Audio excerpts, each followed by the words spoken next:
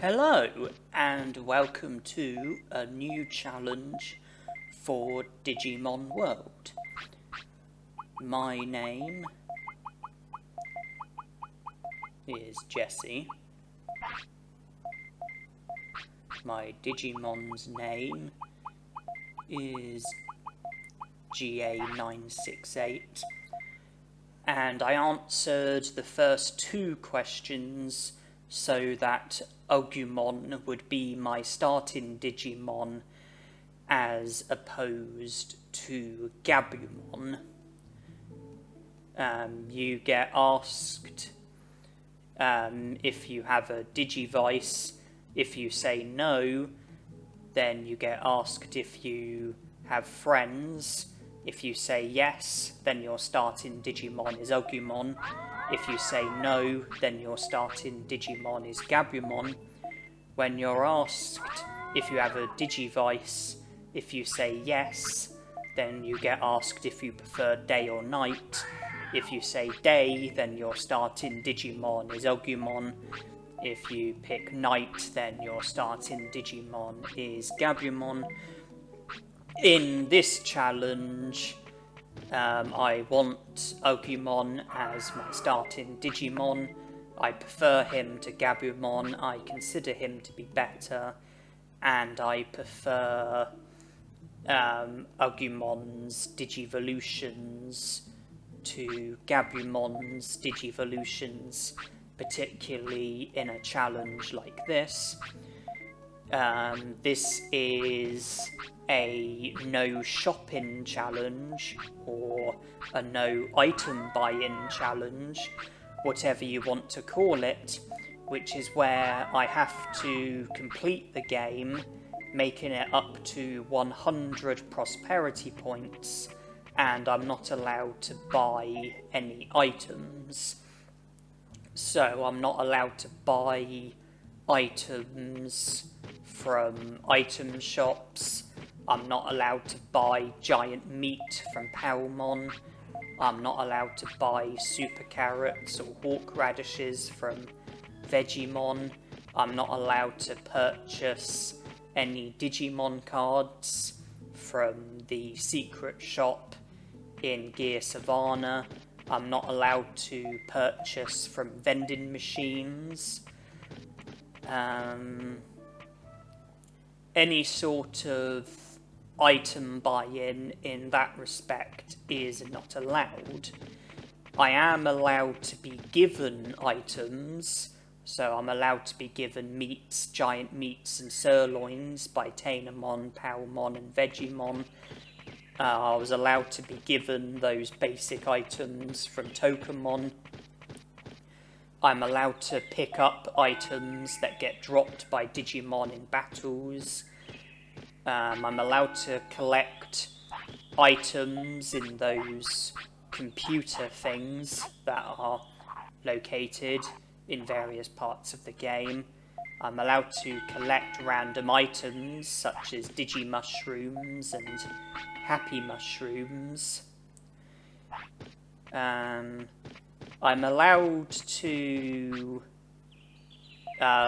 spend money in ways where I'm not buying items, so I'm allowed to let my Digimon eat at the restaurant. I'm allowed to pay for Birdramon transport, pay for Birdramon to take me places. I'm allowed to rest at the clinic, but I'm not allowed to buy bandages or medicines. There is one vending machine in the tropical jungle where you pay to have your MP recovered.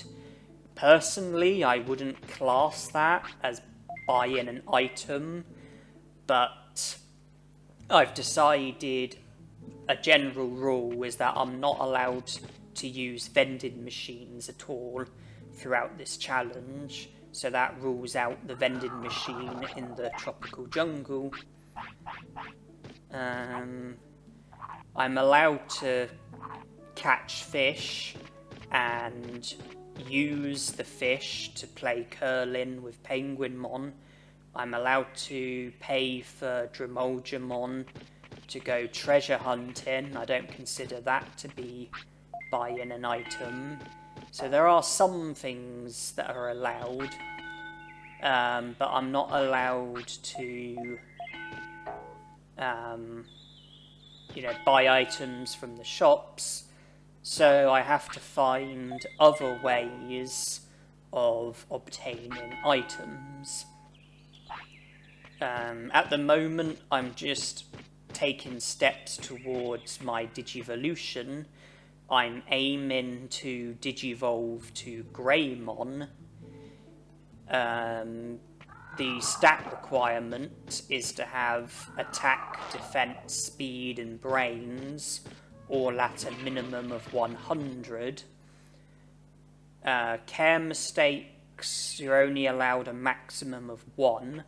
So I was very quick to get meat from Tainamon and Tokamon, because I need to be able to feed Agumon whenever he wants to eat.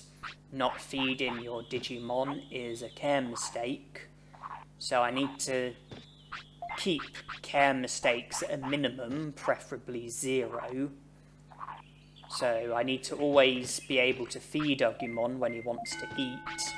I always have to take him to the toilet in time so he doesn't mess on the floor.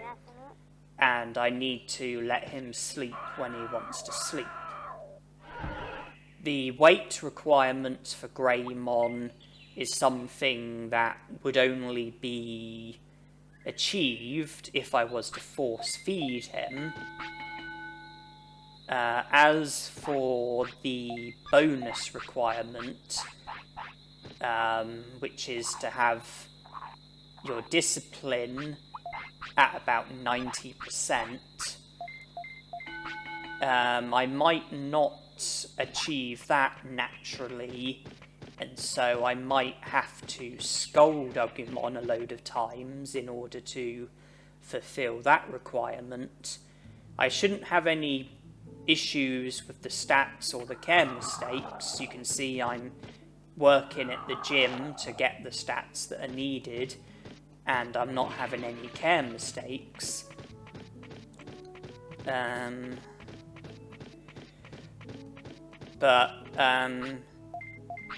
As for the weight and the discipline, I will probably either have to force feed Agumon in order to fulfill the weight requirement, or scold Agumon a load of times in order to fulfill the discipline requirement.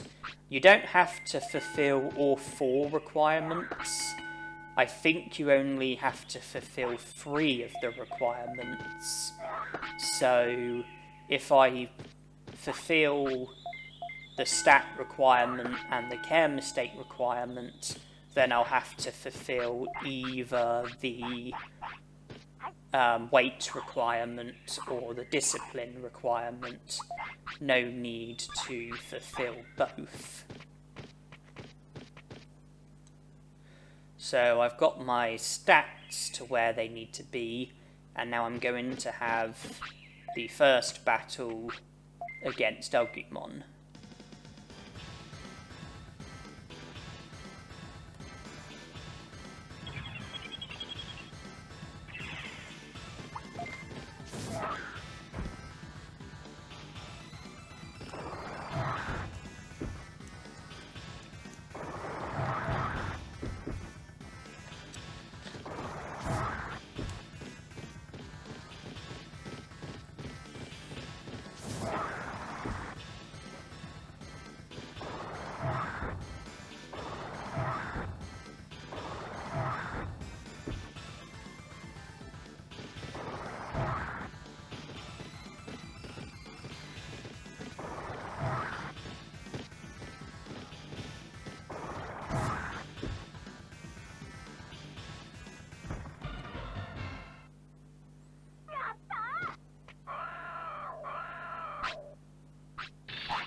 Agumon defeated, and he was kind enough to drop a small HP recovery.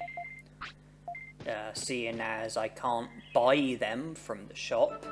I guess it was nice that he dropped one so that I was able to collect one that way.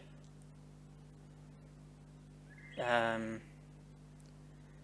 know that when you go fishing, if you lose your bait to a fish, then when you reel your rod back in, there is a small chance of an item catching on, and small HP recoveries, I believe, are one of the items that can catch on.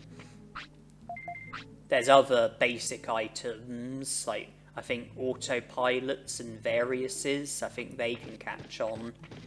And then I think I have a feeling less basic items such as restores and omni floppies can catch on, and the ultimate item that can catch on is the coral charm.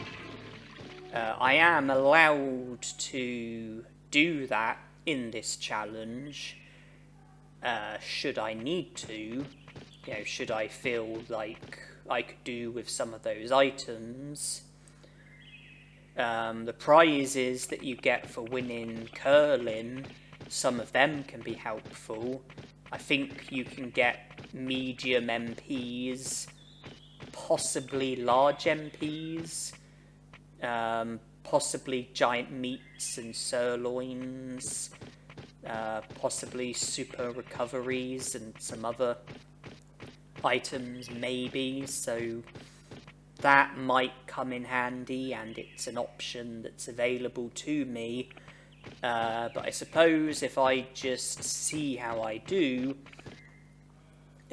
see if the items, like the items that I naturally collect, see how well they serve me, and I might have to go out of my way to farm for items one way or the other. But at the moment, let's just see how it goes.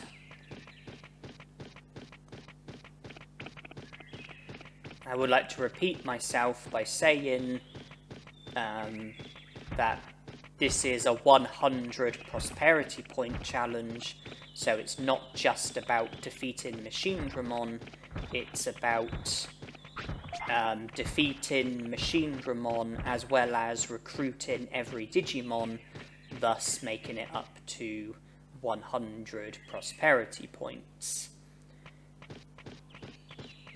And the restriction of no item buy-in is something that is going to have something that's going to make some recruitment more difficult. For example, a super carrot, which is needed for a Vegiemon trade in order to recruit Vegiemon. Normally you would just buy one from Vegiemon, but in this challenge I'm not allowed to do that.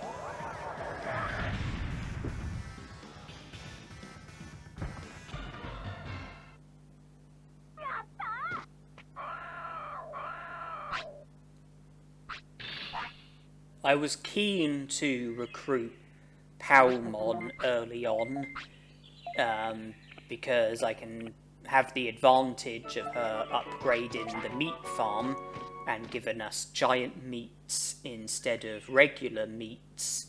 One giant meat is needed for a Vegiemon trade, not to mention that giant meats are more filling than regular meats. You know, they fill your Digimon up more. The meats that I get from Centarumon might not be enough in order to feed Agumon up until he digivolves to Greymon. I might run out of meat, and I might end up in a position where I'm unable to feed Agumon, which would be a care mistake, which would affect my aim to digivolve to Greymon. But seeing as giant meats are more filling, they'll stretch further than regular meats, so the giant meats will be more helpful than regular meats. I mean, obviously, there are a lot of food items lying around.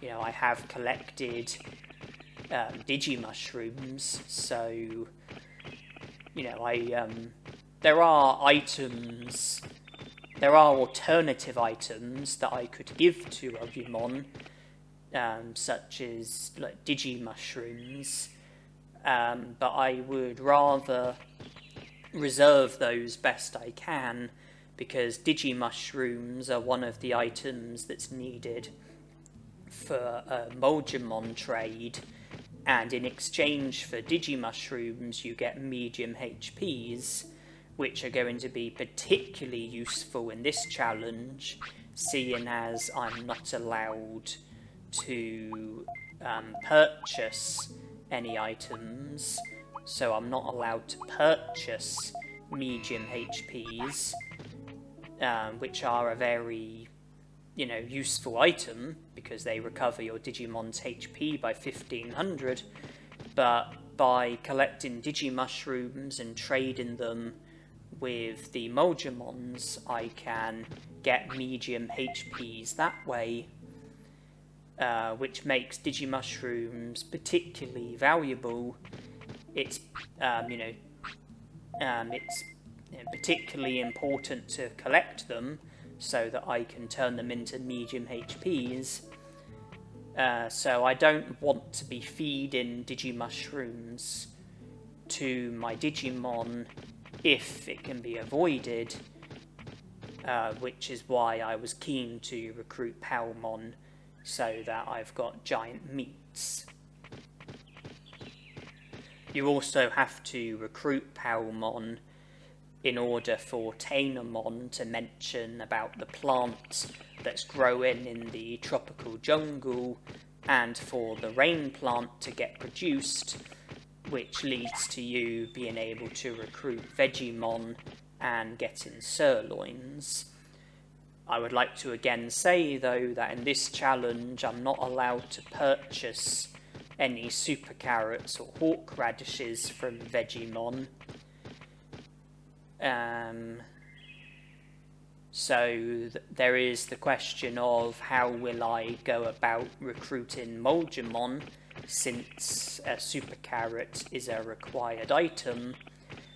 I don't want to give anything, I don't want to give too much away this early on, but this is a challenge where I'm aiming for 100 prosperity points, and you would hope that I've got a plan in mind of how to get a super carrot, even if I'm not allowed to get one the easy way by purchasing one from Vegiemon.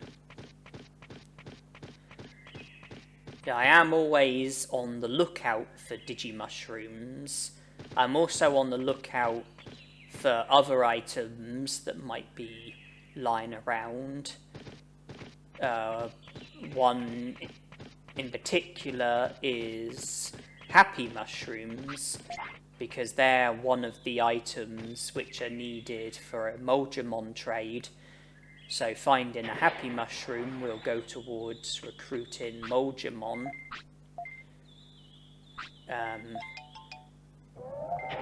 And if I end up with more than one Happy Mushroom, then giving one to my Digimon isn't necessarily a bad idea, because they boost happiness.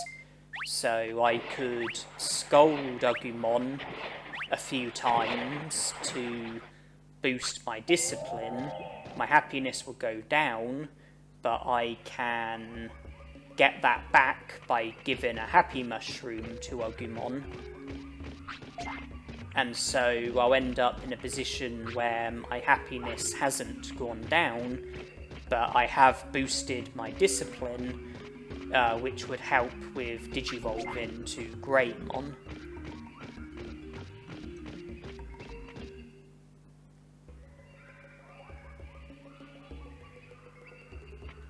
Yeah, I did find a blue apple, and that is very valuable.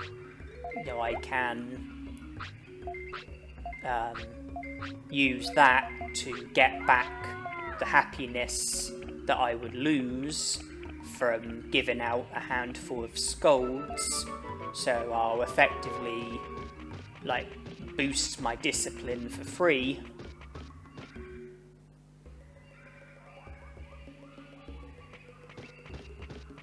So it was very good that I was able to stumble upon a blue apple.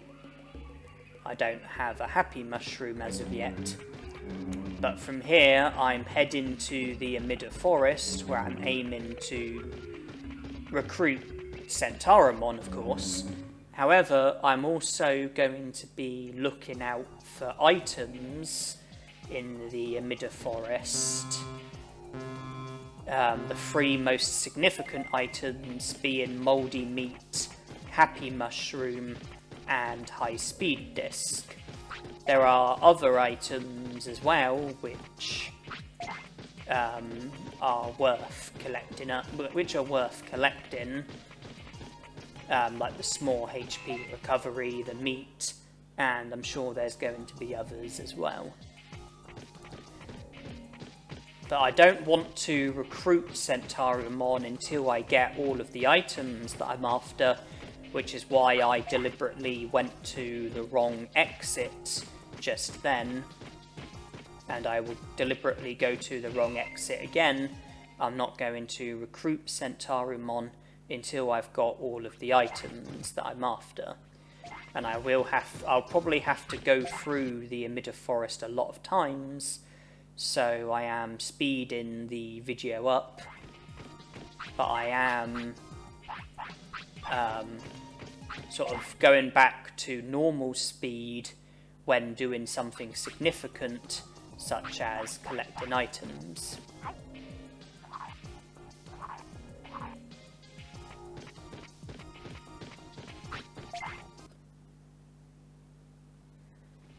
Okay.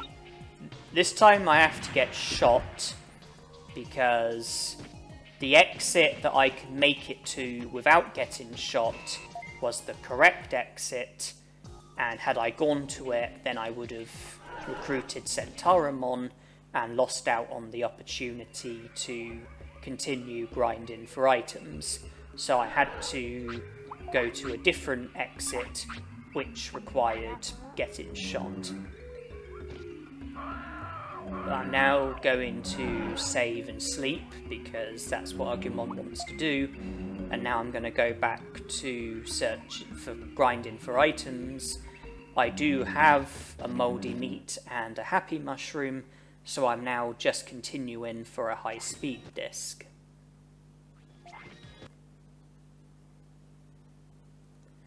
Yeah, the exit on the left, that one I can make it to no problem. The other two exits I would have to get shot in order to make it to them.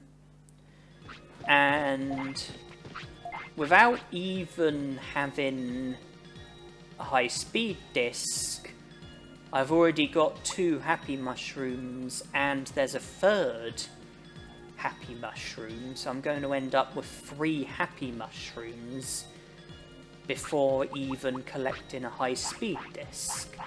That doesn't happen very often. Usually the high-speed disc is a much more common item than the happy mushroom.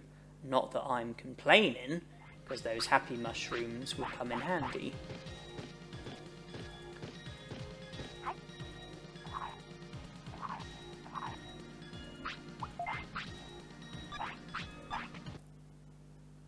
Okay, we do now have a high-speed disc.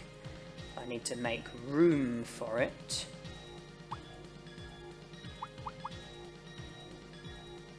I need to discard what I consider to be least valuable.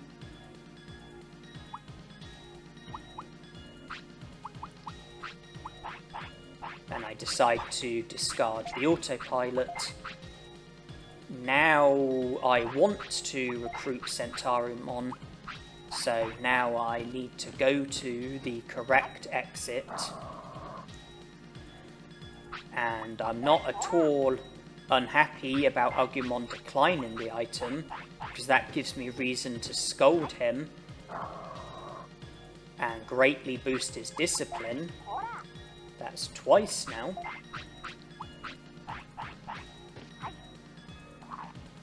Okay, well, those 2 times really helped. Correct exits in the middle. I have to get shot in order to be able to get to it.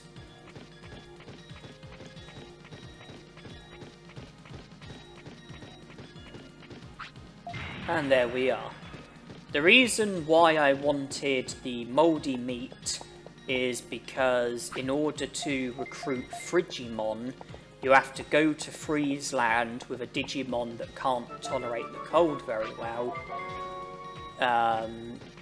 Wait for your Digimon to get sick, then you get rescued by Vegiemon. And then if you return with a Digimon who can tolerate the cold and speak to Vegiemon again, he'll join the city. The fastest way to make your Digimon sick in Freezeland is to simply give it a mouldy meat, because mouldy meat always makes your Digimon sick. So I was after a mouldy meat for making my Digimon sick in Freezeland, in the interest of taking the first step towards recruiting Vegiemon. But your Digimon does specifically have to be a Digimon that can't tolerate the cold very well. Incidentally, Agumon is a suitable candidate, so I can do it with Agumon should I go to Freezeland before he digivolves. And come to think of it, I believe that Greymon is also a suitable candidate. So if I do digivolve to Greymon, then it doesn't really matter when I go to Freezeland, because either way I'll be able to take the initial step towards recruiting Vegiemon. But that's why I wanted a mouldy meat, for making a Digimon sick in Freezeland. Happy Mushroom I wanted for a Vegiemon trade. I ended up with 3 in total, so I've got 2 spares which have the potential to come in handy.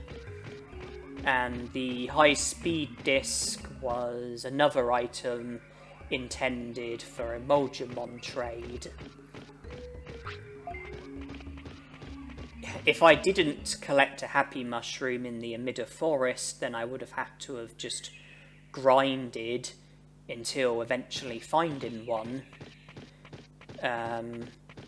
The mouldy meat, I think the only other way you can get one is by purchasing one from a vending machine in the Dino region, but that's not allowed in this challenge.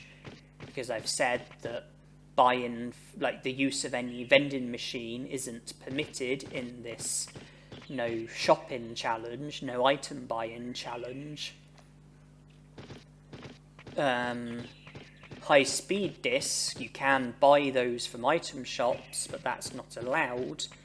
I have a feeling there are some Digimon who drop high speed discs when you defeat them in battle. Off the top of my head, I don't know which Digimon it is, or if I'm even right about that, but simply collecting a high-speed disc from the Amida Forest was a much easier way to go about it.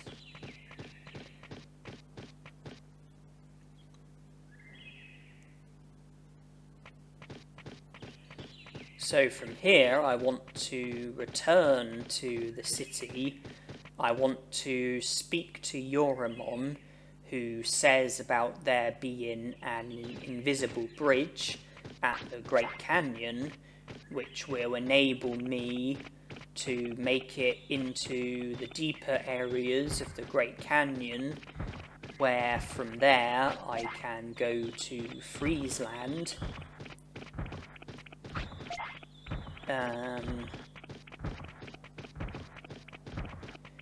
There's the item bank where I can put in any items that aren't needed at the moment and take out any items that are needed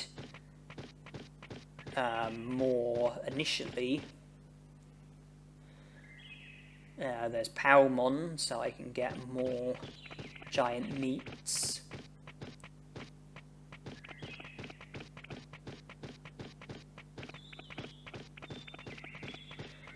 If I am going to Friesland, then I should be thinking to myself about having the items that are needed for Vegiemon trades, as well as having the mouldy meat, so that I can make my Digimon sick.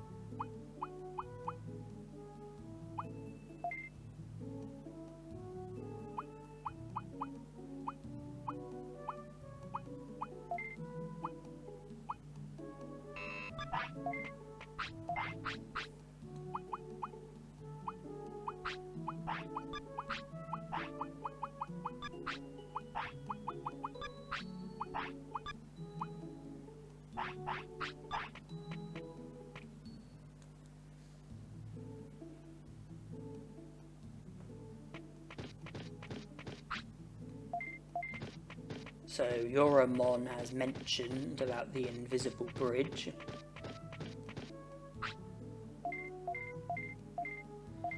In order for him to mention about the invisible bridge, you need to have a minimum of 6 prosperity points. I've recruited Agumon, Palmon, Betamon, Colamon, and Centarumon, so I currently have 7 prosperity points. You get 1 for recruiting a rookie, 2 for recruiting a champion, 3 for recruiting an ultimate. Colamon and Centarumon are both champions, so between them they give me 4 prosperity points. Agumon, Palmon and Betamon are all rookies, bringing it up to 7 prosperity points. There are 3 champion Digimon who aren't considered to be very good, and therefore they only earn you 1 prosperity point instead of 2, and those 3 Digimon are the 3 filth Digimon, Sukamon, Numamon, and Nanimon.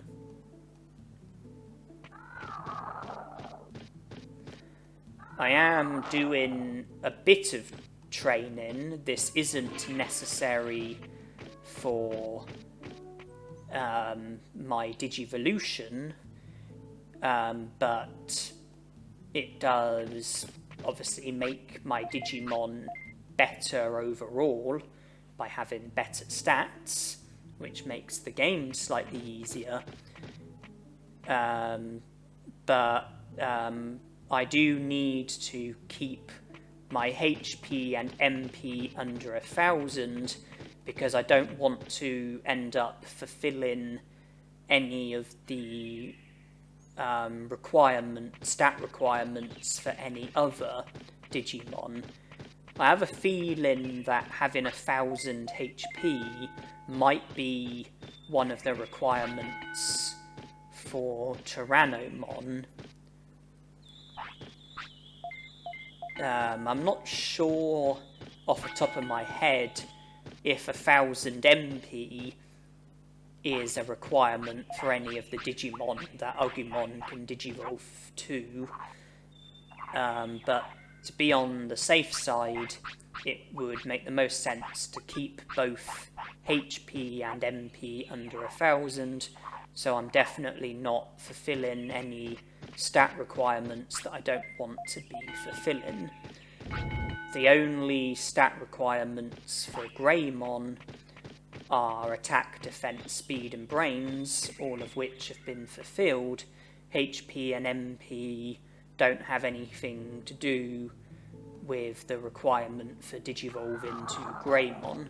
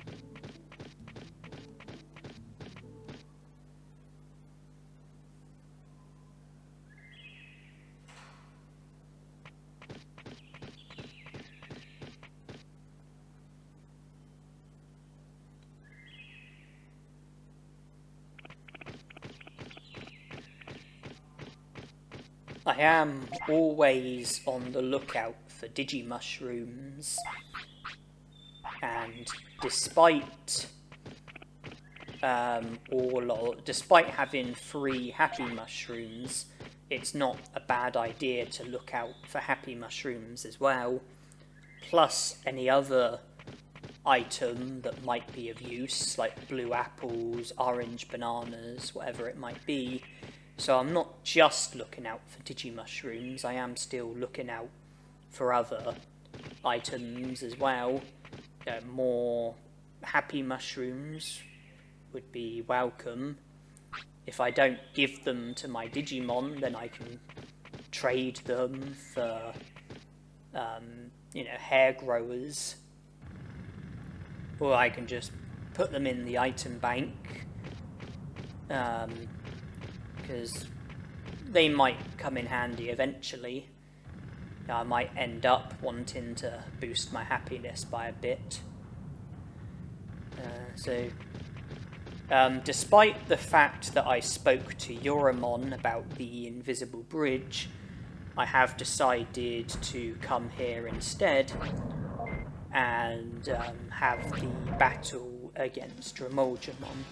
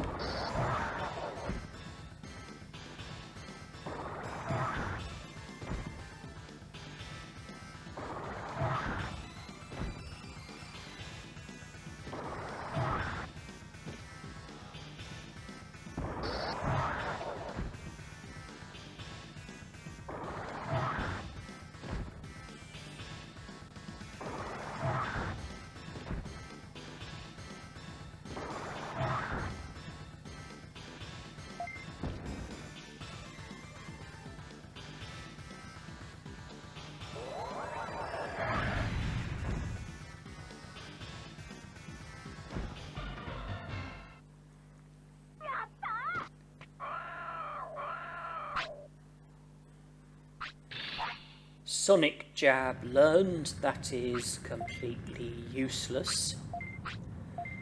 And I kind of feel like 100 bits is somewhat of an insult.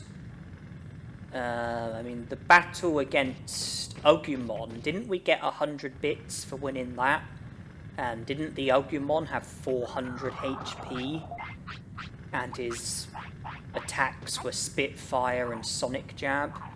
Dremolgemon, didn't he have 1200 HP? Which is 3 times the amount. Plus Megaton Punch, Dynamite Kick, and Sonic Jab. You know, Megaton Punch is significantly stronger than either of the attacks that Agumon used. So I kind of feel like something more like 500 bits would have been, like 500 bits or 1000 bits would have been more justifiable than just 100. But whatever.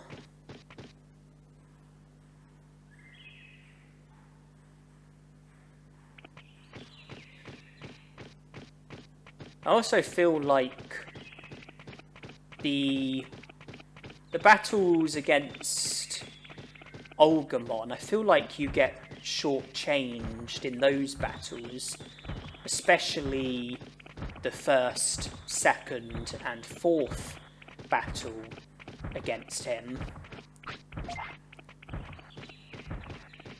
I think the first battle is 650, second battle is 900, third battle is 450. You know, those all seem like nowhere near what you should get. The third Agumon battle, I think you get 3000 bits, which is better, but I still feel like you're being a bit shortchanged.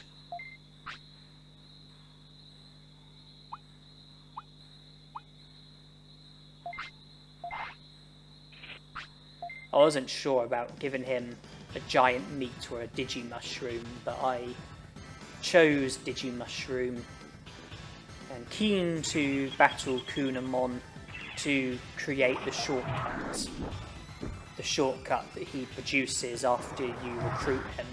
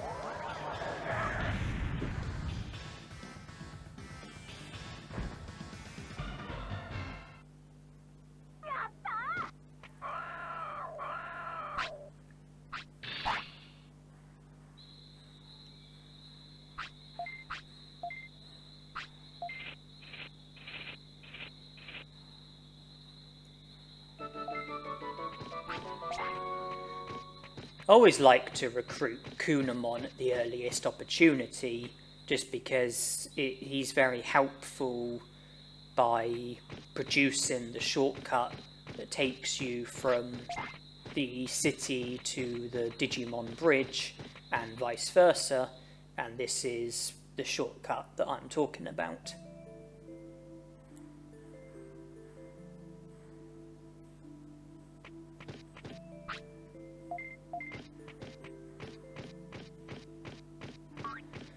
Now, I do need to speak to Centarumon in order for Unimon to spawn at the Mount Panorama, In order to be able to recruit Unimon, you have to recruit Centarumon and speak to Centarumon at the clinic.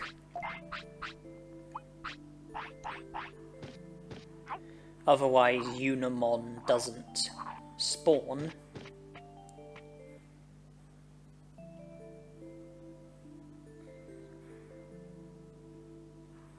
And judging by my discipline, I don't anticipate having any issues with Digivolve into Greymon, because I would say my discipline looks like it's more or less where it needs to be.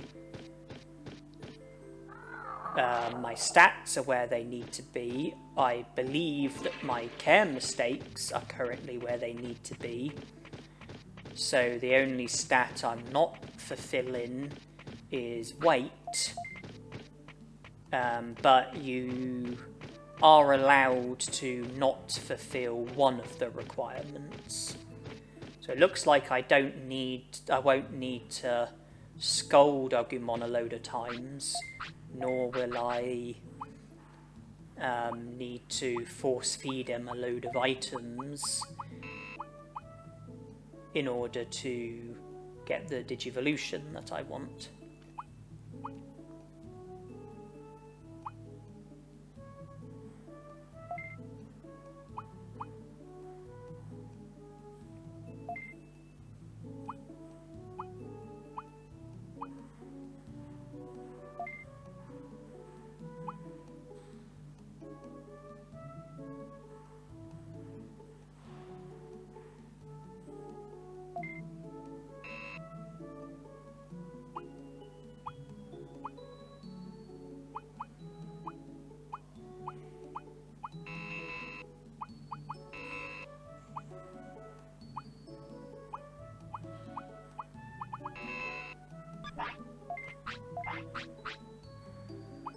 The mouldy meat will be used to make Agumon sick in Friesland, providing it is Agumon that I have as my Digimon when I'm in Friesland.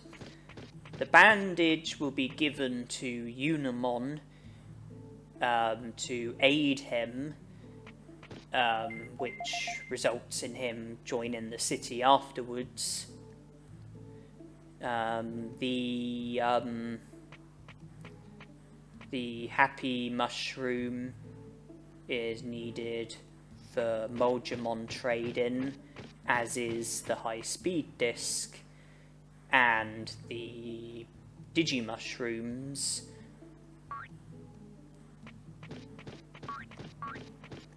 in order to recruit Vegiemon, you just have to trade at least one of every item with every Vegiemon.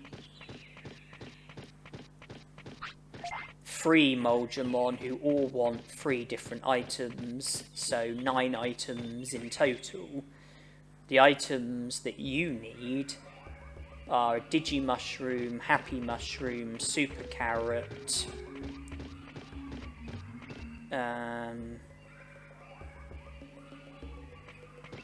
High Speed Disc,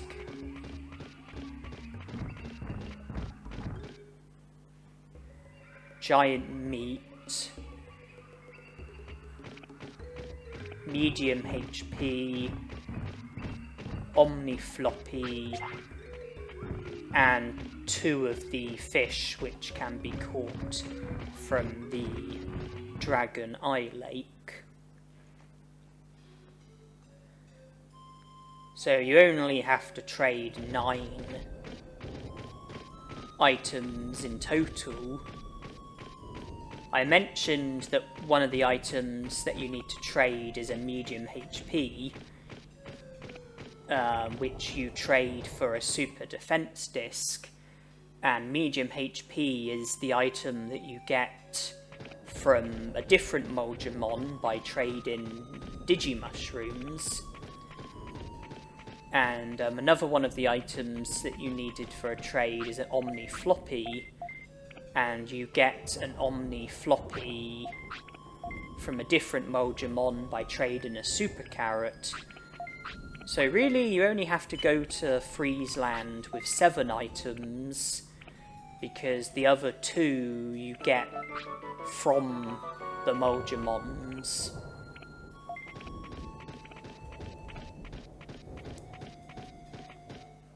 But all in all, 9 items have to be traded in total.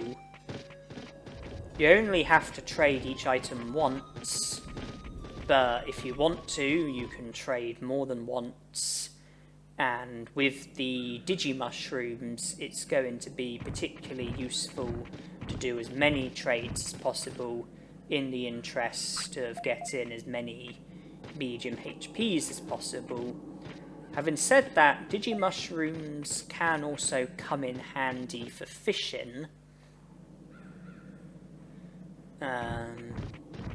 which could come in handy for intentionally losing my bait in the interest of trying to get items to catch on when reeling the rod back in.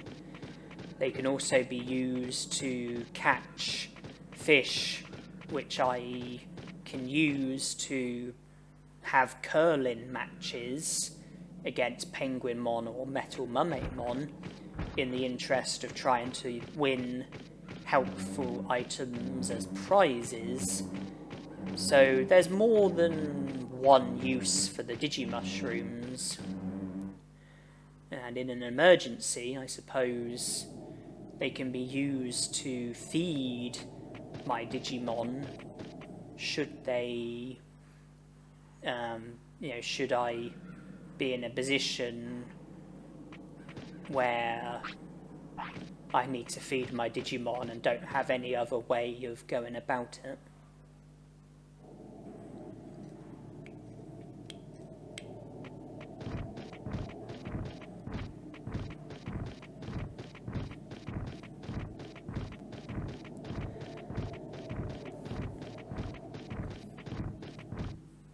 An ice mushroom would be a nice bonus, but they're not a common item, so I shouldn't hold my breath. They're about as rare as happy mushrooms and blue apples and orange bananas, I would say.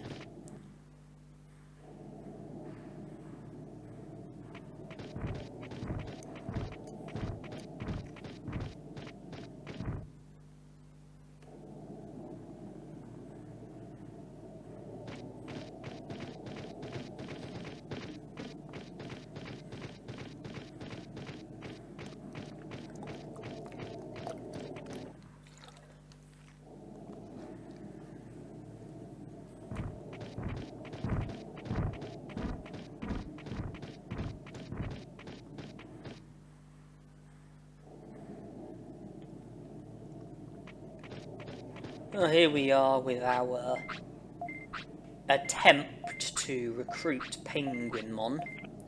Hopefully it will be a successful attempt, otherwise I'll have to return with a fish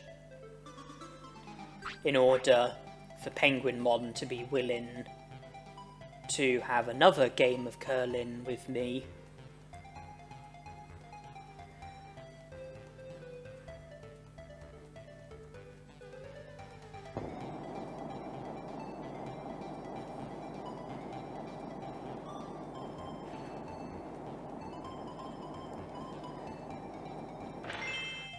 My general rule when playing curling is if you have any pegged stones, then use them first.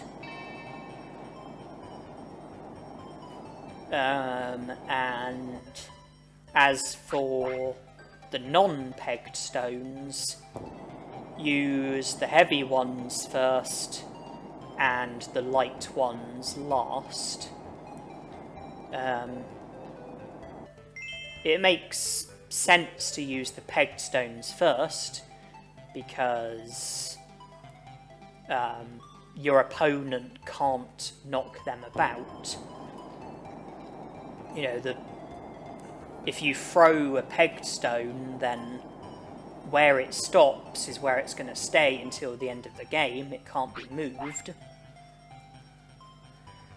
And then the reason why I choose to use the heavier stones first and the lighter stones last is because it's harder for your opponent to knock. If you throw a heavy stone and it finishes on like one of the good spots, it's harder for your opponent to knock heavy stones off their spots than lighter stones. So that's why I use heavier stones first, because it's harder for your opponent to knock them about. It's easier for like medium stones to get knocked about, and even easier for light stones to get knocked about. Not only that, but towards the end of a game, you might be in a position where you have to knock one of your opponent's stones off a spot, and when it comes to knocking your opponent's stones about, it's easier to do this with lighter stones than heavier stones. The light stones are the best at knocking your opponent's stones about, followed by the medium stones, followed by the heavy stones.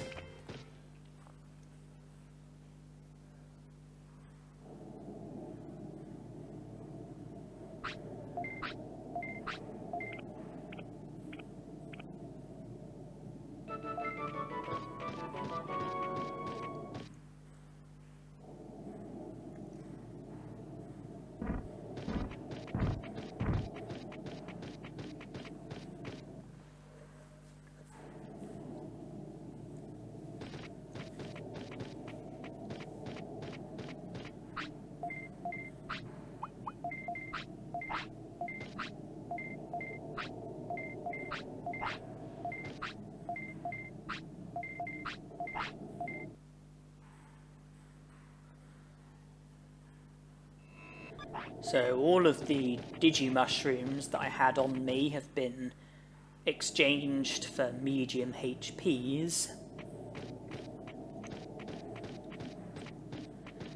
And I also traded a Happy Mushroom, which means that the only thing that I need to trade with that Vegiemon is a Super Carrot.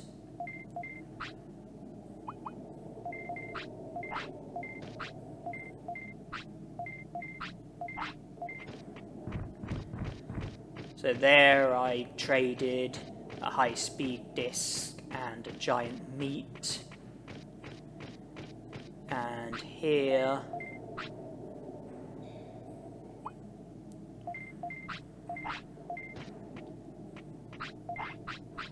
the trade was unsuccessful. Too many items. Well, give Vegiemon the mouldy meat. He's now sick, and we've cleared up a space in our inventory. And yeah, there I traded a medium HP, but I make sure I won't trade any more of those, because I want to be reserving my medium HPs.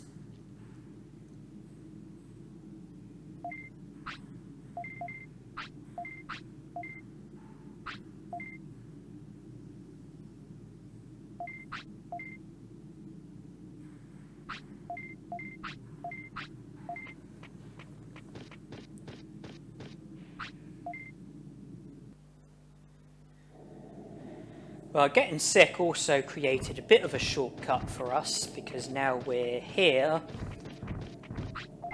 close to the... closer to the Misty Trees, which is where I want to go to next.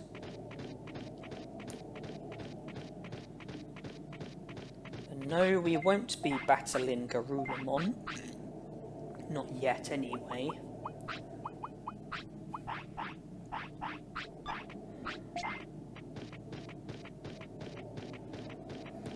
Yeah, there wasn't room in the inventory for the Digimushroom, so I had to do away with something, and I chose the Super Defense Disc. Normally that's an item you would want to sell, since you get 2,000 bits for it.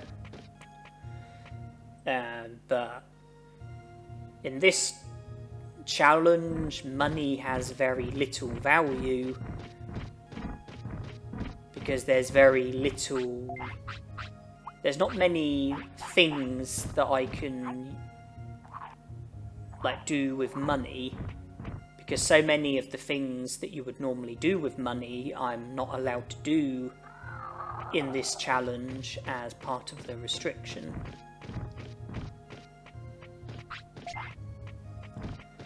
And it would be very nice if I can successfully make it through the Misty Trees, as I don't want Agumon to be messing on the floor. I am allowed one care mistake, but it's better to not have any. Okay, from here I think we are okay.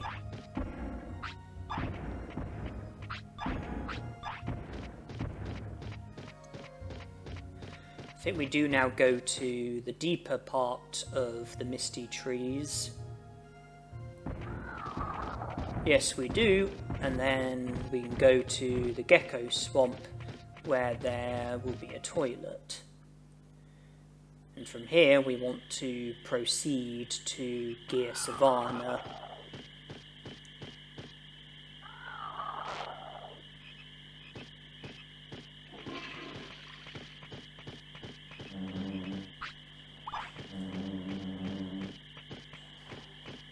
Unfortunately, Tamamon wasn't there, so I will return. And he's still not there, so we'll have to keep at it.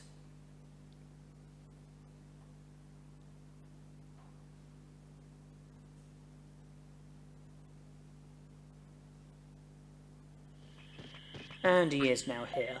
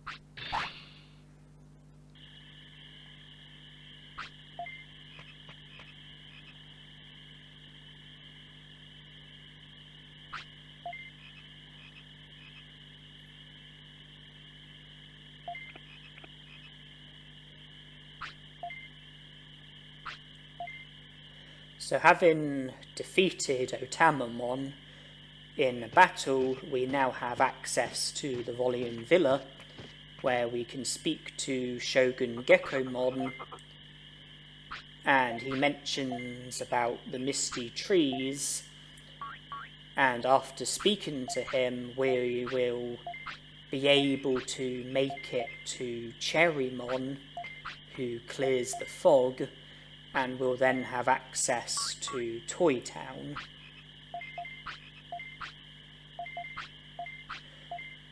Normally, you would also go to the secret item shop in the Gear Savanna and get Digimon cards so that you're able to trade them with Shogun Gekomon and get the value of 300 merit points, which you can use to get an amazing rod, which is much better than the old rod when it comes to fishing, but in this challenge I'm not allowed to buy Digimon cards, so the amazing rod is something that I'm not going to have access to. I'll have to try and make do with the old rod best I can.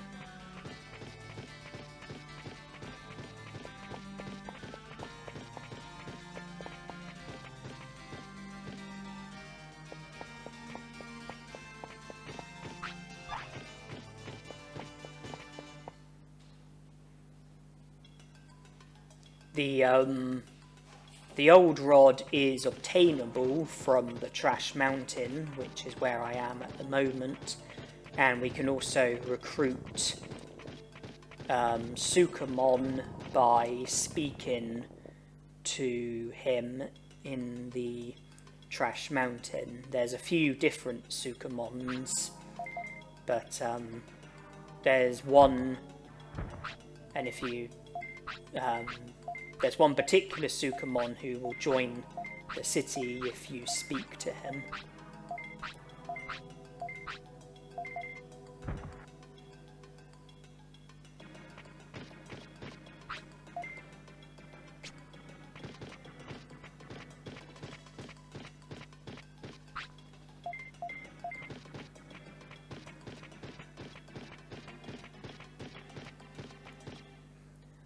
There are a few other Digimon in the Gear Savanna who can be recruited.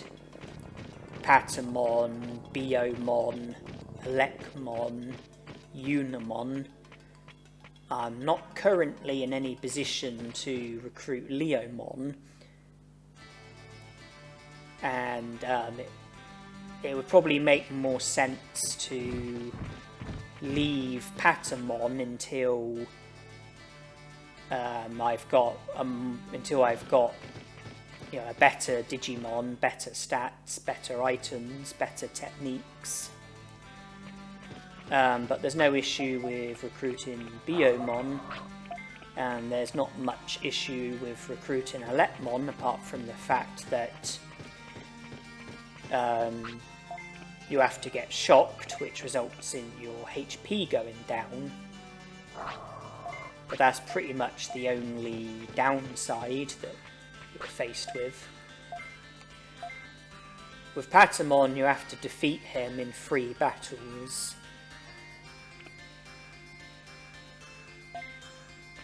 And I'm not really at full strength at the moment. Yeah, my HP and MP are under 1,000, my other attacks are a little over 100. I don't have a tremendous amount of items on me. My only attack is Spitfire. So now's probably not the time to be battling Patamon.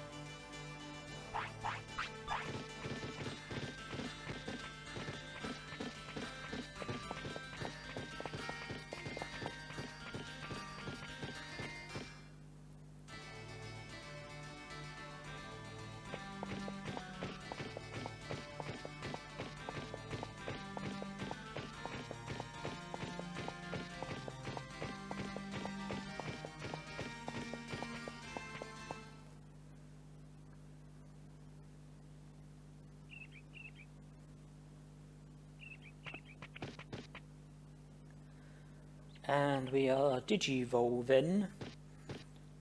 And logically speaking, it should be Greymon. And I certainly hope that it is Greymon.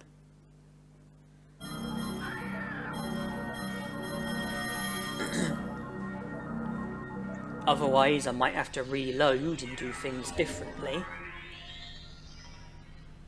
But it's Greymon. It's the Digimon I wanted.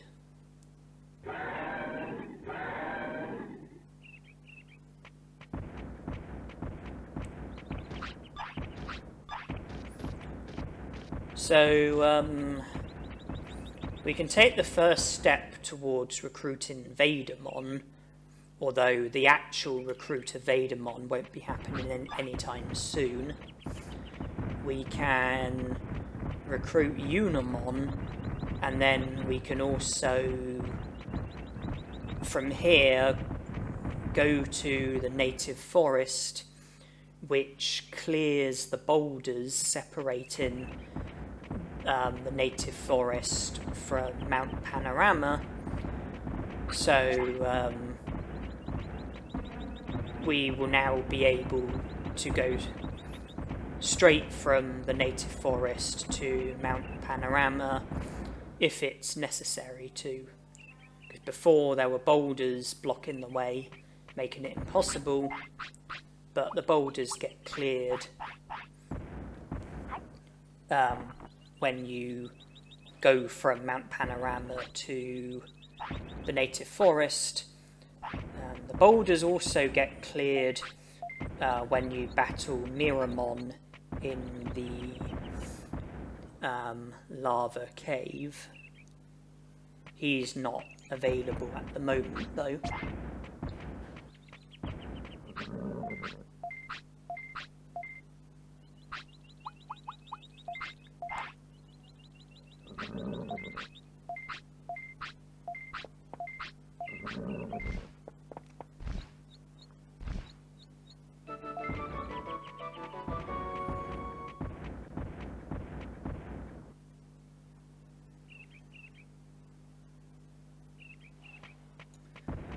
So we can now collect this Various, having cleared a space in our inventory by giving the bandage to Unimon.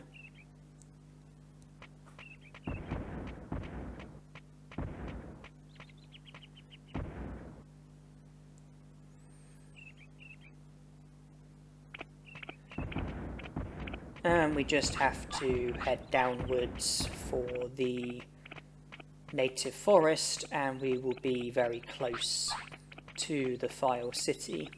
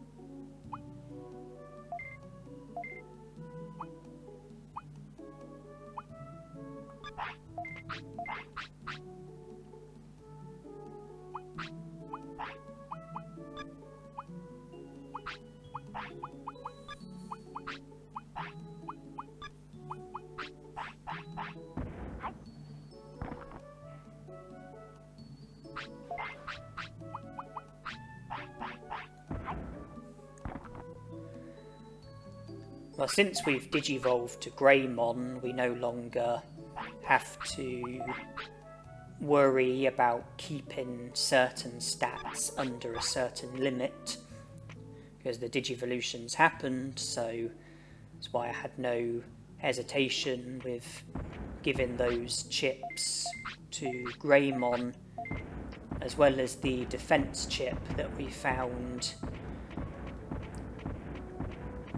in the Great Canyon. And Euromon has now mentioned about the bandits, which means that Olgamon will now show up in the Great Canyon.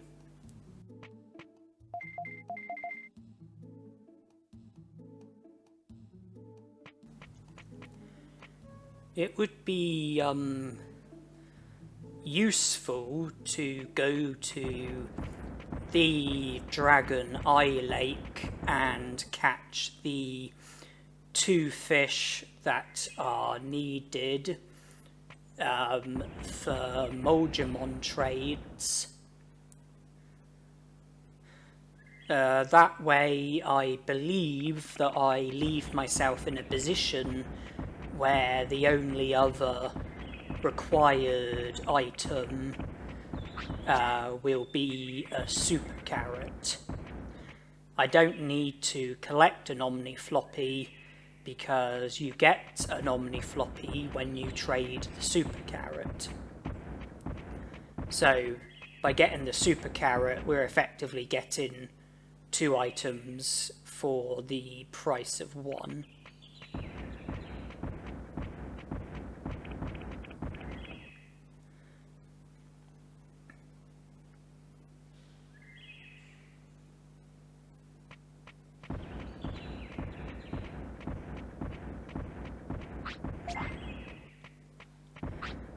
Now, Digimushroom doesn't work on black trouts, but it does work on the Digi-anchovies, so I caught 2 of the Digi-anchovies.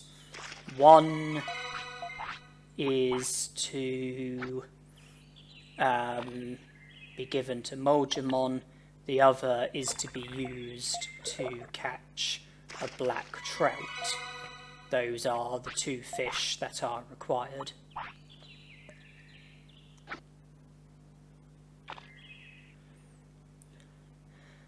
Yeah, black trouts don't take Digimushrooms, but they do take Digi-anchovies. Digi-anchovies do take Digimushrooms, so I caught 1 for Vegiemon, then caught another, which was used as bait to catch a black trout. So that is the 2 fish caught. And now I'm returning to the drill tunnel because I did defeat Vegiemon earlier, but I then went no further, so I'm now returning to the drill tunnel to speak to the other Vegiemon and make a start with the dirt carrying.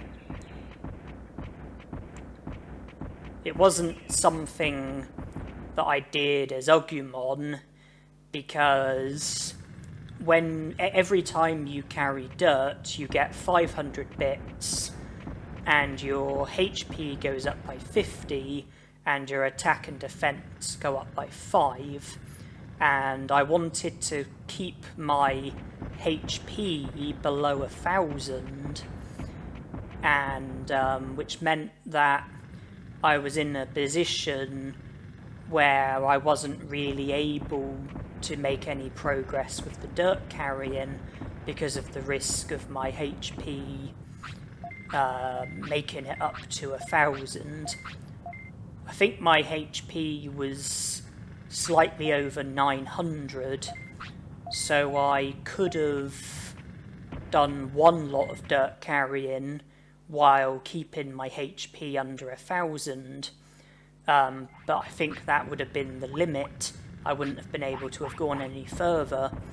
But now that I've digivolved to Greymon, I don't need to keep my stats under any limit, so it's all good for me to crack on and do the dirt carrying with Greymon. You have to carry dirt 10 times in total, which means that you'll get a total of 5,000 bits, 500 HP, and someone's coming in.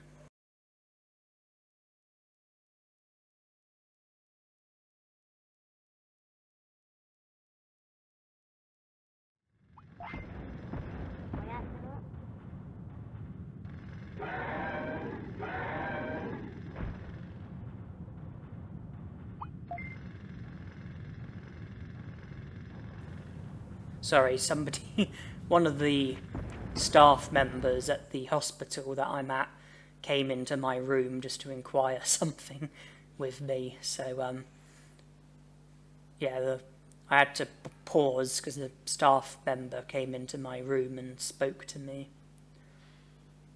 Yeah, 5,000 bits, 500 HP, 50 attack and defense. Carrying the dirt is optional. Instead, you can just talk to the Vegiemon and leave, and then 5 days later, the Vegiemon would have done all the necessary digging and would have made it through to the lava cave.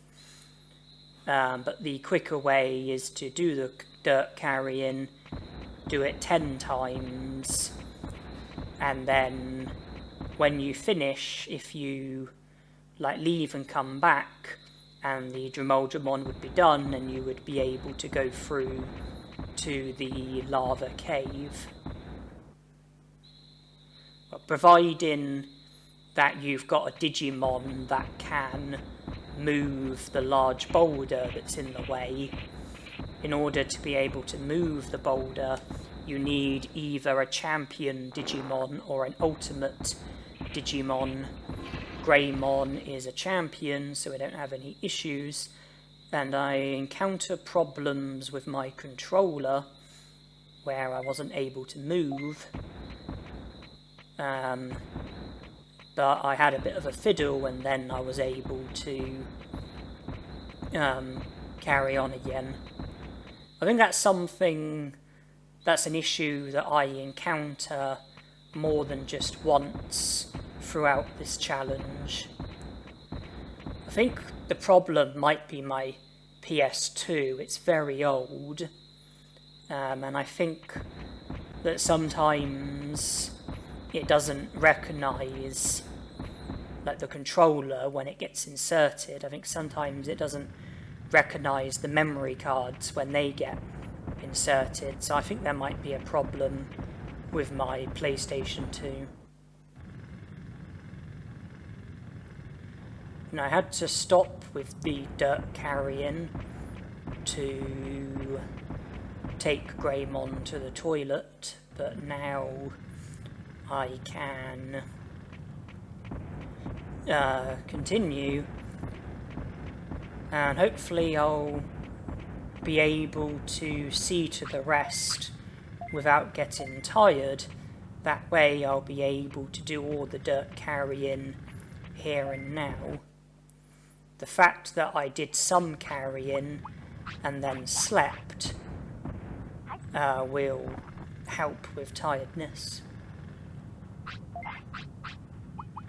I don't really want to be giving Greymon Digimushrooms, but I don't really have a choice.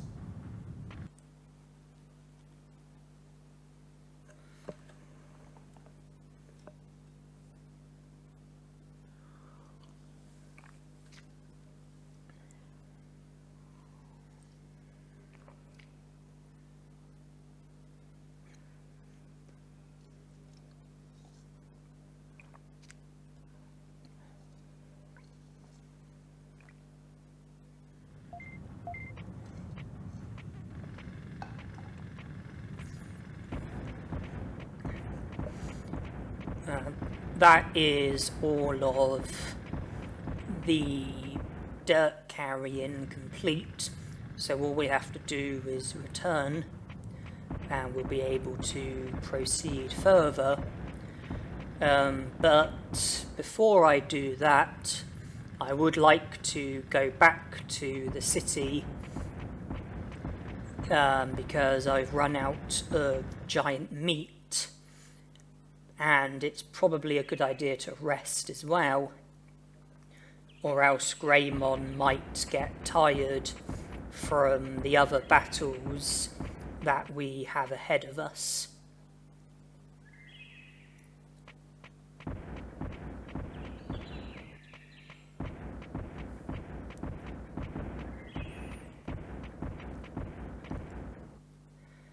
The lava cave is somewhere that I am keen to go to, because there are quite a few items there, including item chips, which will help with boosting Greymon stats.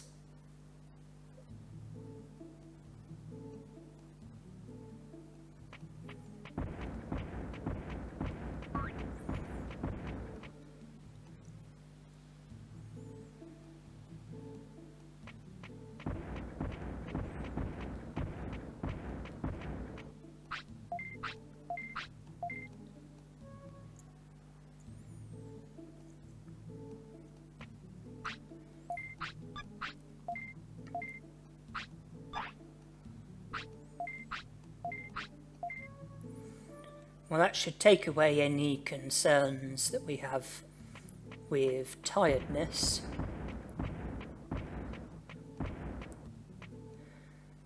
Resting is also a good way to recover HP and MP. Every time you rest at the clinic, you recover 500 HP and MP. If you rest at Vegimon's house, then you recover 300 HP and MP, but that's for every rest. If you keep resting, then you'll keep recovering.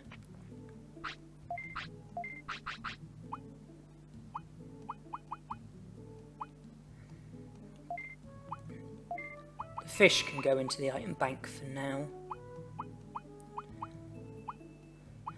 The MP floppies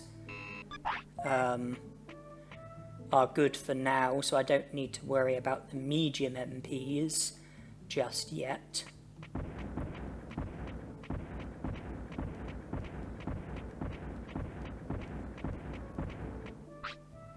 Okay, so we've got some giant meat at least.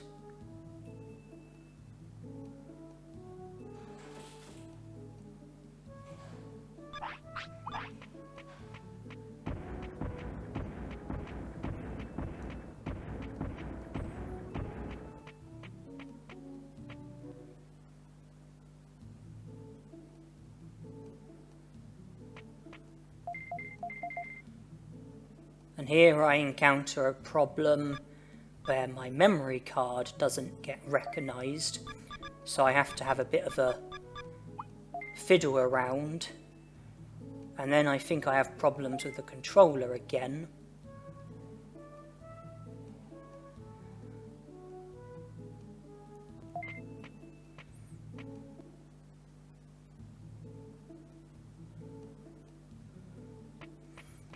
I decide to take Greymon to the toilet, and then I go back to make another attempt to save.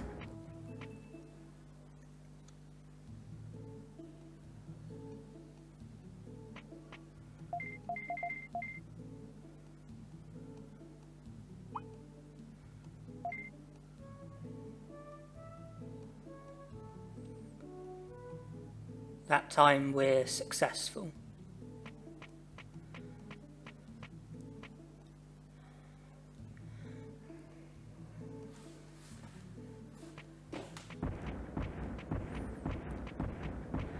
Greymon is a Digimon who does have quite a big appetite, and so I'm probably not going to be able to feed him every time he wants to eat. I don't think giant meats are going to stretch far enough, and I think I'm going to be reluctant to give him Digimushrooms. He's signalling for food now. I know I gave him a Digimushroom not long ago, but that was after I had already given him a giant meat. And so I was able to fill him up with just one Digimushroom. If he was to signal for food when I don't have any giant meats on me, then it might be better to reserve my Digimushrooms and not give him any food, rather than use Digimushrooms on him. I know it will affect happiness and discipline, I know it's a care mistake, I know it might affect lifespan slightly, but I really want to be reserving Digimushrooms as much as possible.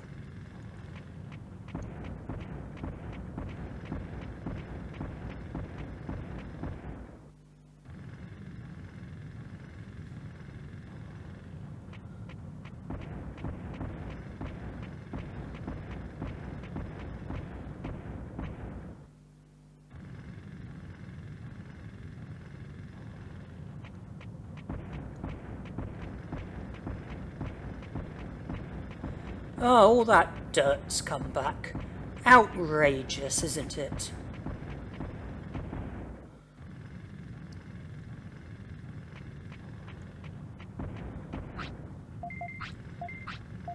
Is Vegiemon too weak to move the boulder?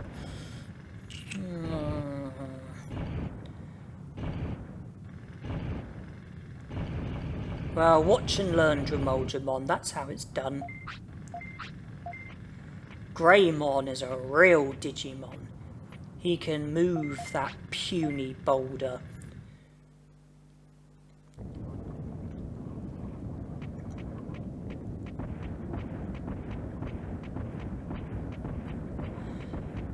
Time for the battle that would clear the boulders separating the native forest from Mount Panorama if they hadn't already been cleared, which in our case they have, so this battle doesn't affect the shortcut in any way,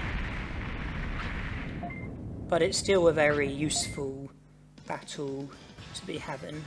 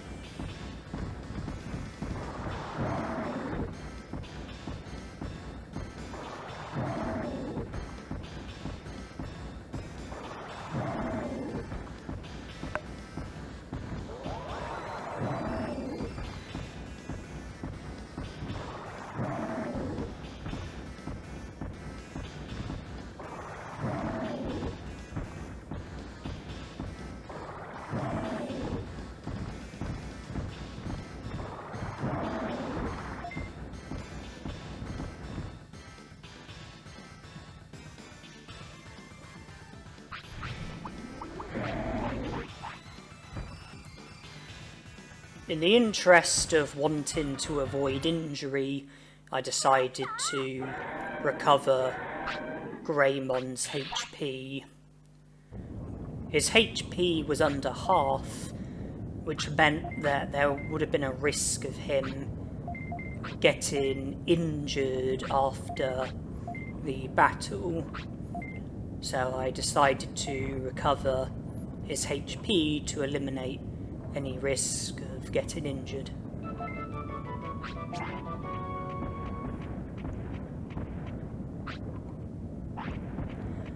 Possibly unnecessary though, since there was a medicine there which I could have used to cure injury if I was to get injured.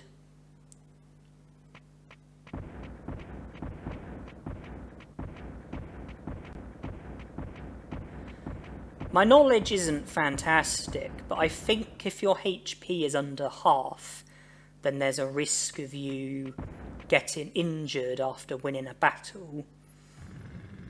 And I'm not sure if having even lower HP increases the risk of injury. For example, I don't know if having your HP at 10% means that there's a bigger risk of injury than if your HP is at 30%. I'm also not sure if having status problems or being tired contributes to the risk of injury. But I think that there's always a risk of injury if your HP is under half.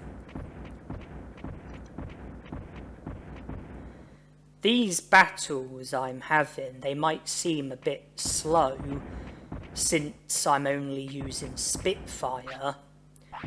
I would like to assure you that that's not going to be the way of things for the whole of this challenge.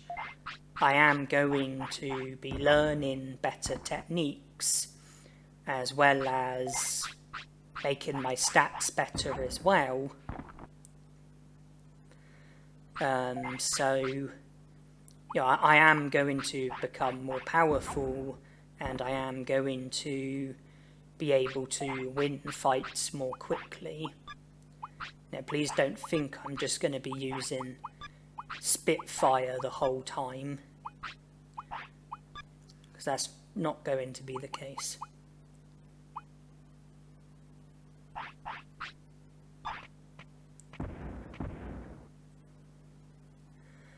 I've only got one autopilot, so I would like to reserve it for when it would be most valuable.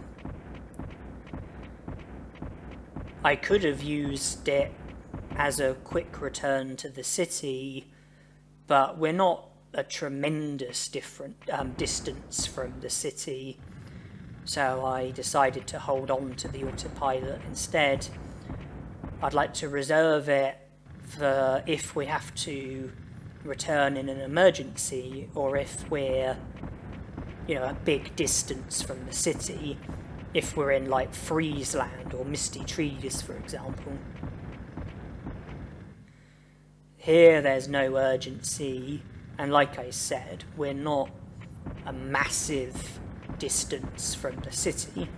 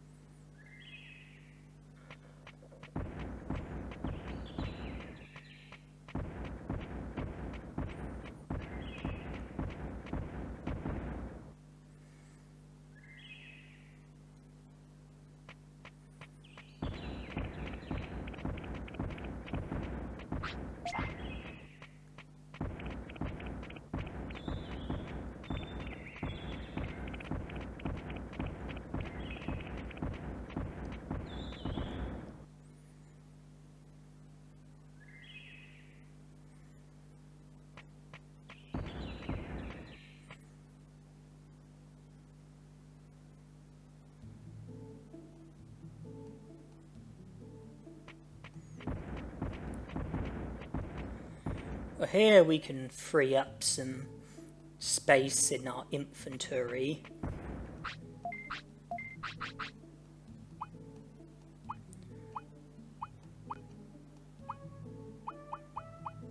Protective floppy's not urgent, nor's medicine, nor's a super defense disc.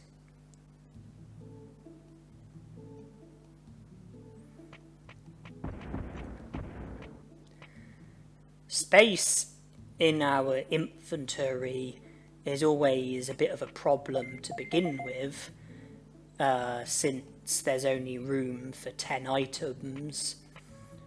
One of the things that's good to do sooner rather than later is go to the Dino region and defeat Centarumon and Meteormon, so that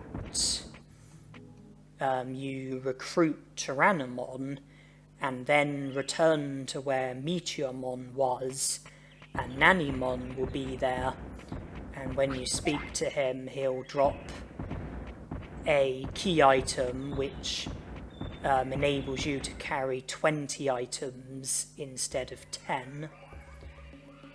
So the Dino region is something that I don't want to be putting on hold too much because of the value of having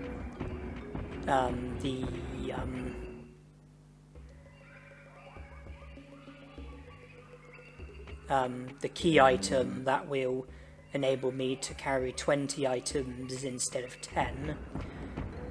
And I was sort of heading towards the Amida Forest, and then I stopped and went back on myself. That's because I wasn't heading for the Dino region, and it was by accident that I headed in that direction, and then I realised and then went back on myself.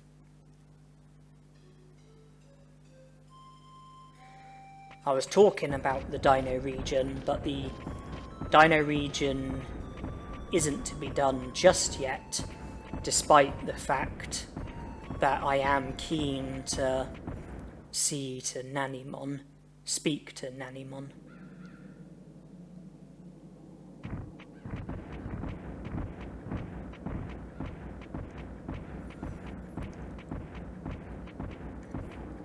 Now we're here in the Great Canyon, and if we just keep on the way that we're going, then we'll end up getting into a battle with Vegiemon, which I don't want to do just yet.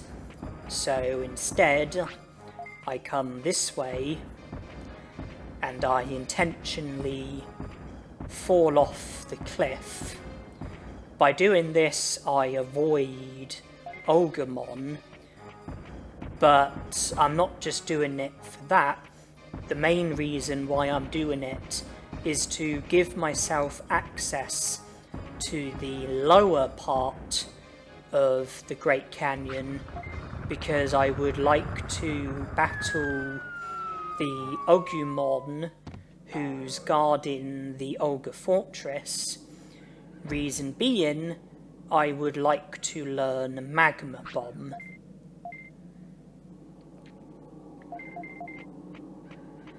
And the only way you can battle that Vegiemon, as far as I'm aware, is by falling off the cliff before the first Vegiemon battle and then go into the Vegiemon.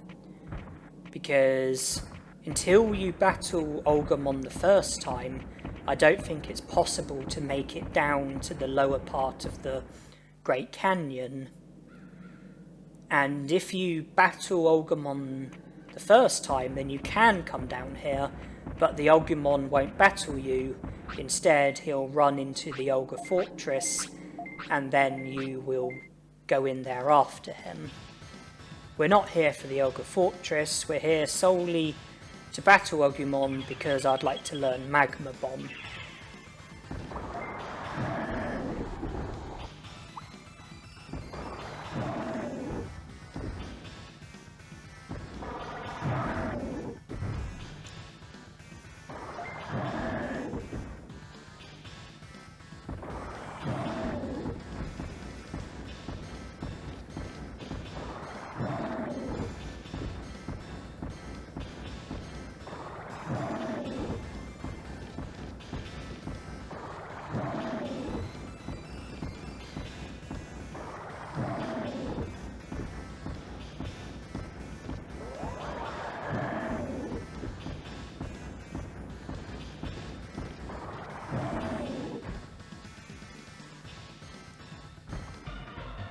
Well, Magma Bomb did get used, but we learned Fire Tower instead. Now, I'm not interested in Fire Tower, but the fact that we learned it does at least mean that it won't get in the way again. I mean, the fact that we learnt Fire Tower there means that it got in the way.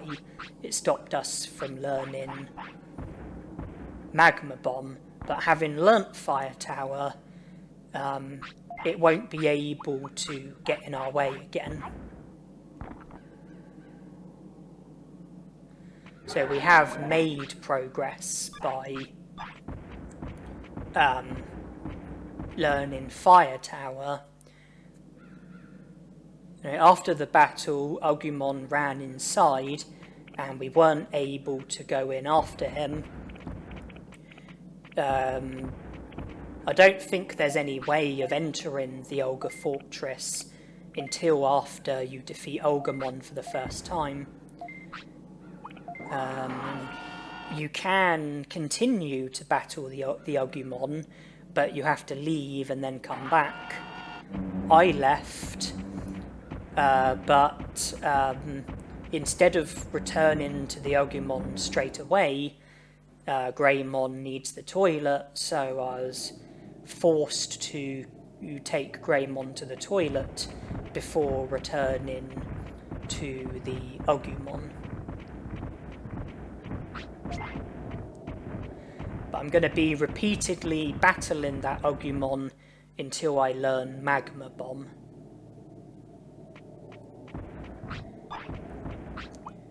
It would be better if I had a minimum of 300 brains.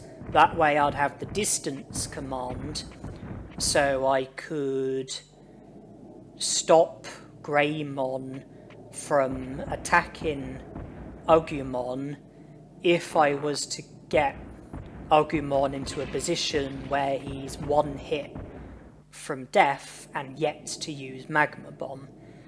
Obviously Magma Bomb has to get used in order for me to be able to learn it, and if Greymon defeats Agumon before Magma Bomb gets used, then that means it won't be possible to learn Magma Bomb in that fight.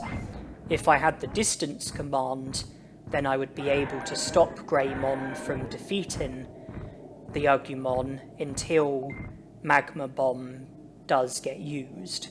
I'd be able to weaken the Agumon until he's one hit from death, and if Magma Bomb hasn't been used, then I can, pick distance until it does get used, and then finish the Agumon off. But we don't have 300 brains, so that's not a possibility.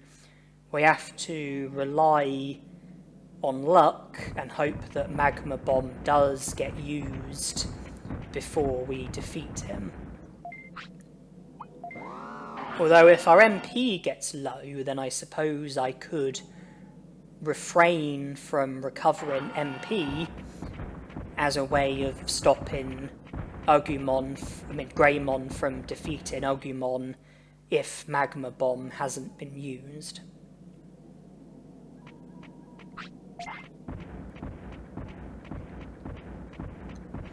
But here we go for battle number 2.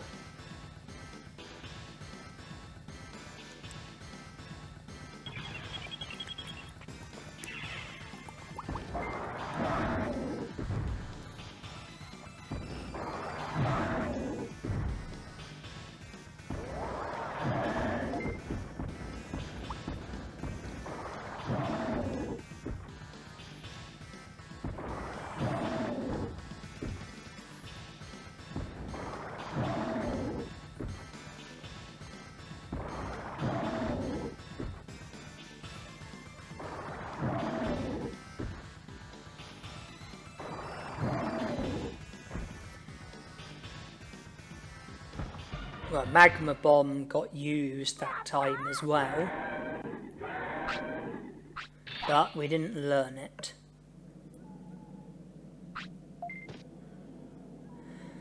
And that was a good opportunity because Agumon only used Magma Bomb and Spitfire. We've already got Spitfire, which meant that Magma Bomb was the only technique that we could have learnt. There was no technique that might have got in the way, but nonetheless we were still unsuccessful with learning Magma Bomb.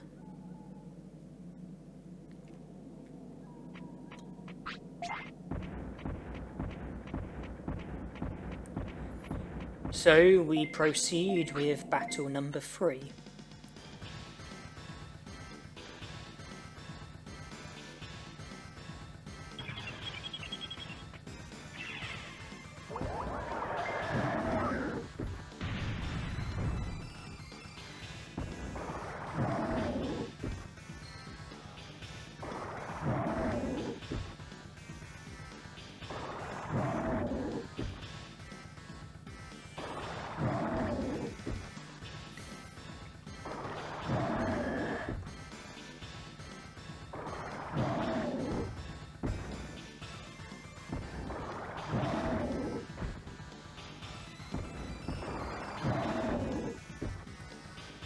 Another scenario where Magma Bomb is the only technique that can be learnt,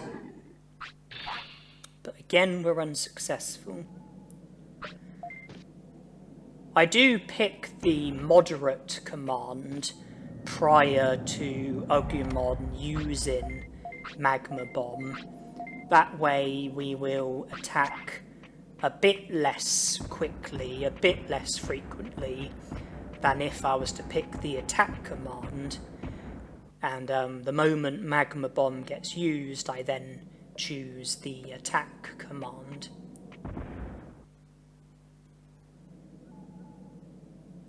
So by picking the moderate command initially, it does give Agumon more of a chance to use Magma Bomb.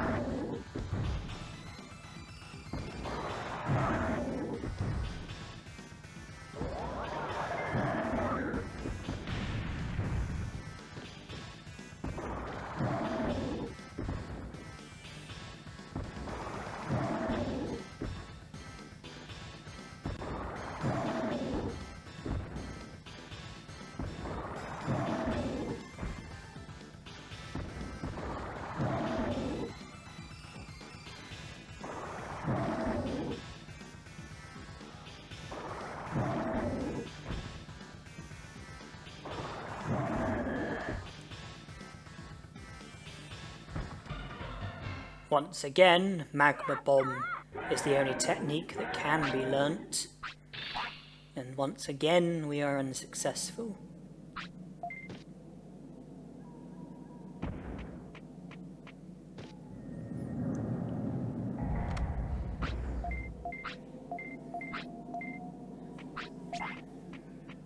The small HP recoveries are a tiny consolation. Not to mention that winning battles boosts your happiness and discipline, although ours looks like it's at the maximum. That orange banana was only used as a food item, but it did also boost HP and MP by 1,000.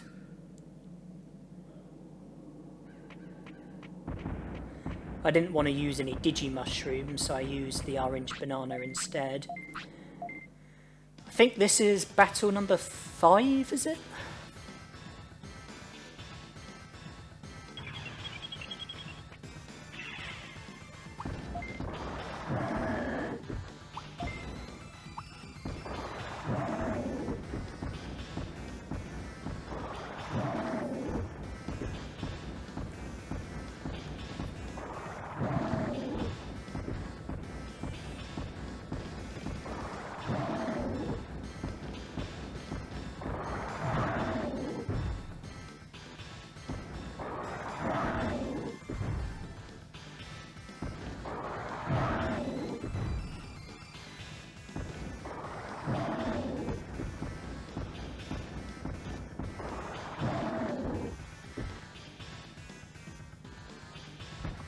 Nothing positive can come out of this fight. Magma Bomb didn't get used, so no chance of learning that. Agumon also didn't use Heat Laser, which meant that we also didn't have any chance of learning Heat Laser, which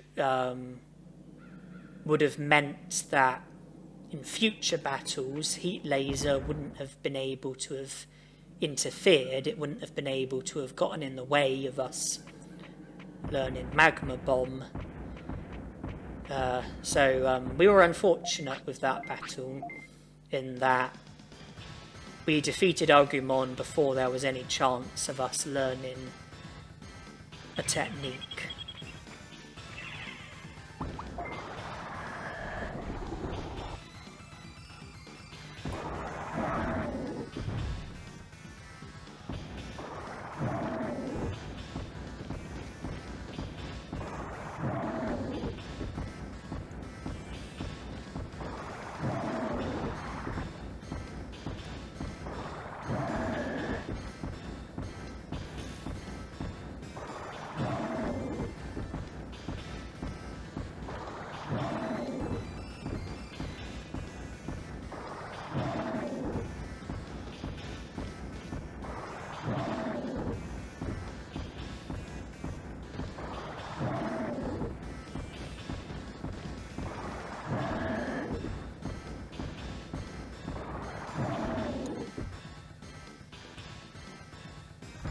Well, Magma Bomb didn't get used. Can we at least get Heat Laser out of the way?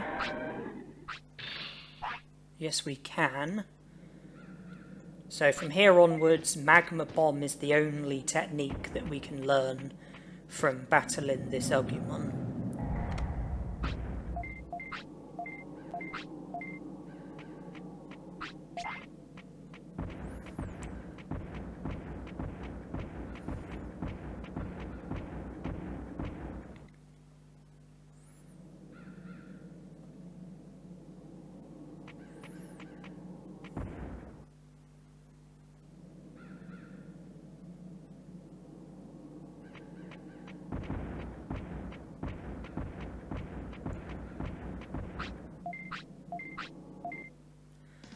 I think this is our 7th battle against this Agumon.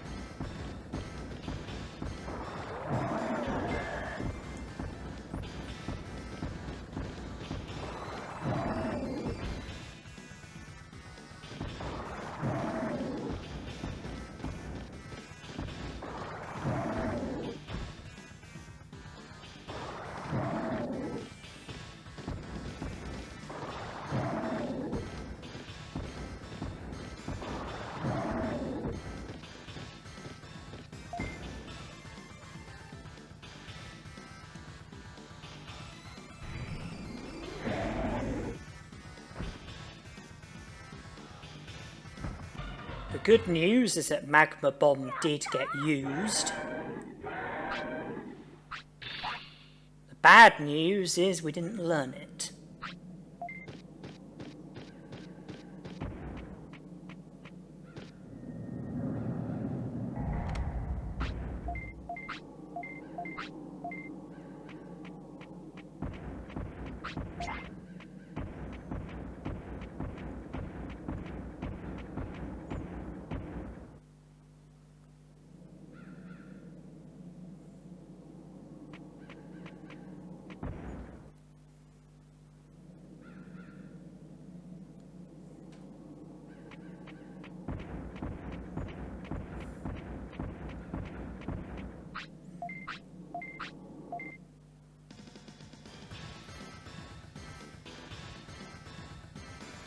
believe this is our 8th time of fighting this Ugglymon.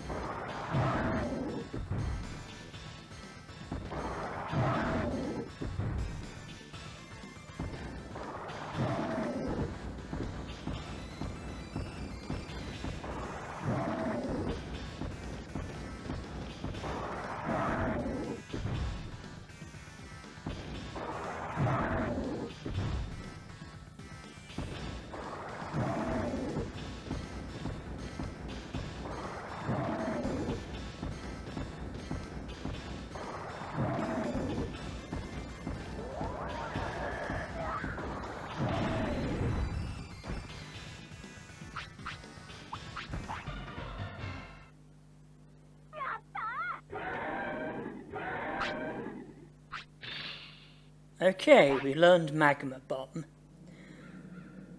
It took, I think, 8 battles in total. I did try to recover HP just at the very end to prevent injury, but it wasn't necessary, we didn't get injured. Ugglymon dropped yet another small HP recovery, but more importantly, we've learned Magma Bomb. And we were very lucky because Ugglymon was 1 hit from death, and he hadn't used Magma Bomb. We attacked him, but he blocked it. We attacked him like at least a couple other times, and he blocked that as well, and then he went and used Magma Bomb, and we ended up learning it.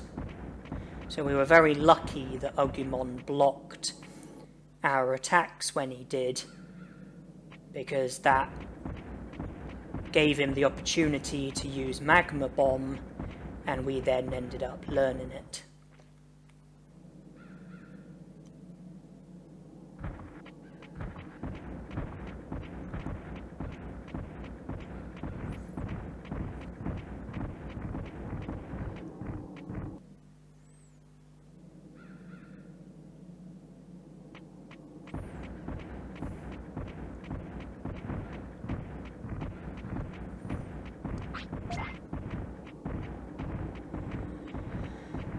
And for me to have wanted to learn Magma Bomb, it would make sense that surely Magma Bomb is a technique that I'm planning on using.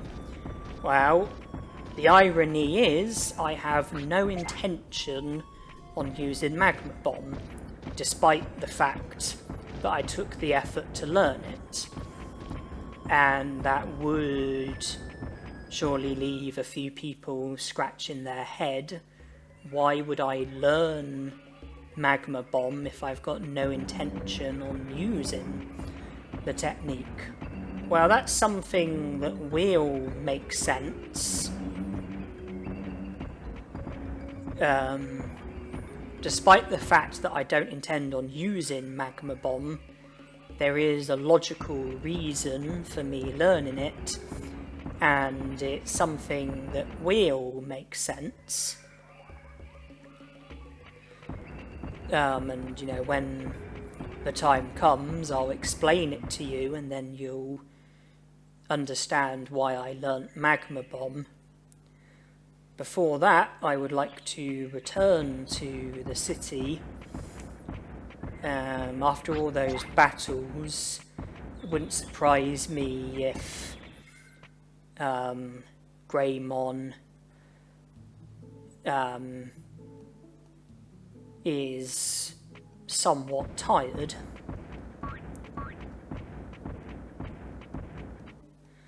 And so a bit of resting would be a good idea. It'll also recover our HP and MP.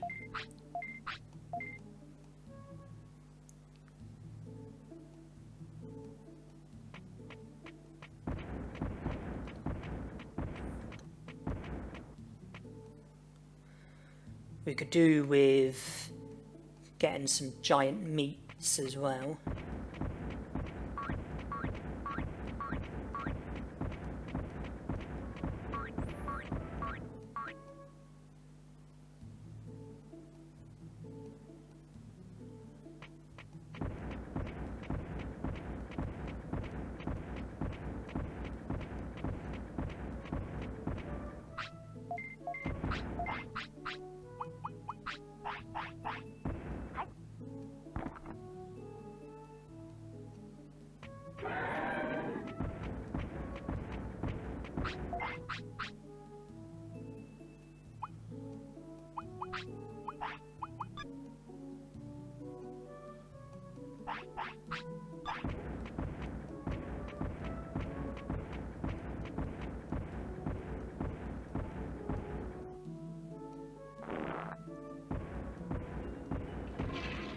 Small HP recoveries are useful, but the medium HP recoveries are probably something that should take priority, because they heal your HP by 1500 instead of just 500. And I would like to do a bit of training, because my HP is not very good.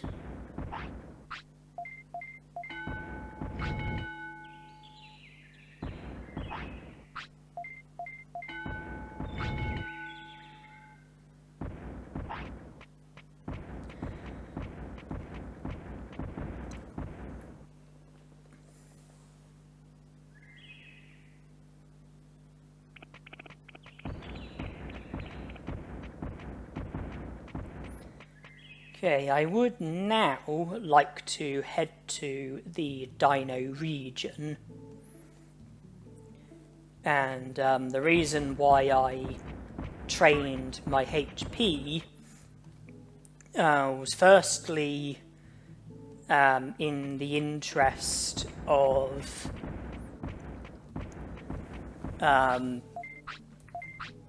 boosting my HP, but also pass in a few hours as well.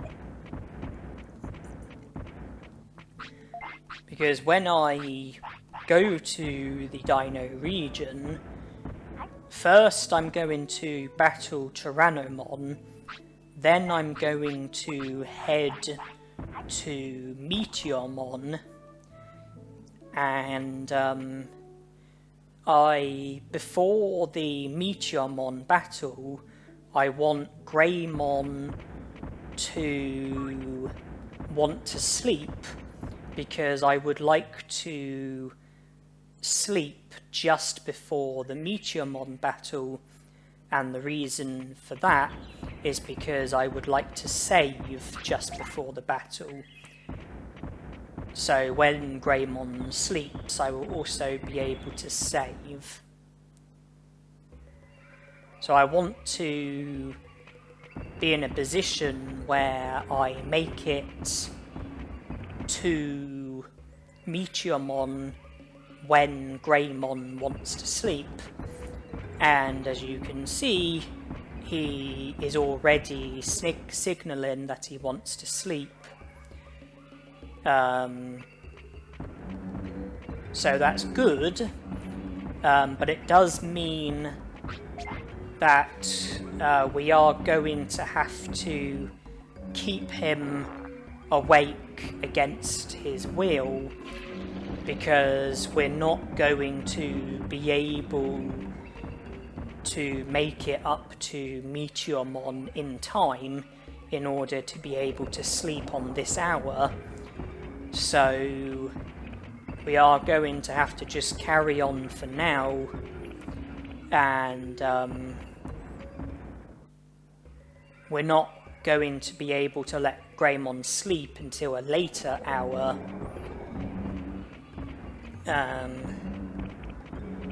Ideally, you want to let your Digimon sleep on the hour that they signal for sleep, but that's not going to be possible, because we have to make it up to Centarumon, defeat him, then make it up to Vegiemon. We're just not going to be able to do that in time. Because the battle against Centarumon alone will take us up until the next hour.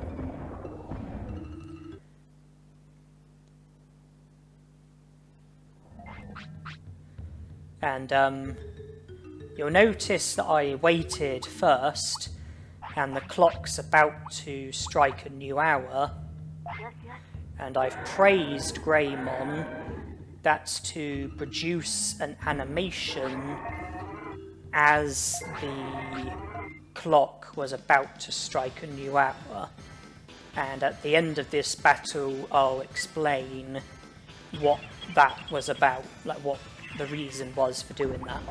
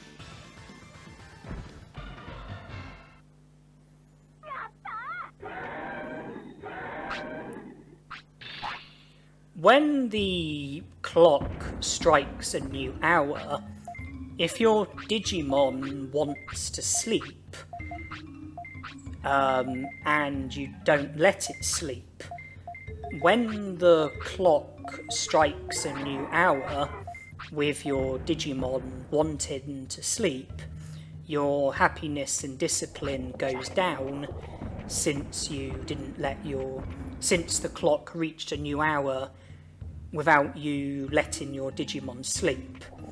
So Greymon wanted to sleep, the clock was about to strike a new hour, which meant that happiness and discipline would have gone down, but by praising him when I did, I produced an animation, and if you produce an animation when the clock strikes a new hour, then your happiness and discipline doesn't go down, even though your Digimon wants to sleep, and the clock strikes a new hour with your Digimon wanting to sleep. So I praised Greymon to produce an animation. Since I praised him, his discipline did go down, but by producing the animation, I stopped my happiness and discipline from both going down, because my happiness and discipline would have both gone down had I not produced the animation.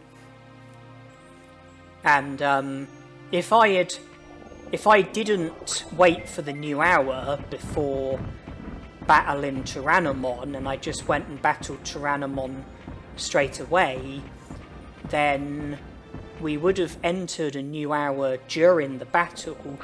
You know, at the end of the battle, it would have been a different hour the next hour, and I think happiness and discipline both would have gone down. So I waited for the new hour so that way I could have the battle with Centarumon without and then by the end of the battle we would still be in the same hour that we were in when we started the battle. And I gave a HP chip to Greymon to as a way of producing an animation when striking yet another hour. That stopped happiness and discipline from going down, and I wanted to give him the HP chip anyway.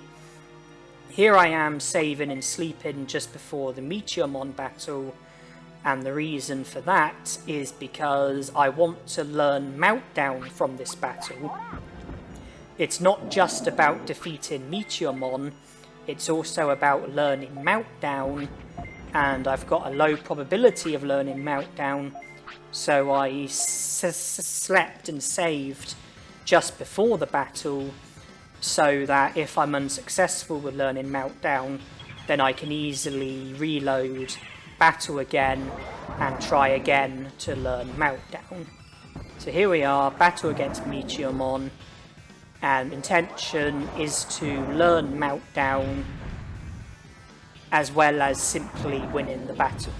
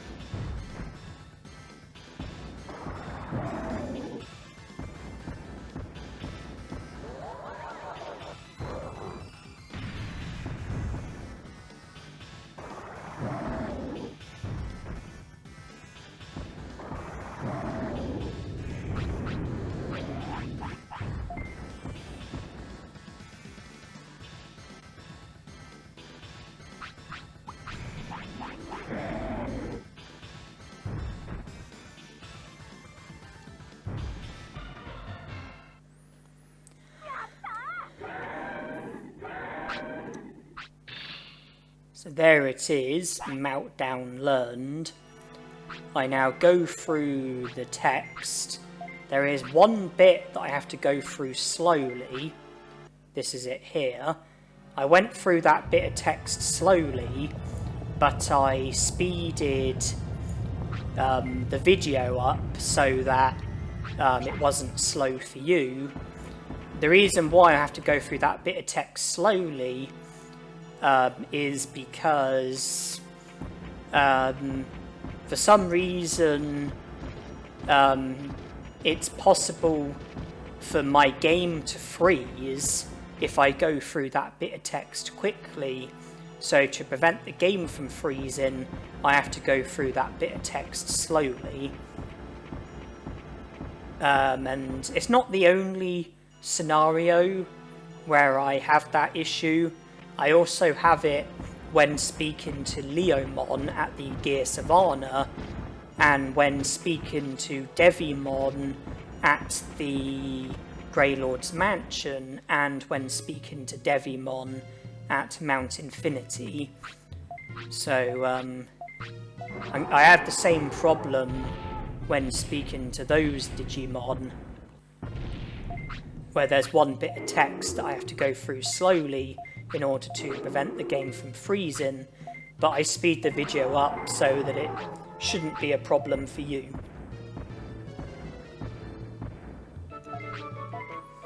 So having recruited Centarumon, I now return to where Meteormon was. Nanimon will be there instead, and I can get the key item that will enable me to carry 20 items instead of 10.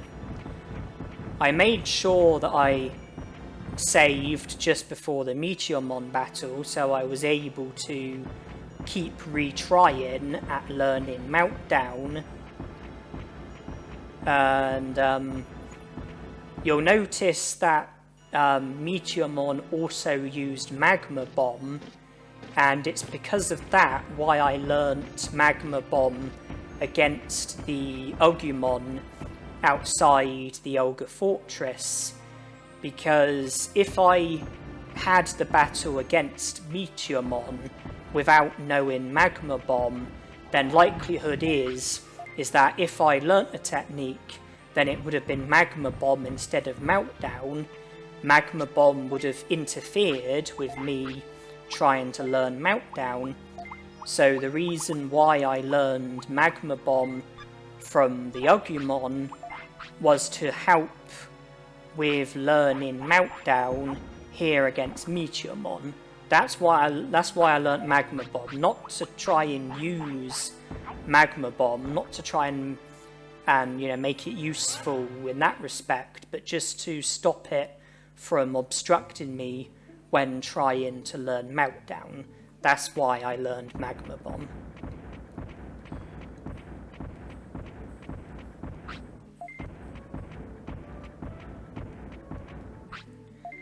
I was hoping Tainamon would mention about the plant growing at the tropical jungle, but of course she's currently sleeping. It's not until the next hour that she's awake.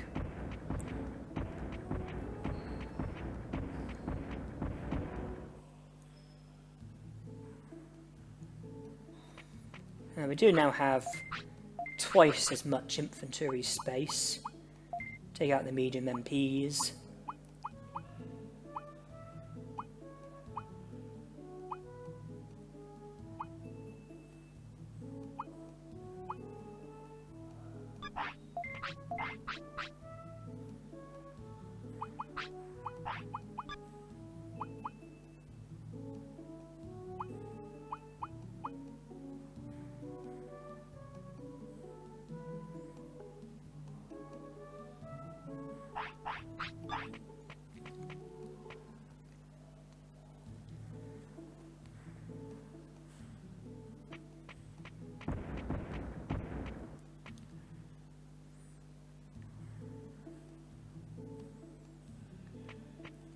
And I'd like to save before I go any further.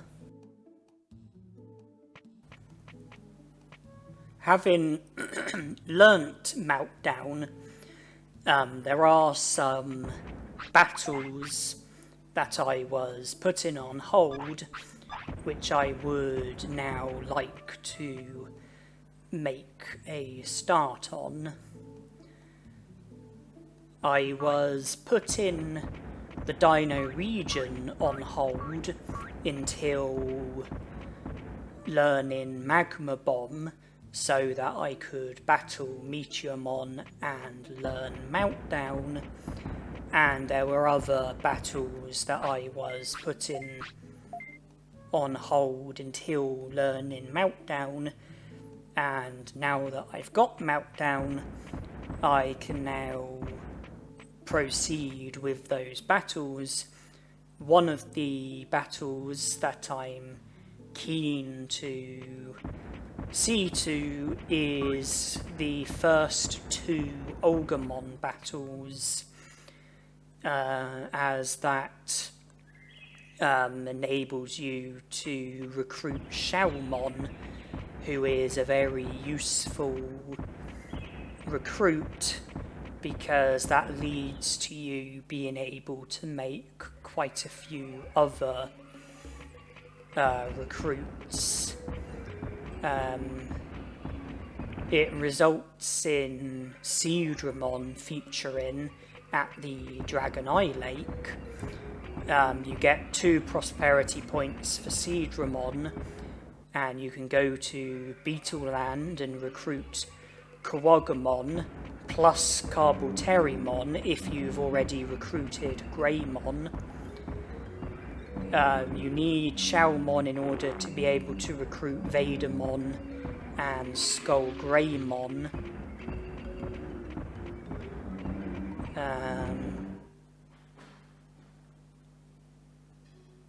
Off the top of my head, I think that's it for what Shalmon is useful for.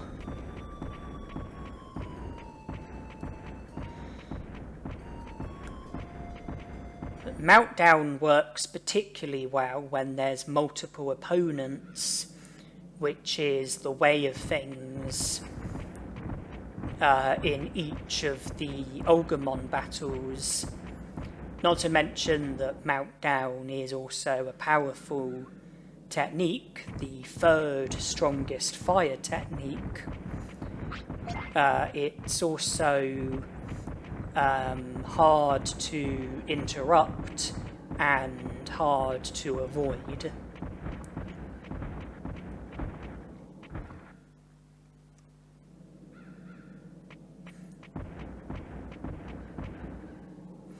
So here we are, about to make a start with the first Ogremon battle.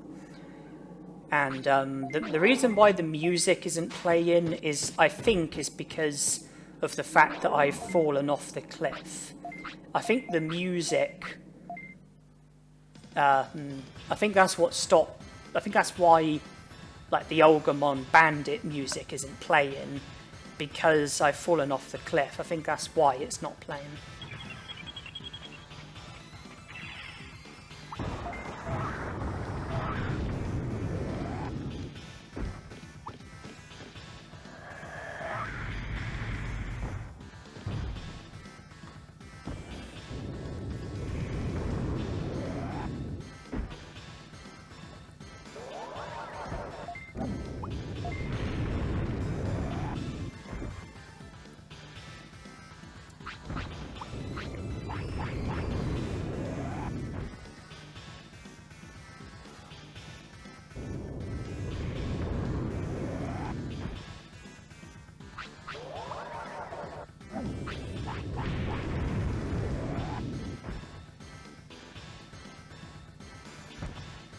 Apart from the fact that Ogremon just barely survived my second last Meltdown attack, which forced me to use another Meltdown, consuming MP, I can't really complain about how that battle went.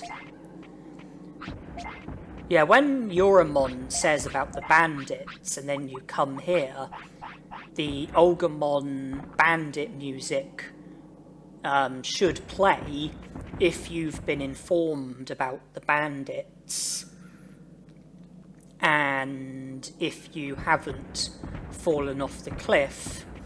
And even after defeating Ogremon, I think the bandit music continues to play when you go to the part of the Great Canyon where Olgamon features for the first time.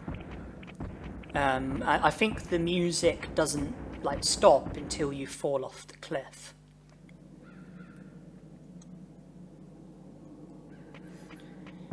Having defeated Olgamon the first time, we can now enter the Olga Fortress, ready for the second Olgamon battle.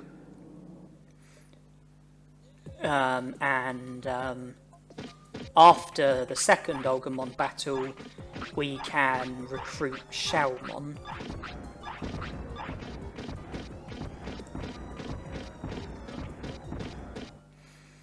Sometimes I repeatedly mash the menu button, and that's to try and help me with avoiding enemies, because evading enemies is something I'm not that good at in this game. And I attempt the Ogumon skip, and I pull it off. By mashing the menu button, I effectively slow the game down so that it's like slow motion. It just helps me with avoiding enemies, because I'm not very good at avoiding enemies.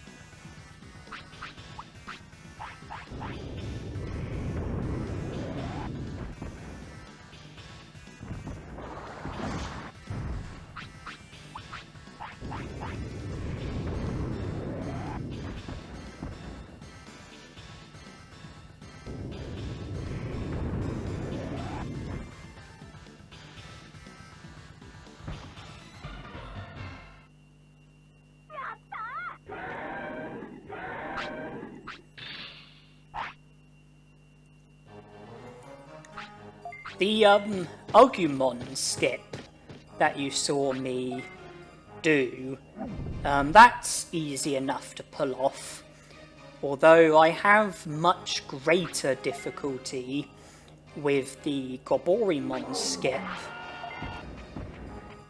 I find the Goborimon skip a lot harder to pull off, and in this challenge it would be helpful if I was to successfully produce the Goborimon skip, because it would save me MP. I decide to put Spitfire as my technique, just in case I'm not successful. I don't want to be consuming lots of MP with Meltdown, so I equipped Spitfire instead.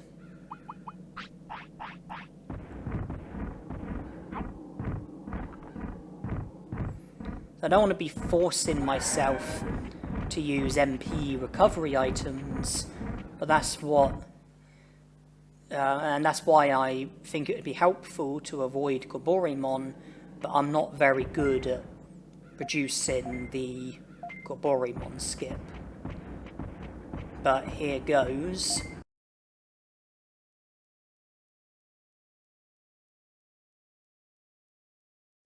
Okay, well that wasn't going very well, so I decide to just leave and try again. Okay, I do pull it off that time.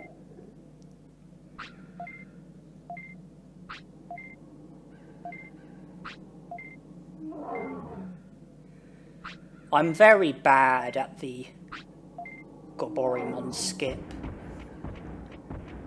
I think I make it look a lot harder than it actually is. It's just, I'm not very good at it.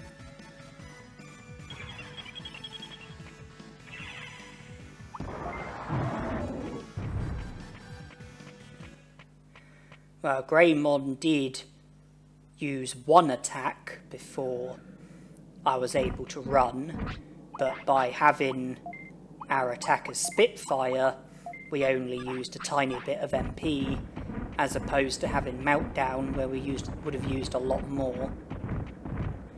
But we are now able to recruit Shalmon, which is good, and we can also loot the Olga Fortress as well.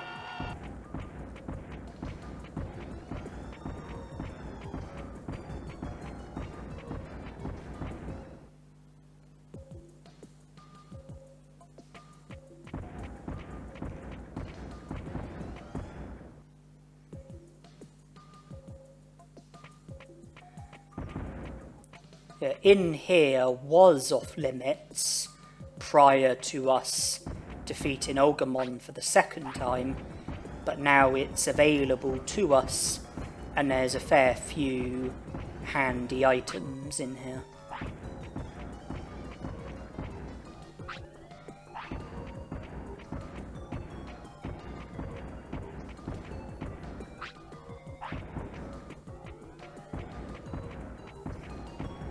There's also a couple of other items that were always available, but I didn't collect them because there were enemies roaming around, but those enemies are now gone, and so we can now get those items without any hassle. That autopilot was one of them.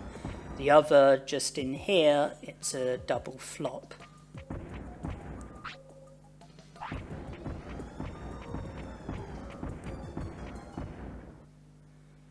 Right, just go back the way we came. Speak to Shalmon. Shalmon will join the city.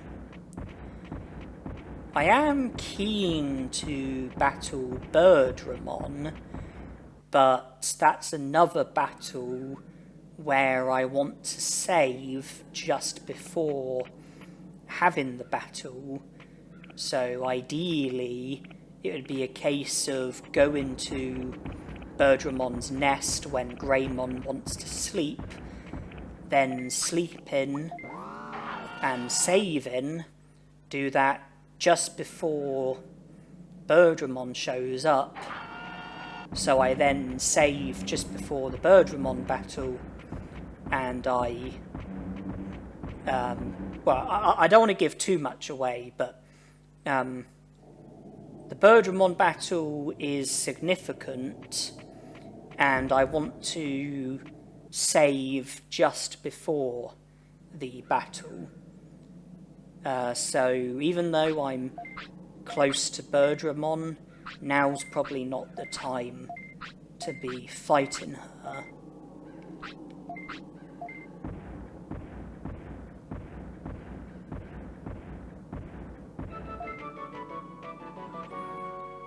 There are other things that can be done though.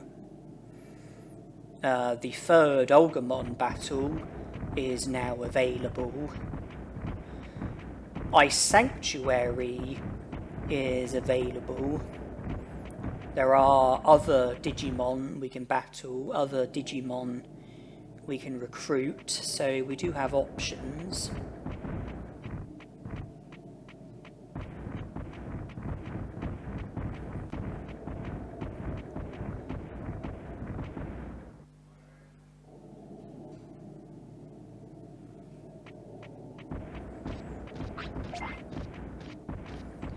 Well, seeing as Greymon is a vaccine Digimon, I think it makes the most sense to go to Ice Sanctuary. We can enter the Ice Sanctuary without any hassle.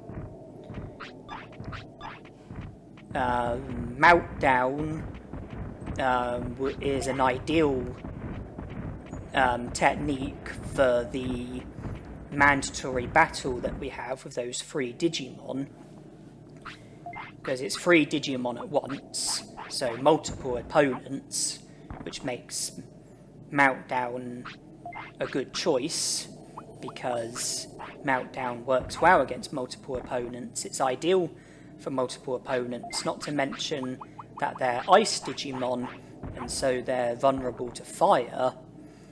Meltdown being a powerful fire technique means that those enemies are not going to like Meltdown.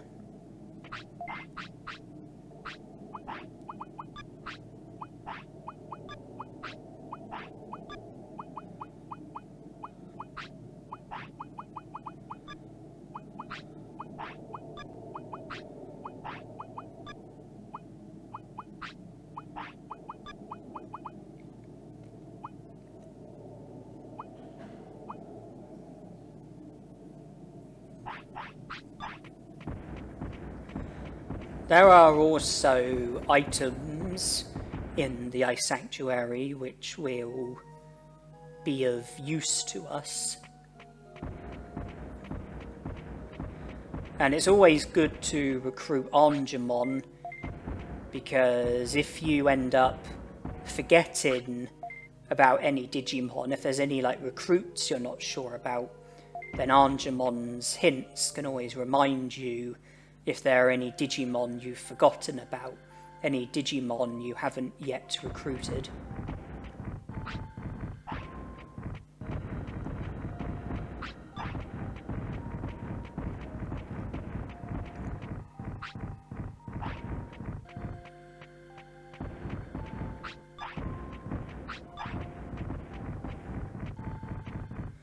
Okay, we've made it into the next bit of the Ice Sanctuary.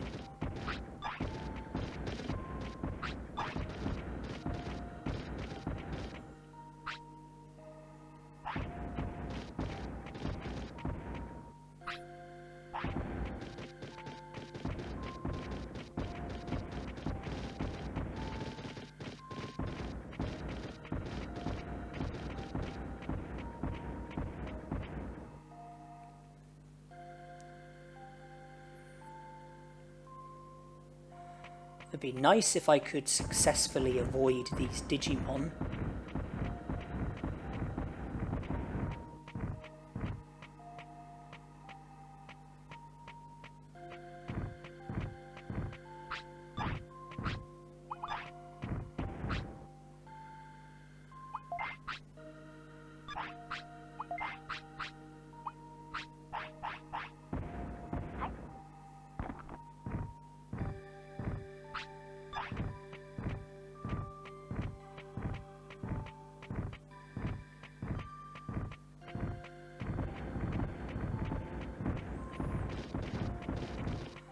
Just about made it through.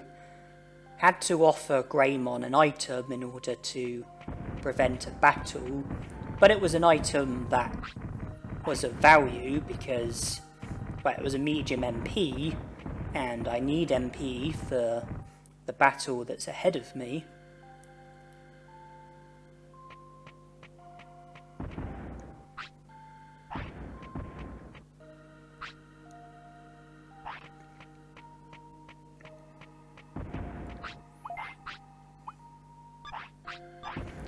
These Digimon are prone to hitting each other with their attacks, but I shouldn't be too dependent on that. Meltdown should, you know, do quite a bit of damage to them.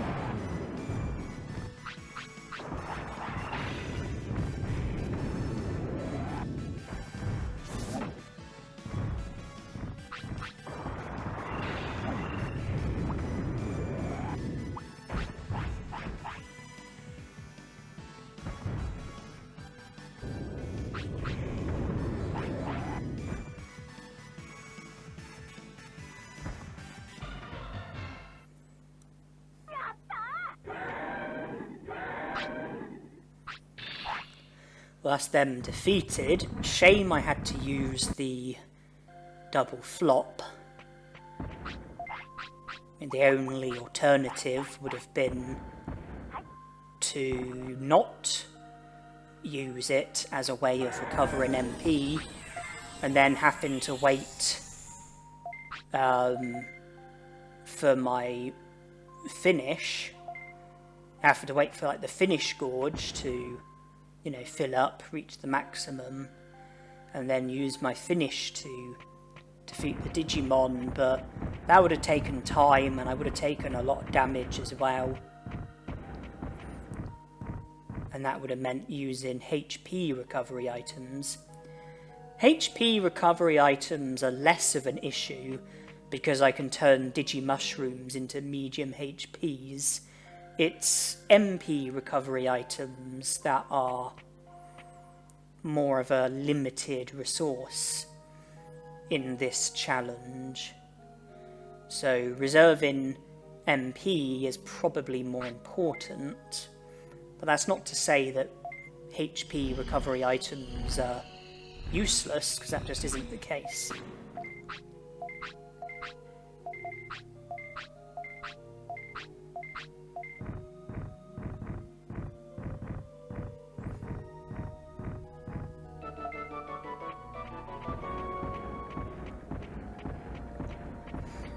We're not far away from when Greymon wants to sleep. And we're not too far away from Birdramon, so the battle against Birdramon is something that should be considered strongly.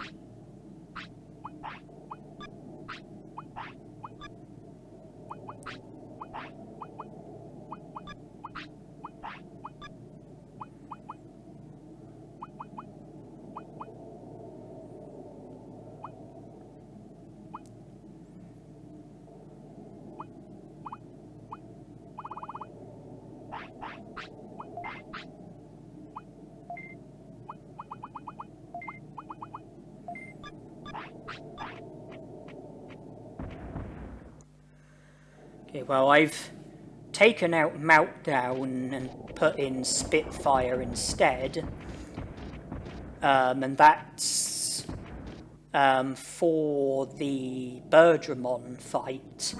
I'd like to use Spitfire instead of Meltdown, because I think that it would preserve MP better if I was to use Spitfire, use like small amounts of MP. My finish gorge will fill up and I can use finishes against Birdramon, and I think I'll just end up using a lot less MP if I do things that way than if I use Meltdown. And the reason why I want to save just before the battle is because, as well as winning the battle against Birdramon, I would also like to learn Prominence Beam. So, like with Meteormon, it's not just about winning the battle, it's about learning a technique as well. Something where statistically our chances are pretty slim. But we're in a position where we can, just reload straight away should we be unsuccessful.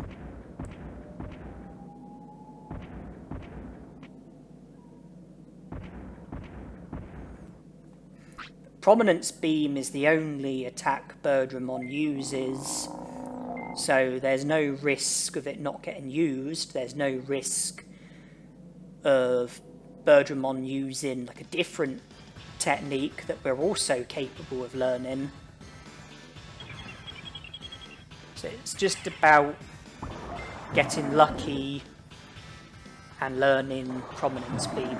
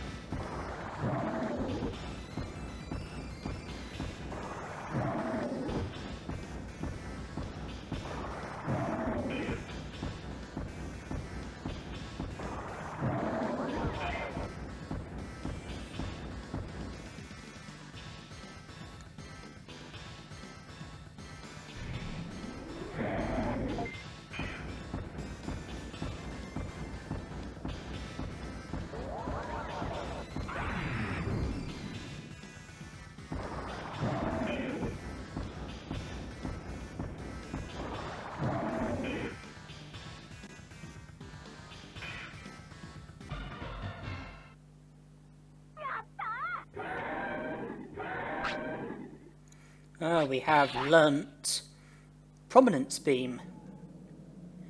And that is very good, because Prominence Beam is a technique that I plan to use a lot more than Meltdown. Meltdown works well when we're against multiple opponents, but when we're against just one opponent, Prominence Beam would make a lot more sense. Prominence Beam is stronger than Meltdown, only slightly, but it is stronger than Meltdown. It's also quite a bit faster than Meltdown, and the MP consumption is a lot lower. So when I'm against just one Digimon, Prominence Beam would be the most logical technique to use, whereas Meltdown is something that should probably be reserved for when I'm up against multiple Digimon. But certainly, here onwards, I plan to use Prominence Beam a lot more than Meltdown.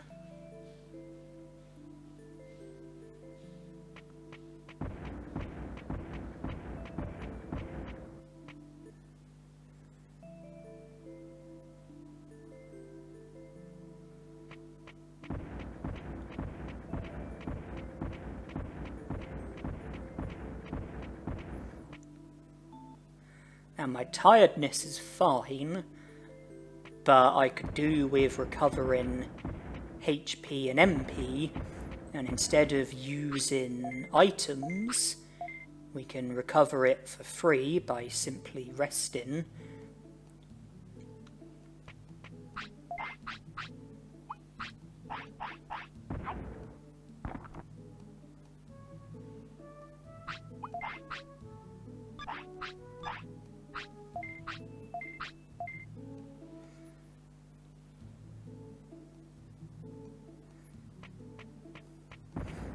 Rested twice, so that's 1,000 HP and MP recovered.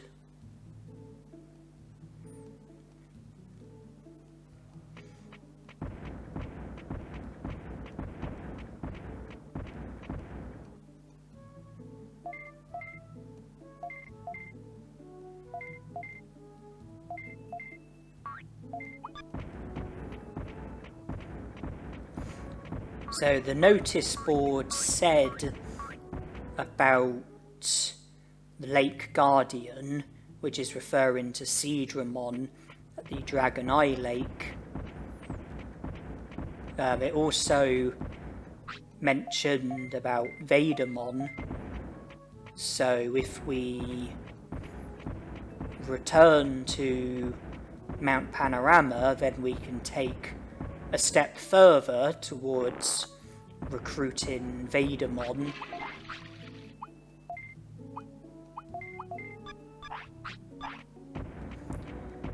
No mention of Myotismon, but that's because we haven't been to Greylord's mansion yet, and we're not currently able to go to Greylord's mansion, not without a virus Digimon. Speak to Vegiemon to trigger the Greymon battle. What does Angemon have to say? Vegiemon, Frigimon, Garulamon, I think.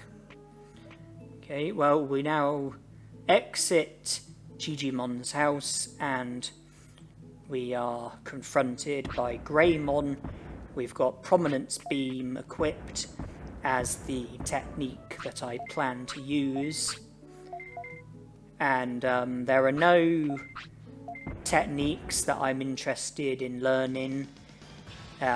This is solely about winning the fight against Greymon and recruiting him.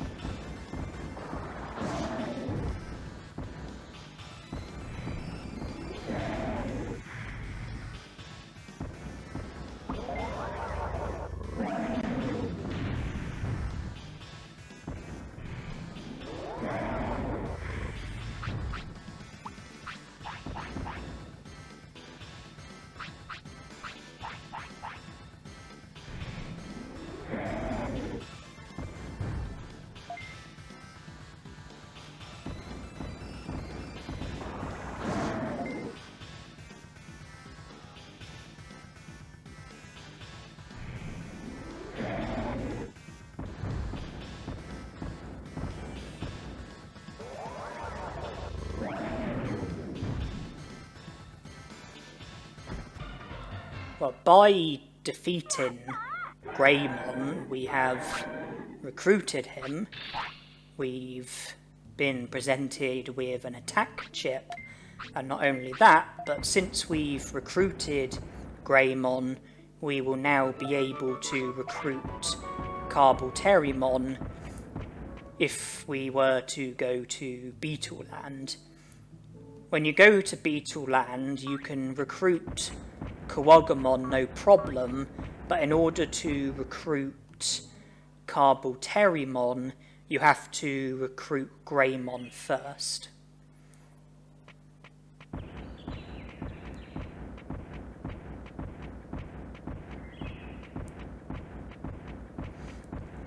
So it made the most sense to defeat Greymon before going to Beetle Land. And when we rested, we also passed a couple of hours, and we are now at this sort of time that Centarumon shows up at.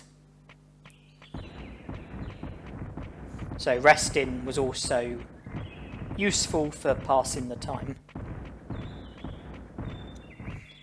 Now we are using the old rod, so please have sympathy on me, because Centarumon's a lot harder to catch when you don't have the amazing rod.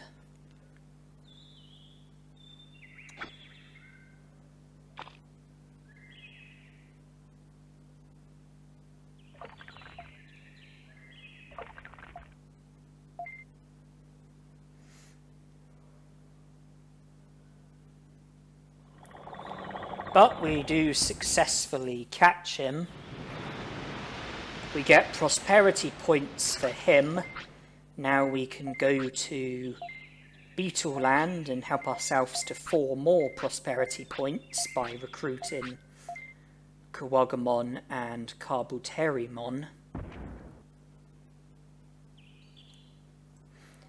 They also upgrade the equipment at the Green Gym, which is very helpful, very handy, because that means that we'll get a bigger stat boost by training at the gym.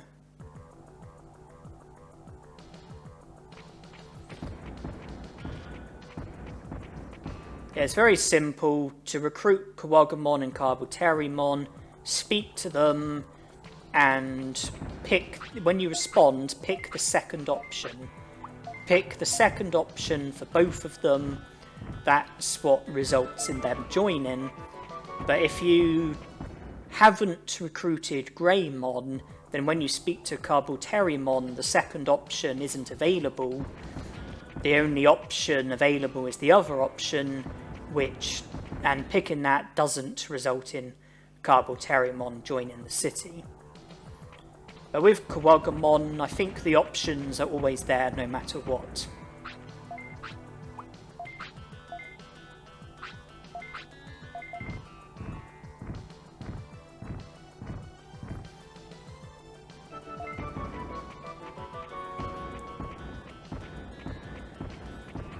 Now we return to the city, and we do it the long way instead of using our autopilot.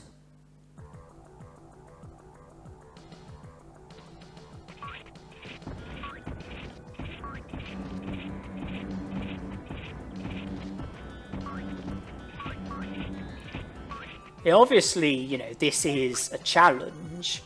The fact that we're not allowed to buy items, that does make completing the game a lot more difficult. But by learning Prominence Beam and Meltdown, we have made things a lot better for ourselves. We have given ourselves a much better chance of succeeding. We've got 2 techniques that work very well.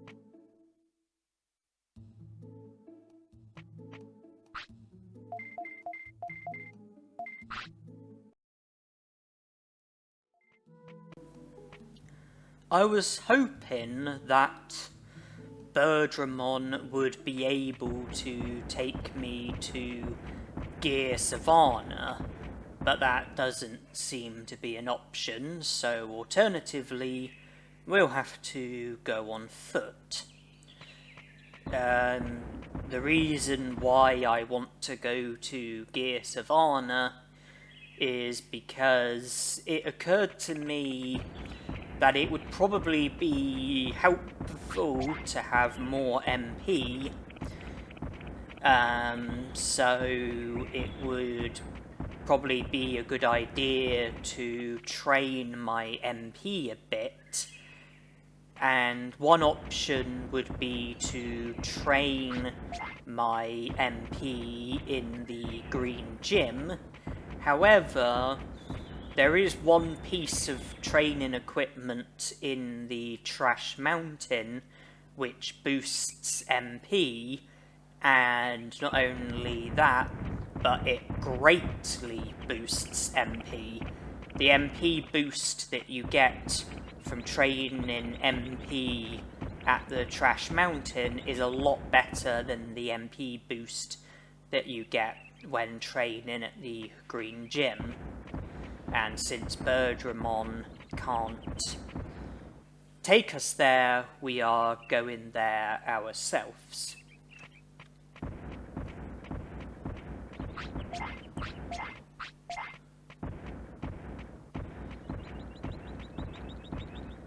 And I have to go back because I forgot to go to the crop circles.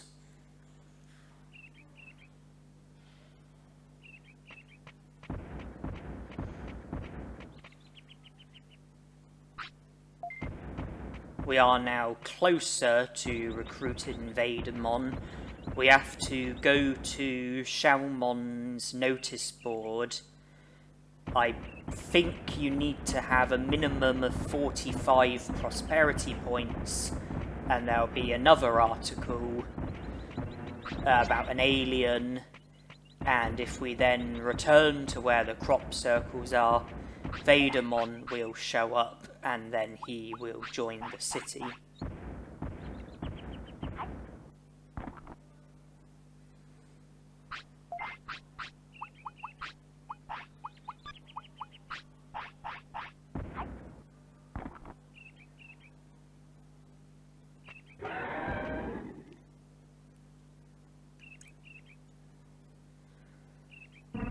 And another thing, I wonder, has it been long enough in order for Vegiemon to have finished digging? We spoke to him after defeating Miramon, and for him to be done, you have to return 3 days later. Okay, it looks like Vegiemon is done, so if we speak to him, he'll join the city afterwards.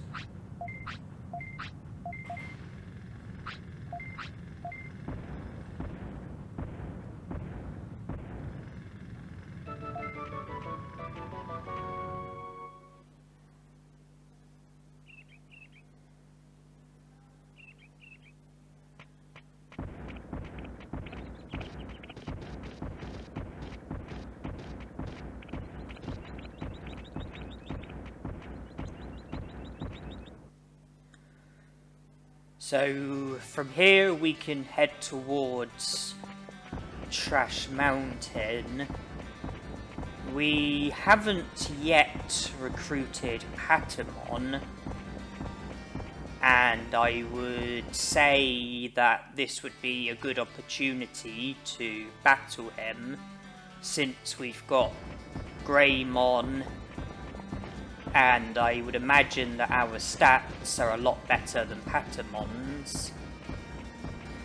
I think I would rather use Spitfire than Prominence Beam, just to try and preserve MP. I'm sure it would take at least 2 Prominence Beams to defeat Patamon. He might interrupt some of them, which would waste MP, but by having Spitfire, we're using a technique that uses a lot less MP, and we might get finishes as well.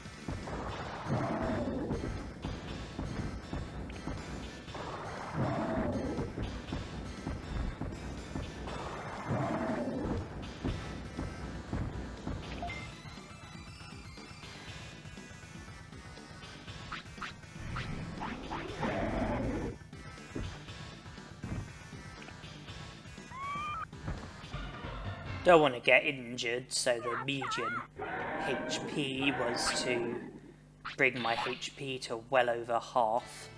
We have to defeat Patamon 3 times.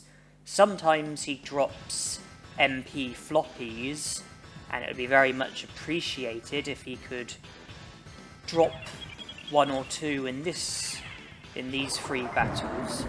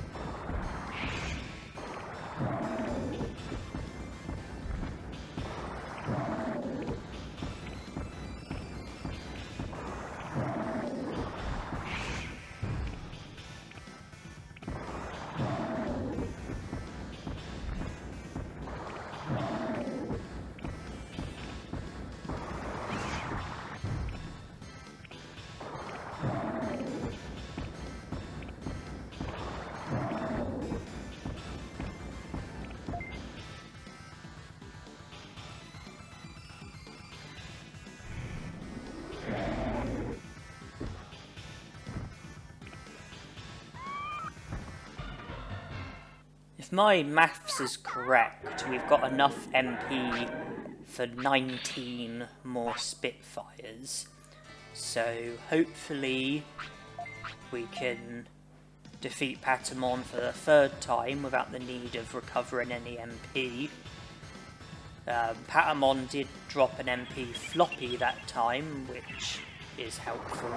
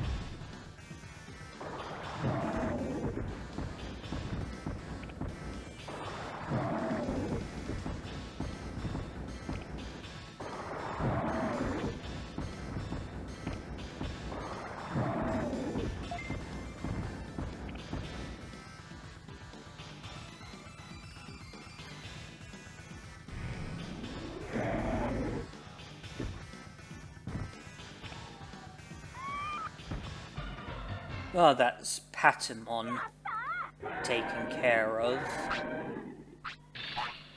Another Digimon near here, who we haven't yet recruited, is Gabumon.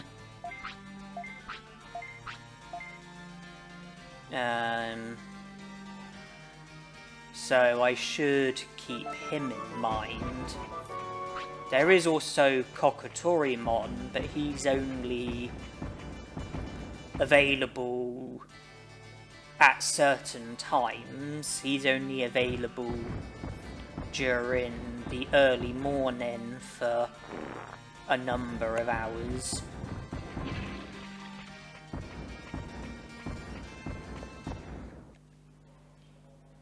So he's not an option at this exact moment in time.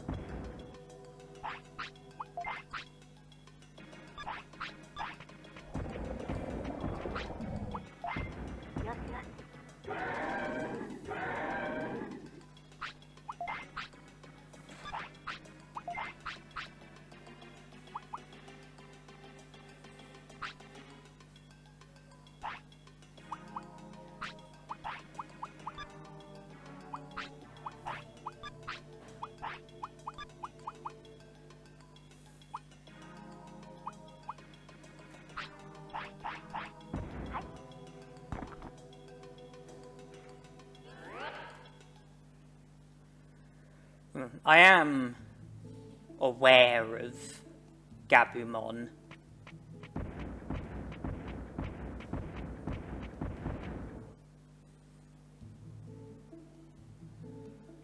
But I don't have to see to him just yet.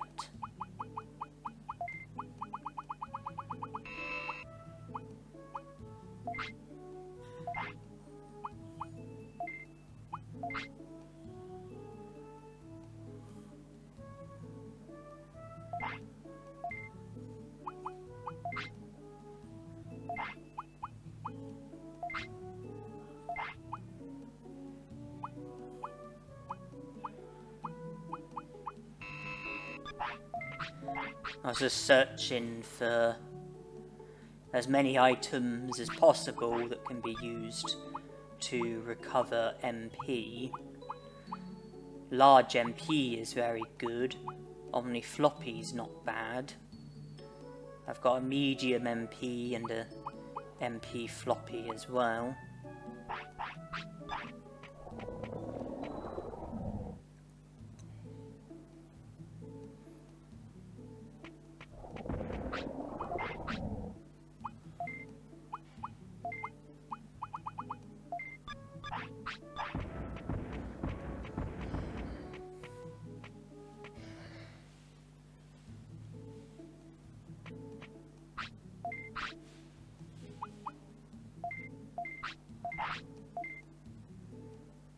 Gear Savanna is still not an option, but I've gone to Friesland and I've equipped Meltdown, reason being I would like to defeat Olgamon for the third time. Since we're up against multiple Digimon, I think it makes more sense to have Meltdown as our technique. Greymon does also want to sleep, and he wakes up at, I think he wakes up at a time when Kokatorimon is available in the misty trees. And he's not far from Gabumon. I'm just thinking ahead about what could be done after the third Olgamon battle.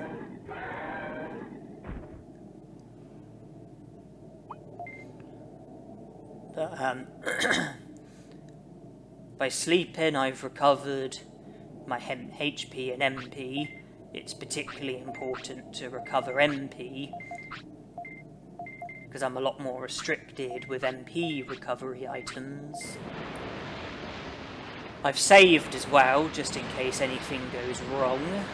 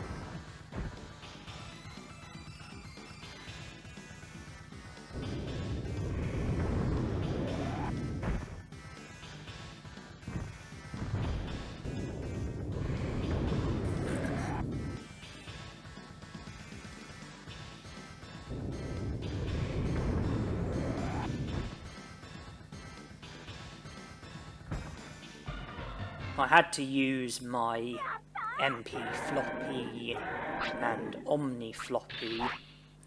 Still got my large MP and medium MP.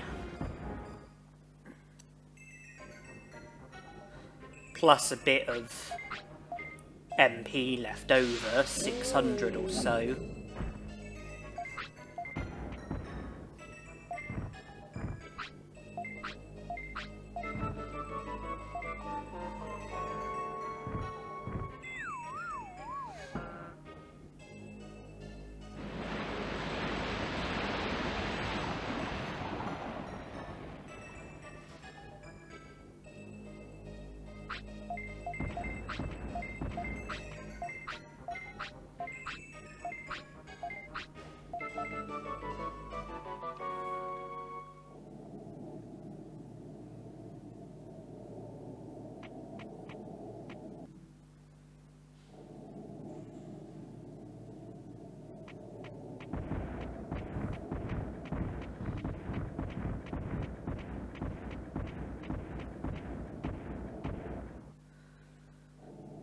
large MPs, they recover MP by 5,000, but if I use one, then my MP's not going to be recovered by 5,000 because I don't have 5,000 MP to recover.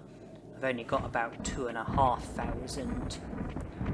So the use of a large MP is only going to recover about 2,500 MP.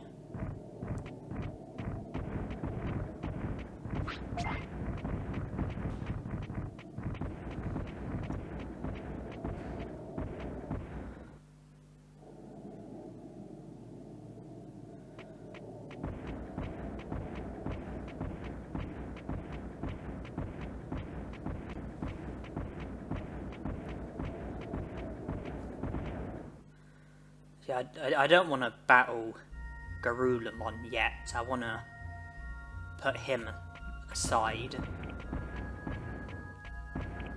There are other Digimon I want to be battling first.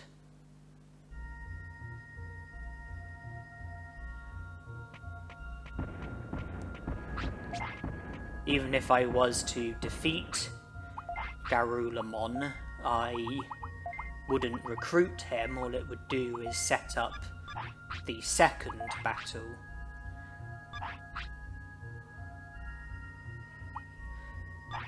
But I've got no intention on having the second Garurumon fight just yet.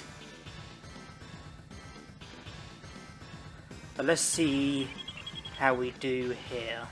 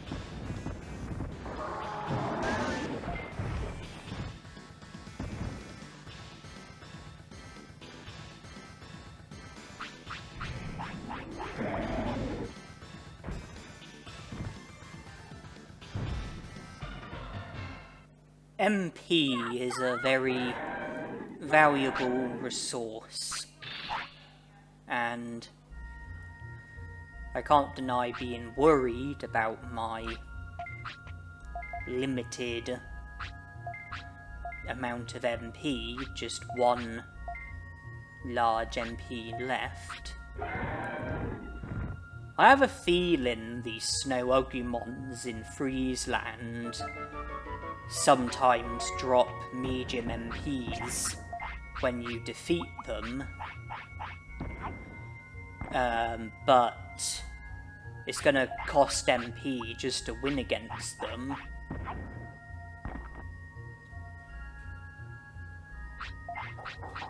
And someone's knocking on my door.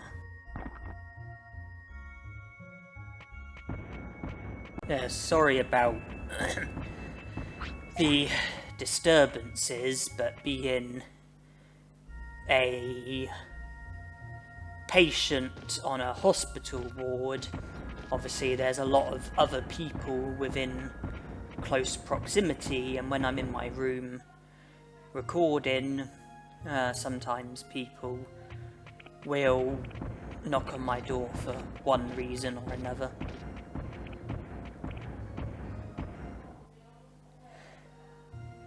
When I was at home, it was different.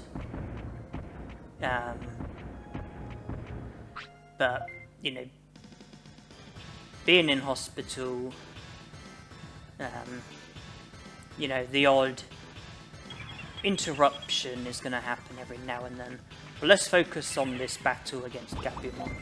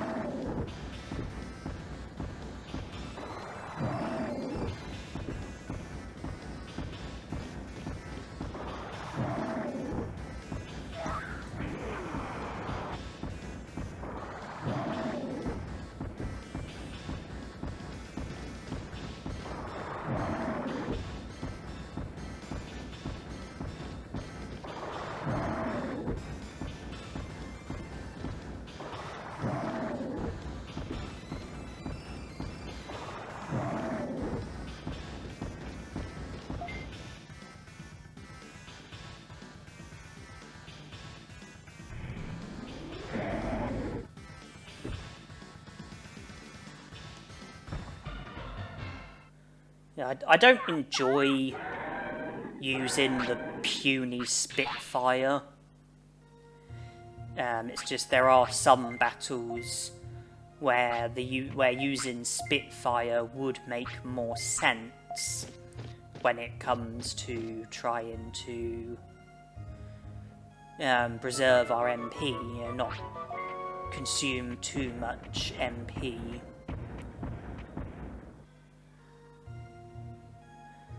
Now from here I've got a handful of options.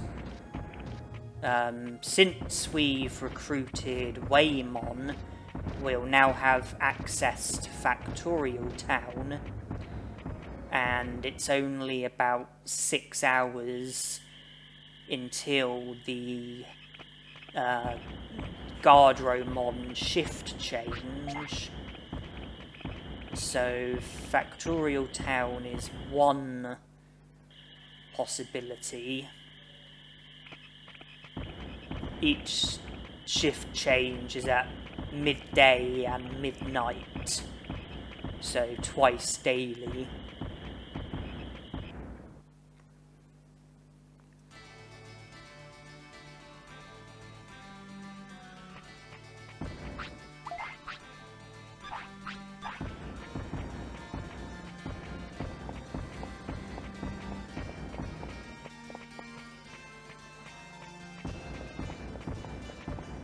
Initially speaking, I would like to boost my MP a bit more, so I'm going back to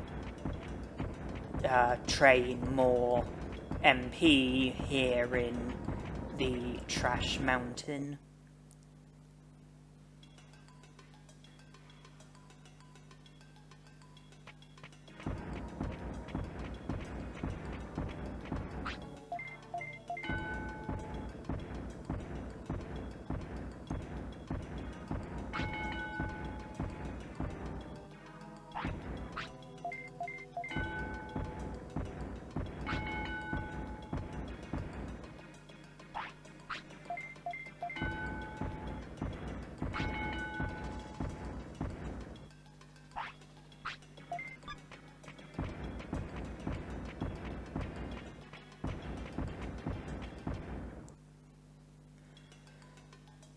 The deeper areas of Factorial Town also have quite a few items. Some of them are item chips, so they could be very valuable. I think one of them is a MP chip, and I'm trying to think if there's any MP recovery items in there, like large MP or anything like that. Possibly, but I'm really not sure off the top of my head.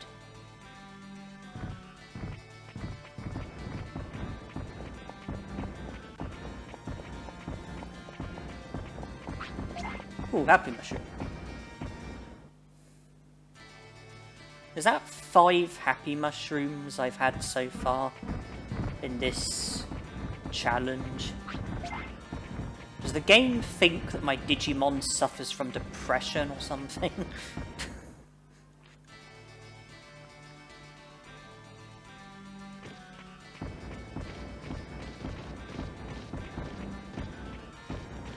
In happy mushrooms, they're effectively antidepressants, aren't they? I mean, they boost your Digimon's happiness. Problem is that they can also make you sick. Blue apples, on the other hand, they don't have the disadvantage of sickness being a possibility.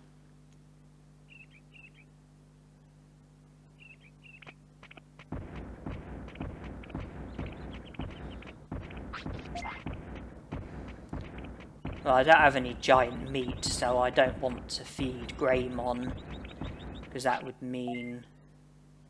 Oh wait, I can't go this way, can I?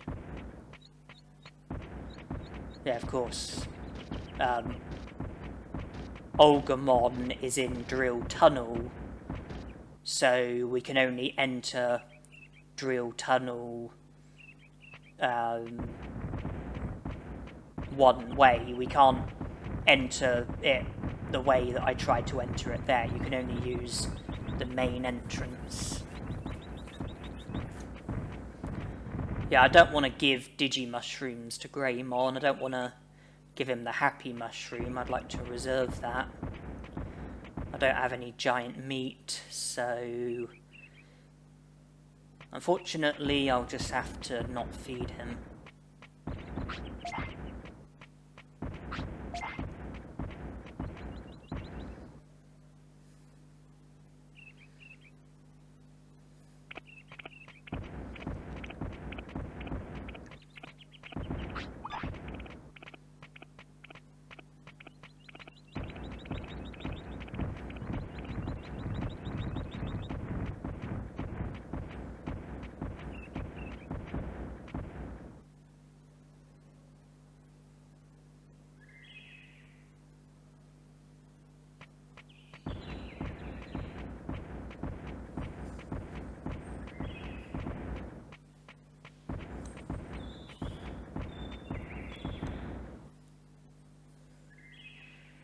With the MP I've got, I don't want to be battling Olgamon just yet.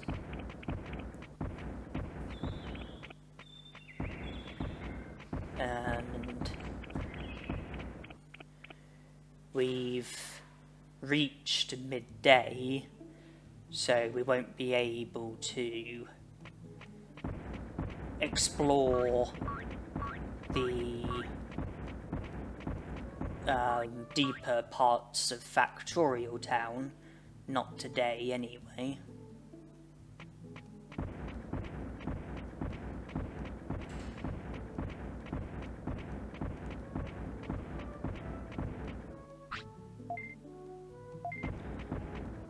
I do now have giant meat, but it looks like Greymon isn't signalling for food anymore. So we've had a care mistake in that respect. We can go to Secret Beach Cave just to collect the Misty Egg.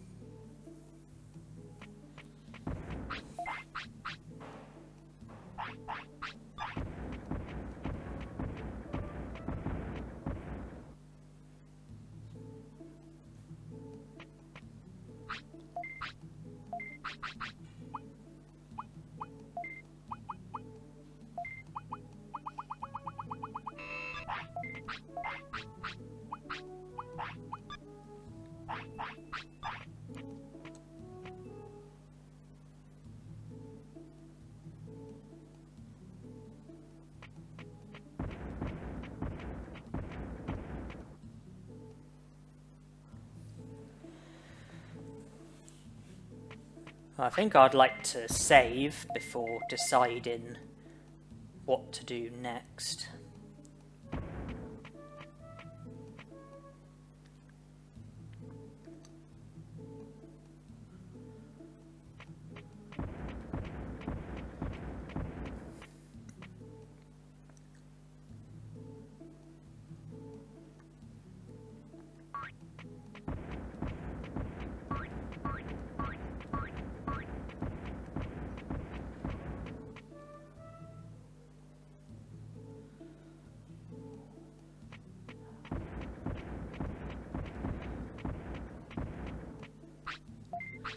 Here at the clinic we can recover some of our MP.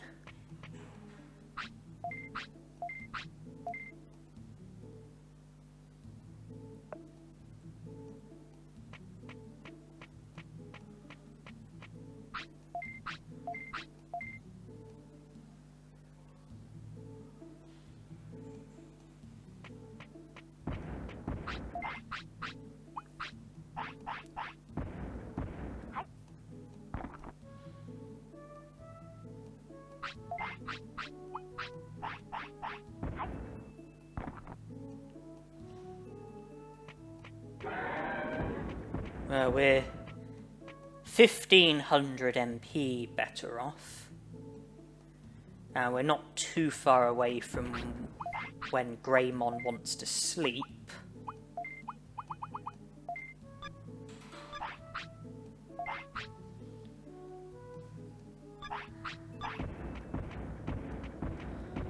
So if we were to use up our MP, then we can recover it by sleeping.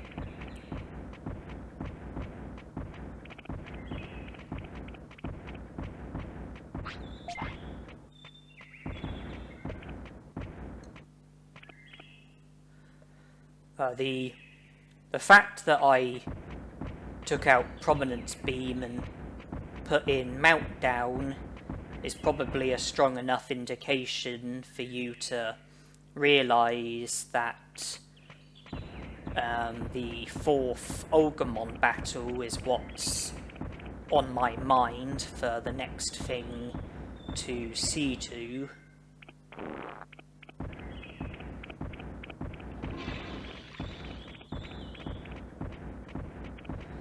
I've also got Spitfire equipped though, because I would really like it if I can see the battle through without having to recover any MP during the battle.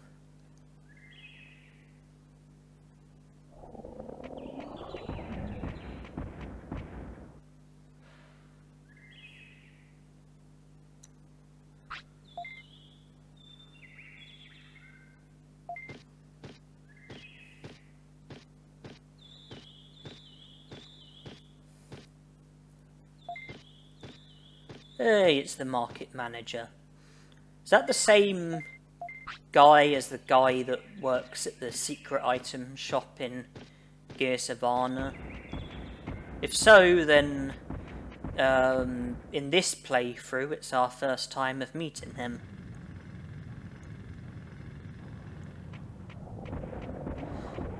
I would have stopped for a chat, but we've got business to be doing.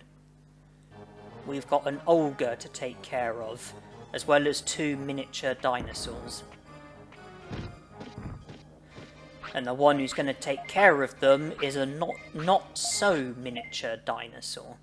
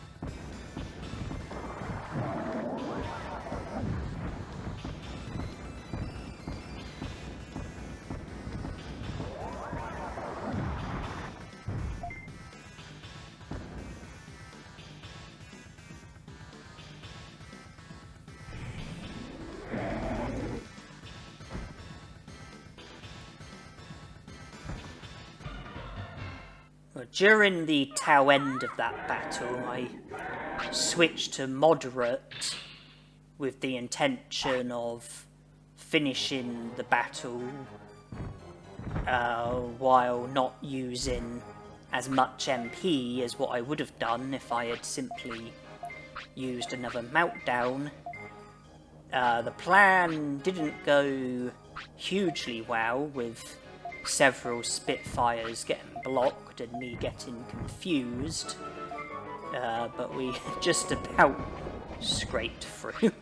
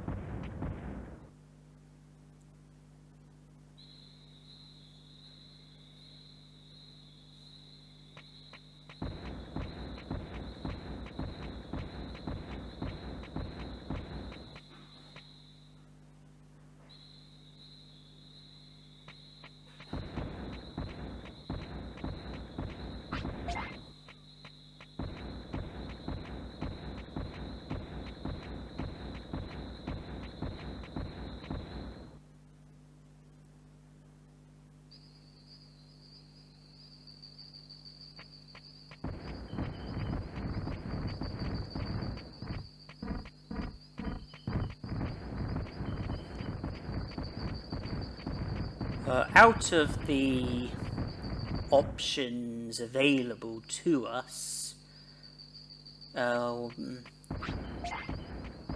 I've decided to try our luck with Mummemon. In other words, try to get Mummemon to show up.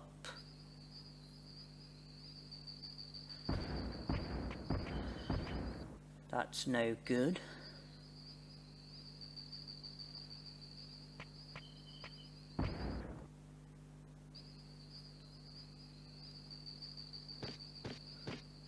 Oh, 2 tries. That's not bad going at all.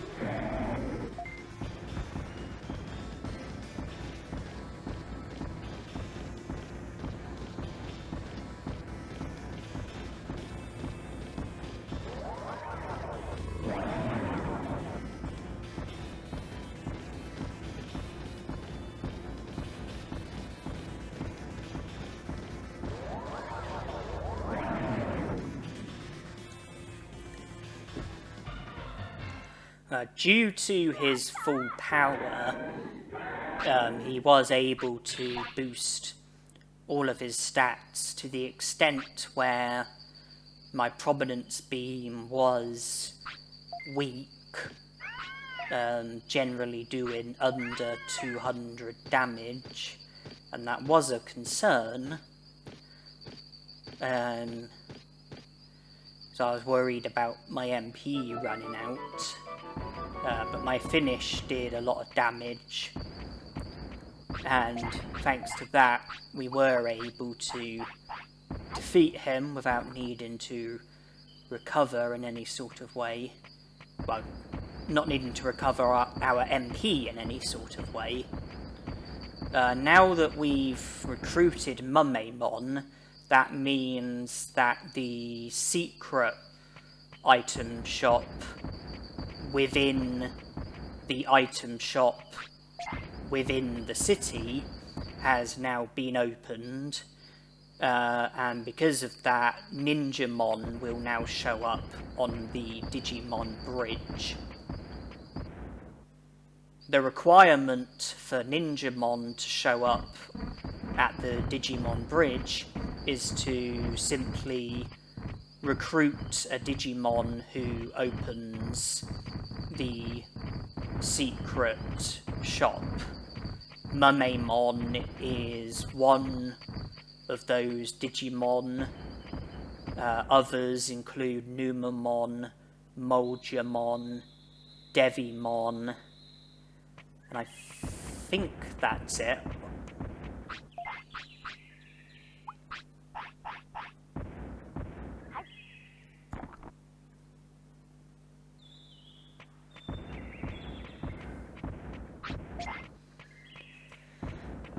Ninjamon is vulnerable to fire, so he would be an ideal Digimon for us to go up against. And we've got yet another Happy Mushroom.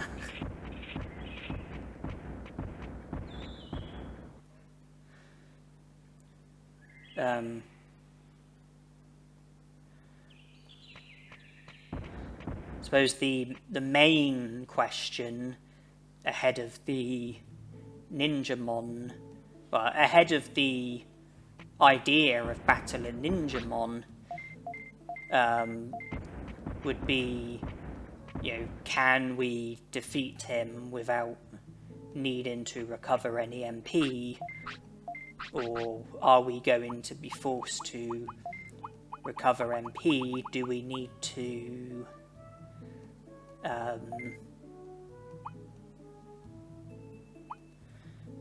to rest beforehand in order to ensure that we do have enough MP to defeat Ninjamon without any issues?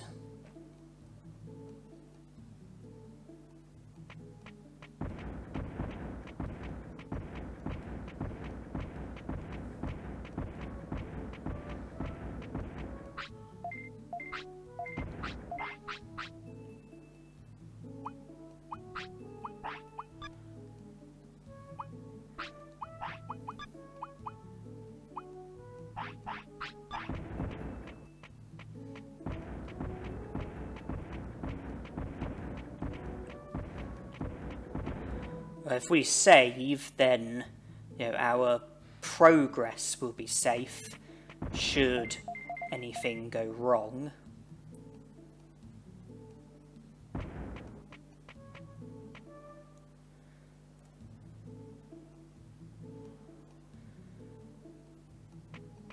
I don't know how many prosperity points we've got, but I am wondering if we've reached 45 yet, or if we haven't, then how close we are to reaching 45, because 45 prosperity points is what you need in order to be able to get Vegiemon to show up it's also what you need in order to be able to access the Leomon's ancestors' cave,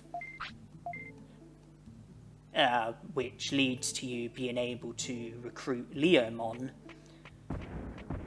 Vegiemon and Leomon together rake in 5 prosperity points, which would be enough to bring you up to 50.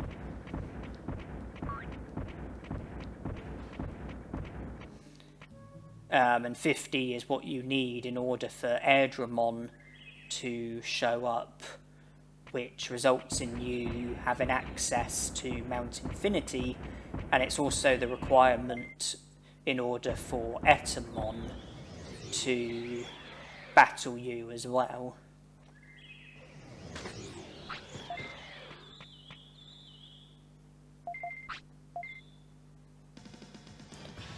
Well, I've rested a bit, so my MP is fuller than it was, and I'm hoping that it's good enough in order to see this battle through.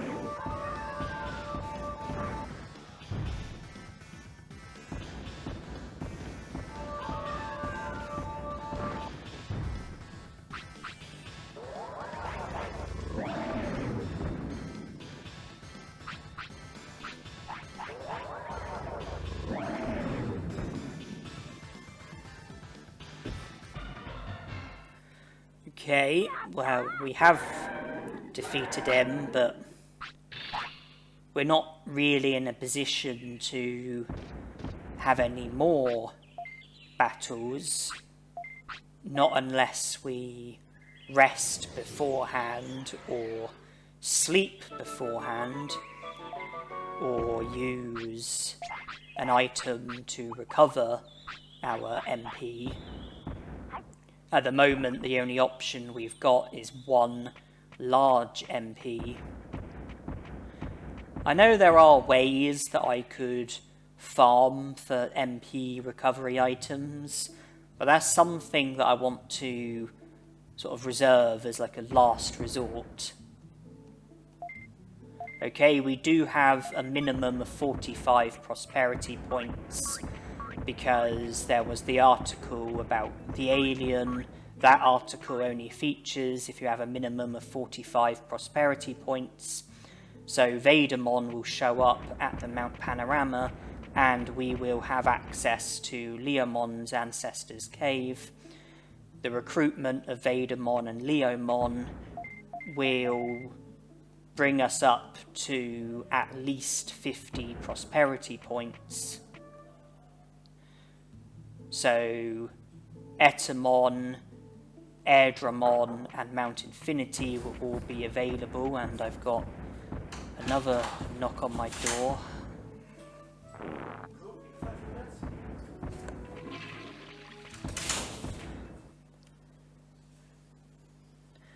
Just being prompted about a group which is on in a few minutes, which I have to attend.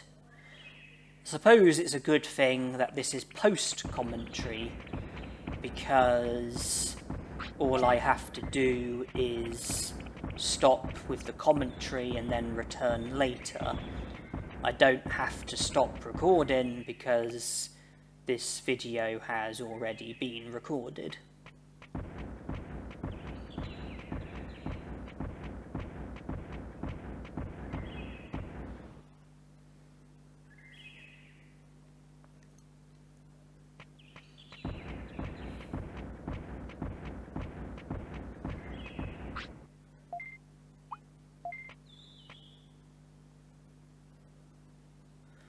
So yeah, Vegiemon, Leomon, and then Etamon, Airdramon and Mountain Infinity will be available to me. I also should be mindful of Factorial Town. It's only about an hour and a half until the shift change, and it would be wise to make the most of the opportunity to make it past the Guardromons into the deeper parts of the Factorial Town, help myself to the items that are available.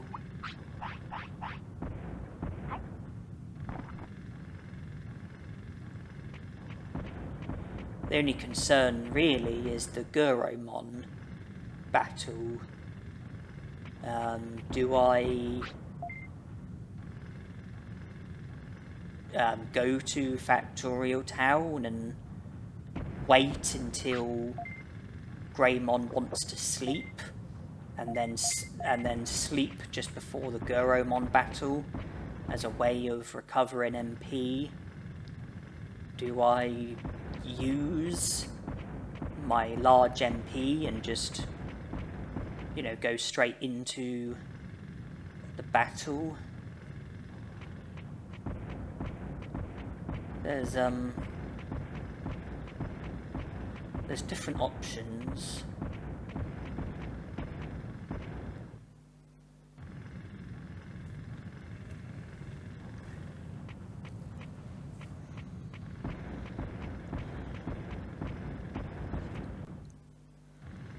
That, of course, is if I'm able to make it in time for the shift change.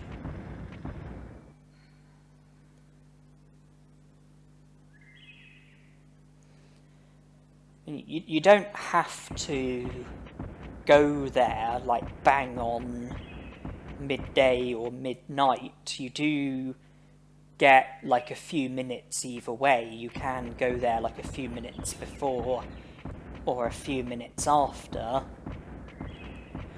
The hand that you see ticking, the hand that goes around the clock, that's the minute hand. So a few minutes in the real world, that's only a few seconds. So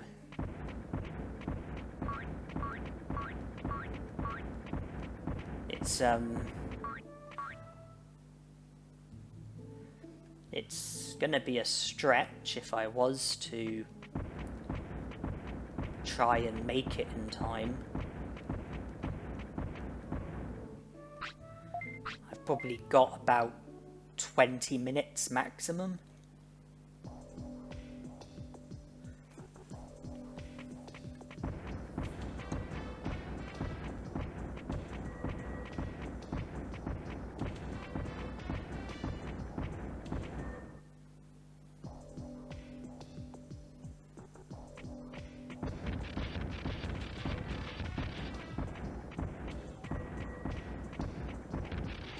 Okay, well, we've reached midday, and I think it's only a few minutes that you can get either way.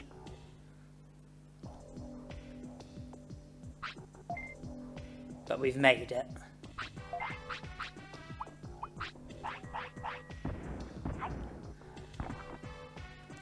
Just the question of the Guromon battle. Because if we go into it straight away, we will definitely need our large MP. If we choose to sleep before the battle, then we're going to be loitering for a fair while before Greymon wants to sleep. I don't really want to have to return to the city just to rest a couple of times and then have to return back here. MP chip, that's very valuable.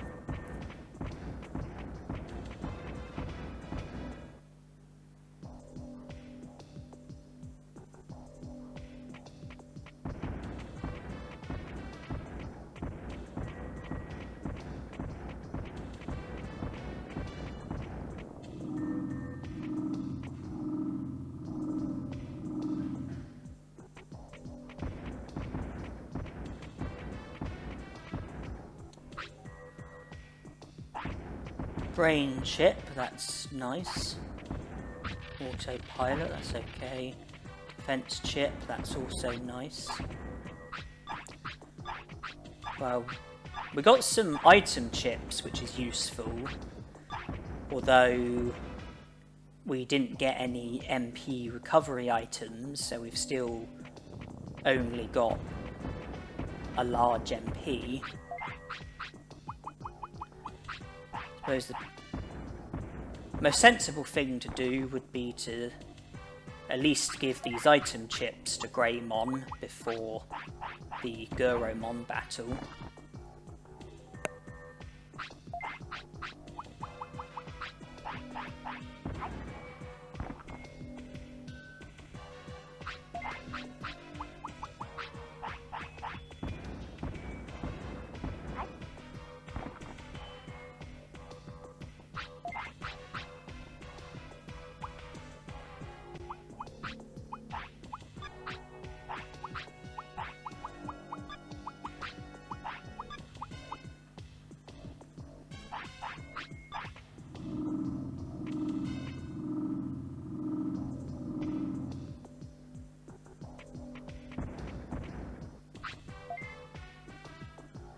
Well, in the end, I decide to just go through with the battle.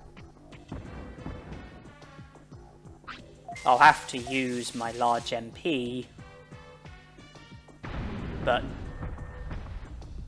in a few hours' time I'll want to sleep, so I'll, you know, recover my MP for future battles.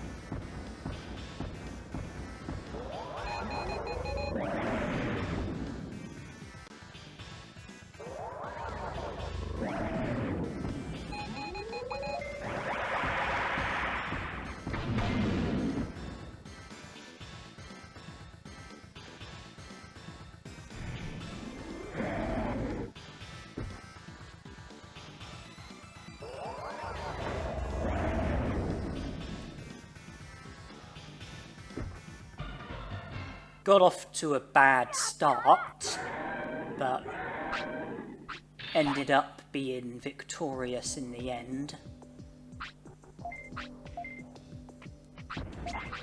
And doesn't Guromon usually collapse to the floor?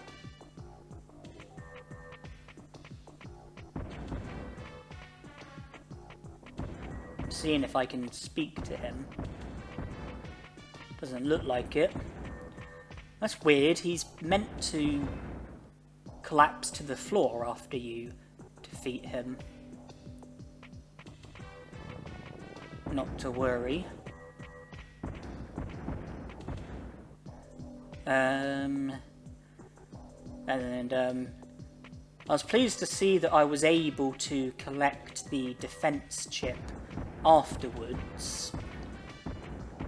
When you defeat Guromon, sometimes he collapses and he either sort of lands on top of the defense chip so that you're unable to collect it, or he collapses somewhere else but you're still unable to get to the defense chip. Yeah, it's quite common for you to not be able to collect the defense chip depending on where it gets dropped and where Guromon collapses. But fortunately I was able to obtain the defense chip without any issues.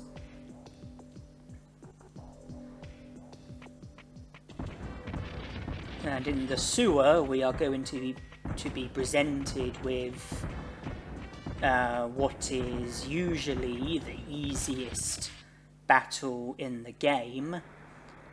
You don't get much money for winning the battle, but you do get an MP chip, which will be of real value to us. So this is as if we've entered the sewer initially and had the dialogue that you have when the sewer's in a bad state, but I left and re-entered and now it's where it should be.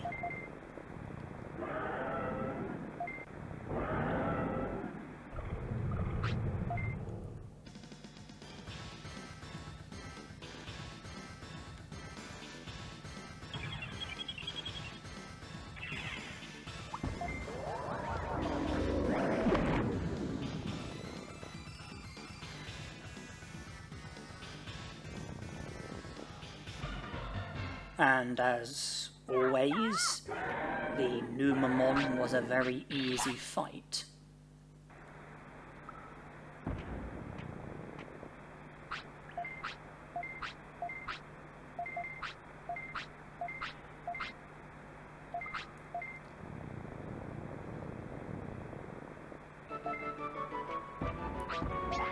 If we go back and speak to Andromon, then he will mention about trying to recover the data, and then if we leave Factorial Town and come back at a later point, then hopefully he'll have the information for us, and then he'll join the city.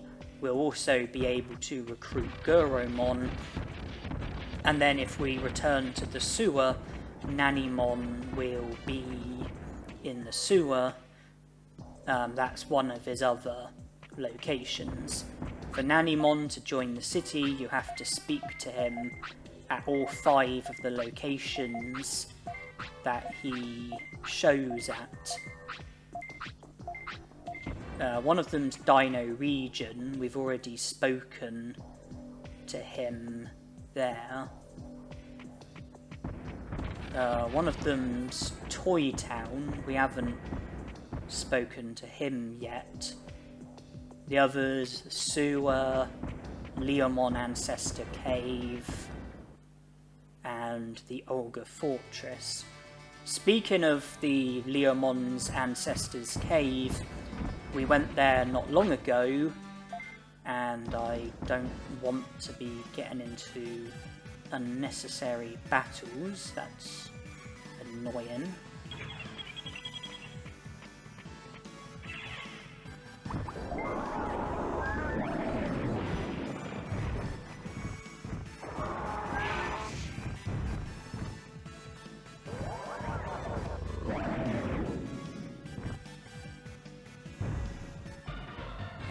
Yeah, I went to the Leomon's Ancestor's Cave not long ago, and I obtained the Leomon Ancestor's Stone. and due to timing, I wasn't able to go to Leomon and present it to him, as I instead had to rush to Factorial Town in order to be able to make it past the Guardromons. But after making the progress that we made at Factorial Town, a shortcut was created leading to the Gear Savanna, which is where we are now, and from here we can go to Leomon and present the stone to him, and he'll then join the city.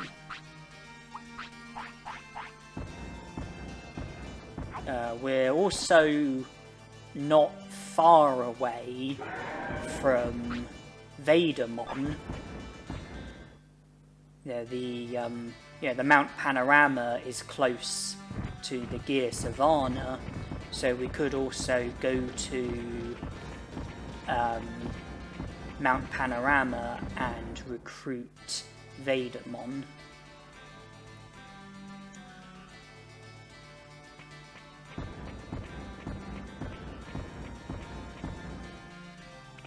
So we begin with the cutscene where Patamon is being chased by Koborimon. Then Leomon shows up and saves the day.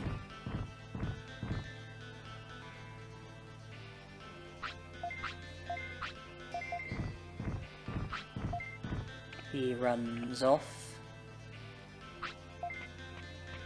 Patamon goes after him. Then we just have to go and speak to him. The bit where Leomon says you can count on me, I have to go through that bit of text slowly in order to prevent the game from freezing. So, covers HP completely, that's nice.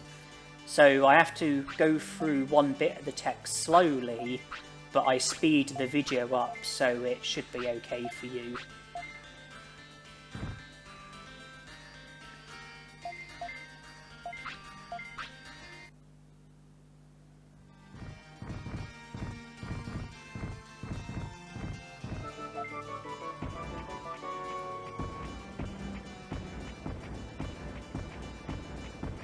Greymon needs the toilet. Fortunately, his discipline is at the maximum, so he'll hold on for a long time. Hopefully long enough for us to make it to the toilet in Mount Panorama. Because I'd rather use that one than have to go to the one outside Trash Mountain, because that would mean going out of our way, but the one at Mount Panorama doesn't mean going out of our way, because that's where we need to go to anyway in order to see to Vegiemon.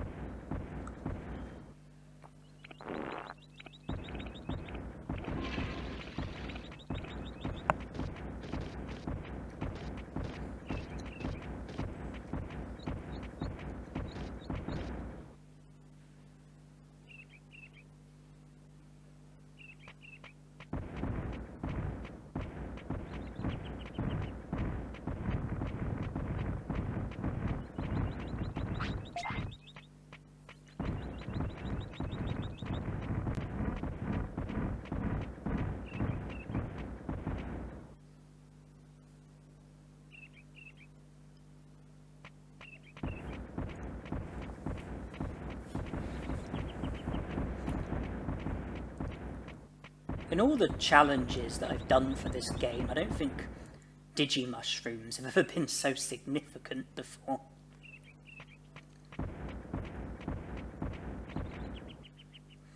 And for as long as we've got Digimushrooms, we've got a supply of medium HPs.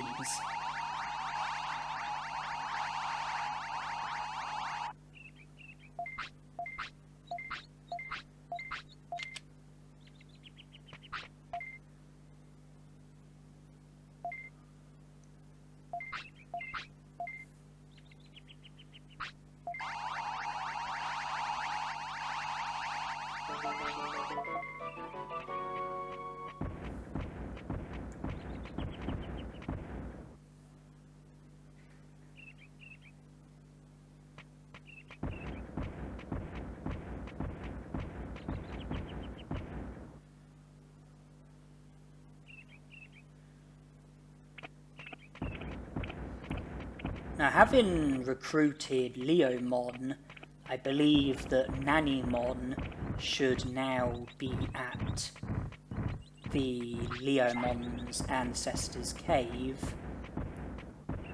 I'm not entirely sure what the requirement is for Nanimon to feature there. I don't know if it's to recruit Leomon, but in my experiences, Nanimon is always there after you recruit Leomon, which makes me think that the requirement probably is to recruit Leomon or to do something that leads up to recruiting Leomon.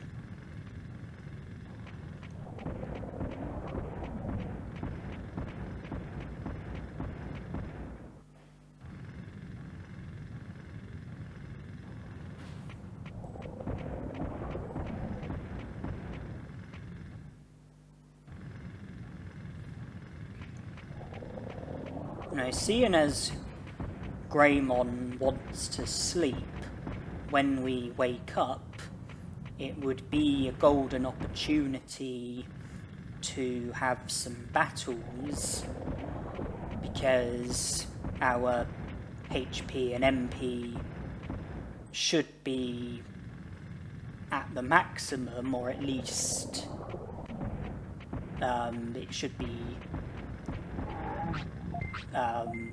or at least like the majority of it should be full. So if it's not full, then you know it should be like well above half at least.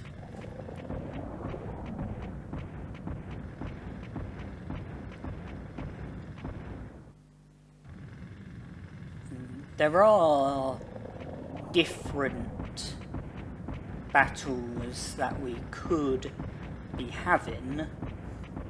The fact that we've got over 50 prosperity points means that Airdramon will show up if we speak to Digimon. Etamon will feature if we go to the area in the native forest that he spawns at. There's Pixiemon in the tropical jungle. There's Metal Mummemon in the factorial town.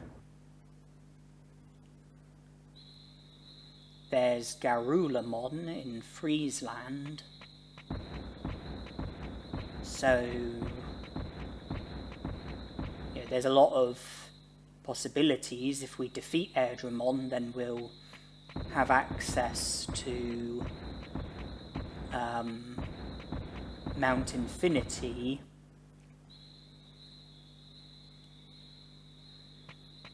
So it's a good opportunity to make progress with one of those battles or some of those battles. But I do need to be cautious because I'm not in a position where I'm able to refill my MP.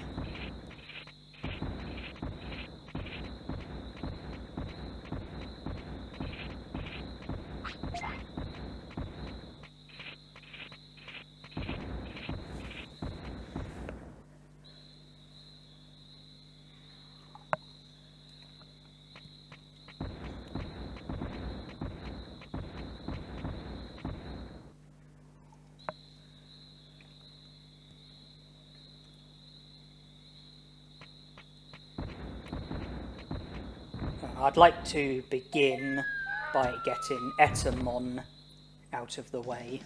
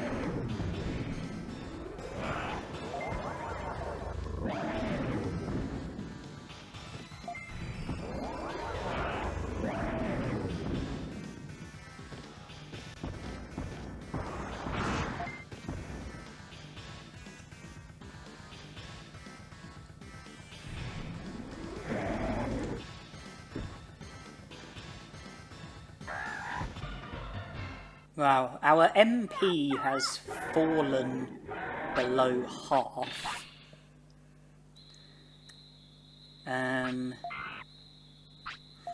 I suspect that defeating Airdramon will be easier than defeating Etamon. And so if we were to battle Airdramon here and now, then we might be able to see the battle through.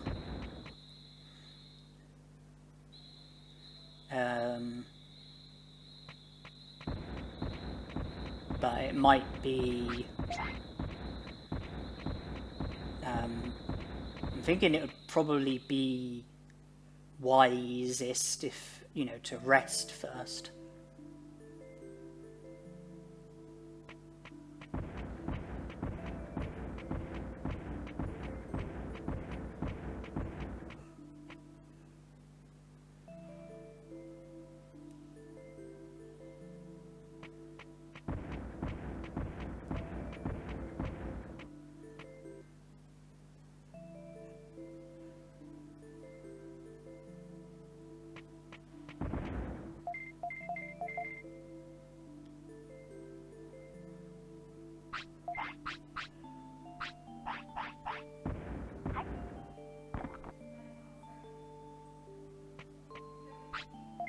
Oh, I must have been feeling bold, because I went straight into the battle without resting.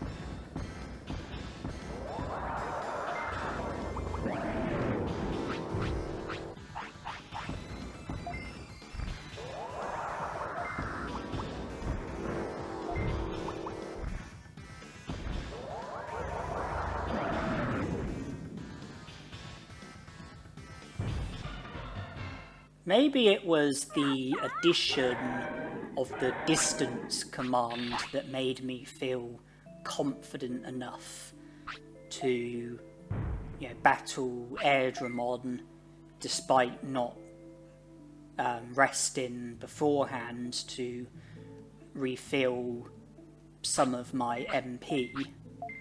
With the distance command, I was able to stop Greymon from attacking at bad times.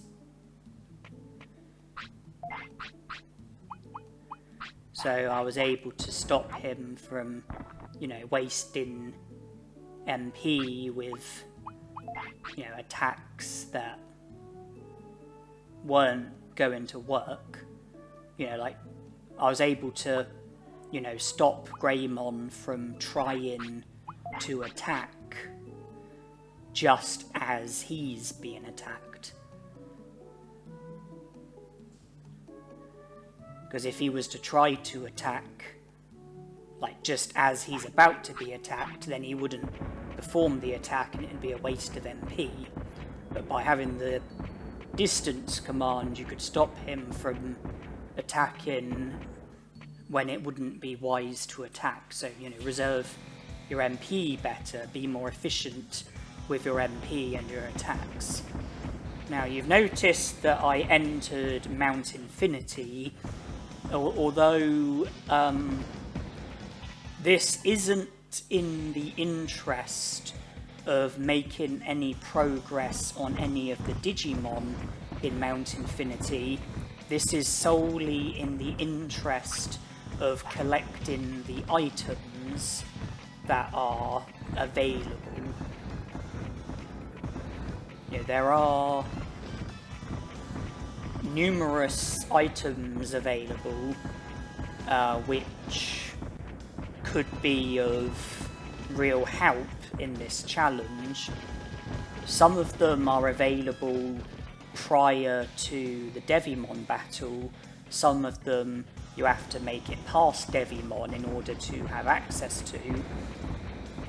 But, you know, Vegiemon aside, there are a fair few items that I can have access to without needing to battle any Digimon, and so I chose to come to Mount Infinity to collect the items that are available to me, because they would really help with some of the battles that I'm going to be faced with when proceeding further.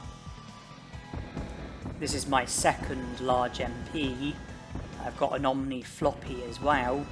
The large MPs will recover my MP completely. The Omni floppy will recover my MP by 1500, and I'm currently waiting. Okay, that didn't work very well. I was waiting for an opportunity to leave, and yeah, in a way where I wouldn't get into a battle, but I was unsuccessful, and I think I responded by running. Good I did that. Although that did cause my MP to go down to the extent where I can no longer attack.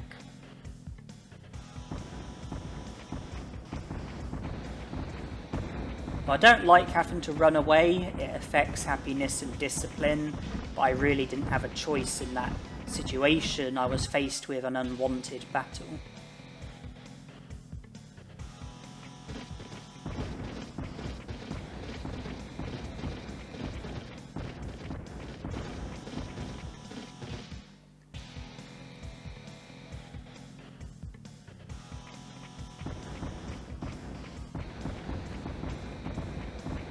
There's one final item before the Vegiemon battle.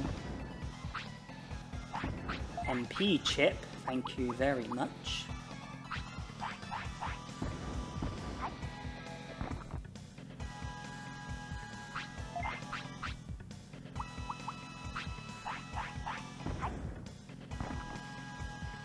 And I choose to give Greymon a large MP.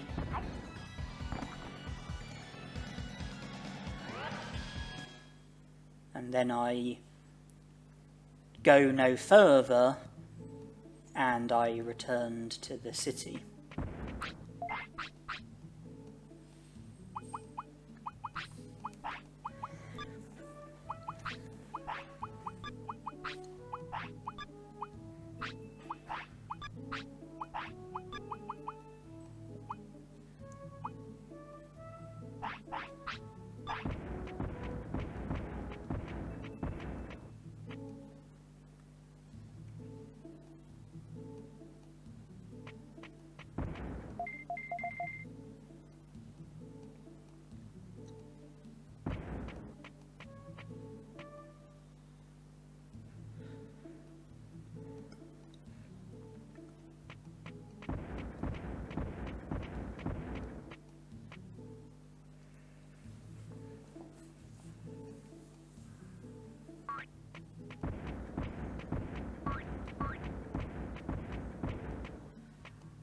From here, I head to the tropical jungle with the hope of getting Pixiemon to show up I have a protective floppy in my inventory, which will really come in handy with the Vegiemon battle.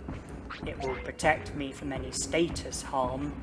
All 3 of Vegiemon's attacks are very prone to inflicting status harm.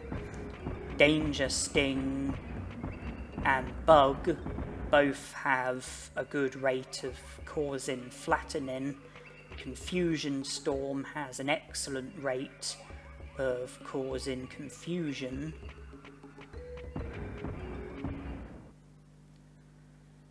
So I just repeatedly enter and leave and keep going like that, with the hope of Vegiemon showing up.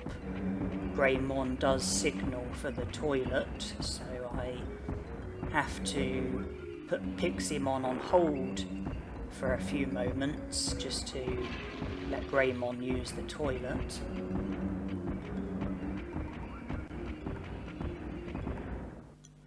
And then the search continues.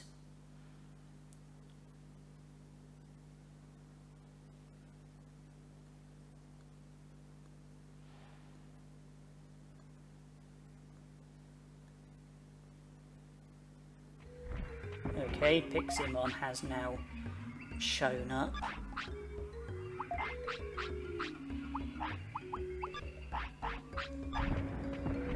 And I decide to switch places with the medium HPs and protective floppy. That's just so that I can grab a protective floppy straight away and give it to Greymon, protecting him from status harm as soon as possible.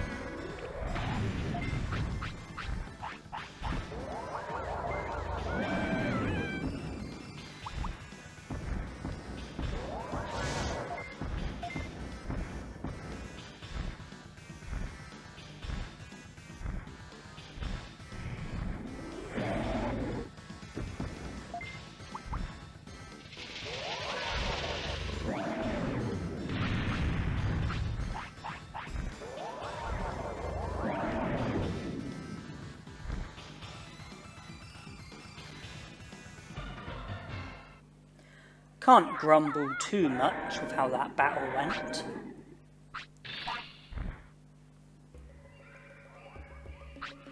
I was unfortunate to have gotten flattened straight away before I had chance to produce the protective floppy.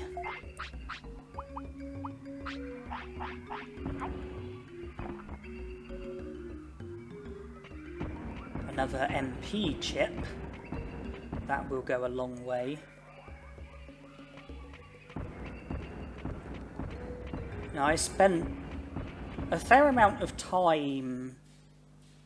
Well, up to this point, I spent a fair amount of time worrying about MP recovery items and not needing to worry about HP recovery items, but I have ended up getting very low on HP recovery items, just 2 medium HPs. I think there's some other stuff in the item bank, maybe like a super recovery and like a restore or something, but it's I think medium HPs are starting to look more and more urgent, so what I'm hinting at is that it might be time to turn those Digimushrooms into medium HPs.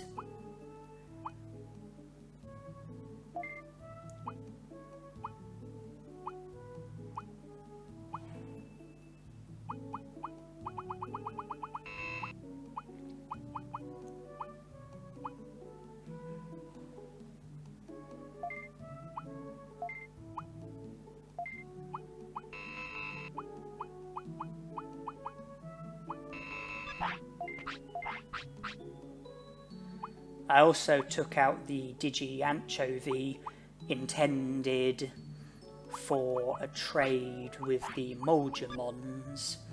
I didn't take out the Black Trout, and there is a reason for that.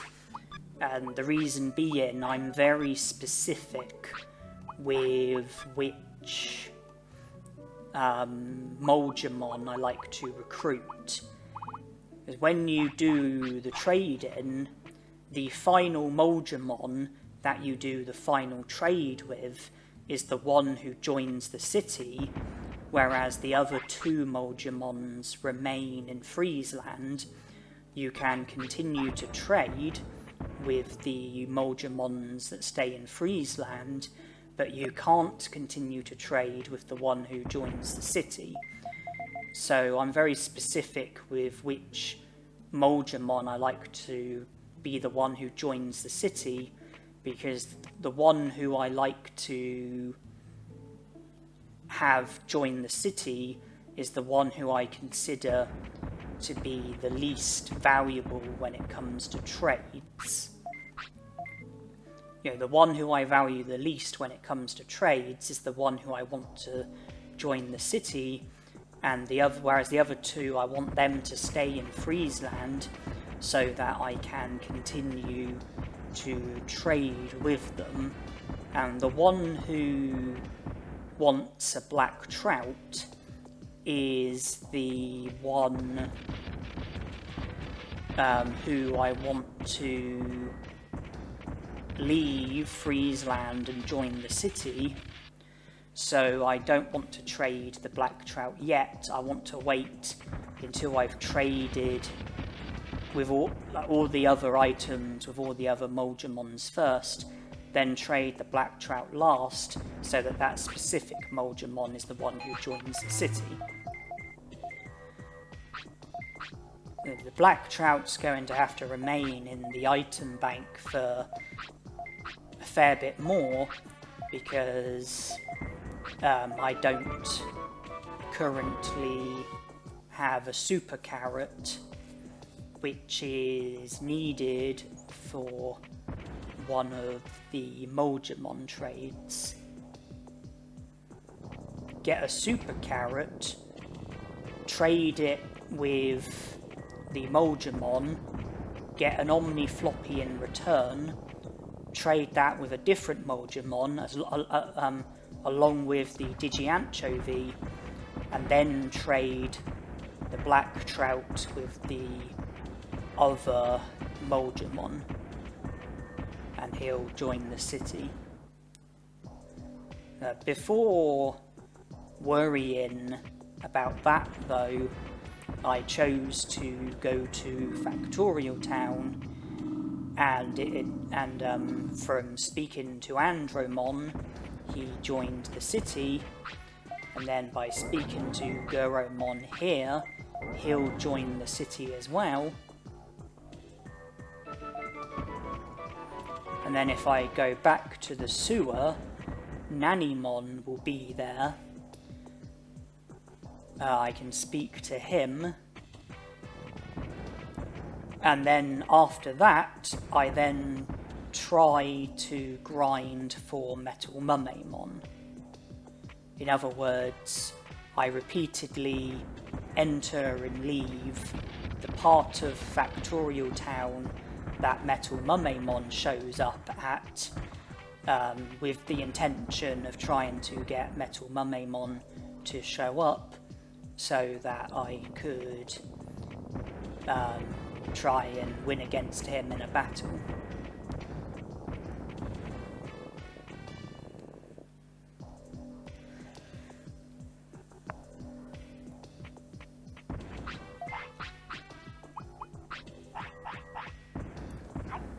I know I was saying that I was starting to look desperate for some medium HPs, but having obtained a few items from the item bank, I've now got a few other items that can be of use, and so I don't feel as desperate when it comes to HP.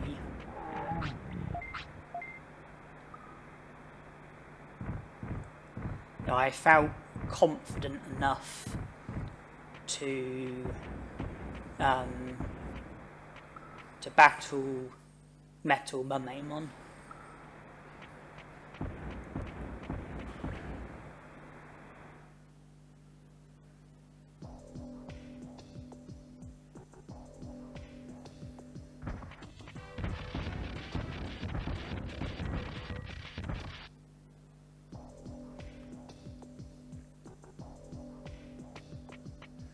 No sign of Metal Mumemon, so I leave and try again and keep leaving, keep entering, keep trying. And it will be immediately clear if Metal Mumemon is there, because if he is, then the Guardromon won't be there, like so, and Metal Mumemon is here. The Guardromons aren't here when Metal Mumemon's here. It's just Metal Mumemon and no other Digimon.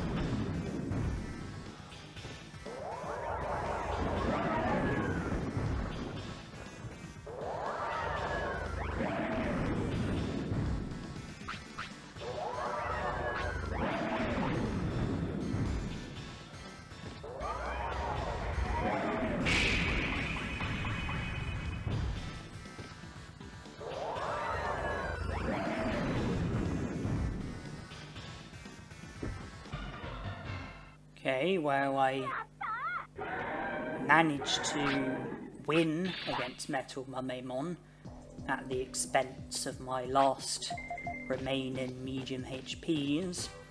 I get a defense chip as well.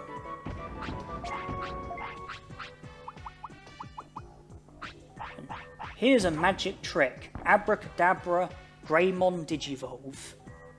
Ooh, hoo, hoo, hoo. How do I do that? Impressive trick, don't you think?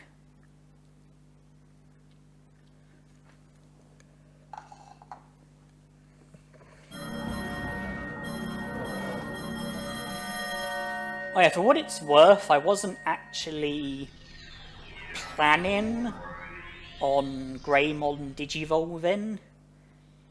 I mean, it's not something that I was trying to avoid. It was simply something that I hadn't really thought about. And so I was surprised when it did Digivolve, because it's not something I had thought of, but he did Digivolve, which meant having better stats, as well as a longer lifespan, I was no longer able to use Prominence Beam, but I was still able to use Meltdown, and being a virus Digimon, that I was able to enter Greylord's mansion. Greymon was a vaccine type, which meant he couldn't enter Greylord's mansion, but by digivolving into Metal Greymon, who is a virus type, I was then able to enter Greylord's mansion. Further to that, I believe that Greymon is able to tolerate the cold in Friesland, even though he has fire as one of his natures, which meant being able to recruit Vegiemon. But before anything, I decided to go to Greylord's mansion the initial time, so that I could firstly make progress towards recruiting Skull Greymon, but not only that, but also collecting the items that are available in Greylord's mansion. There are quite a few items in there, and some of them are of great value in this challenge. Item chips, particularly an MP chip, large MP. You know, there's items that were of obvious value, and so the opportunity to go to Greylord's mansion was something that I decided to make the most of. The only downside was the fact that Metal Greymon can't use Prominence Beam. That meant that I was entirely dependent on Meltdown, which does consume quite a bit more MP. That was the only downside.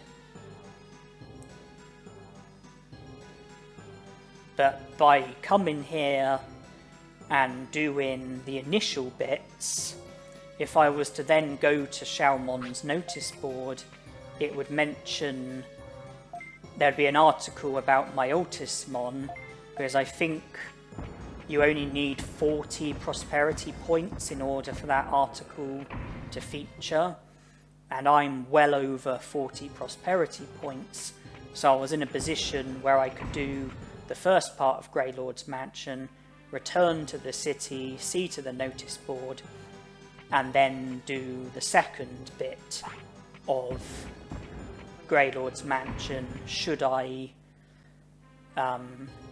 want to do things that way.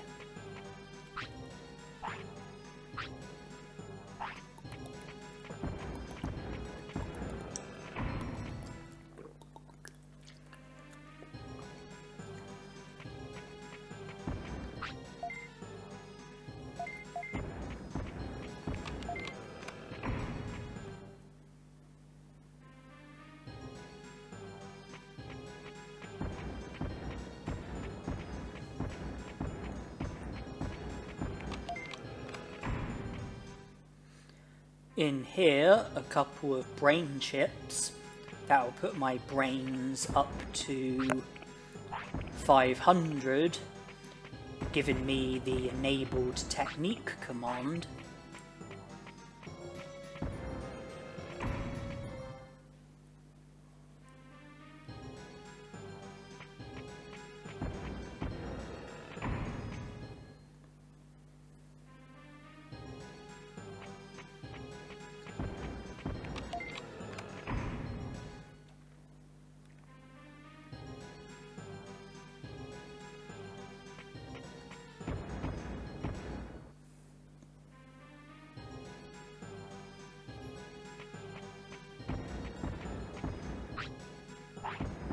MP chip, thank you very much.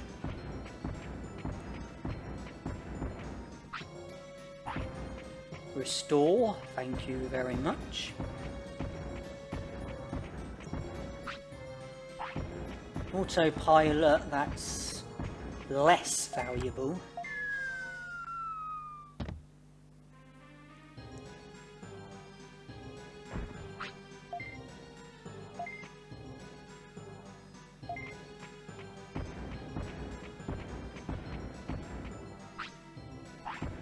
Medicine, that's virtually useless.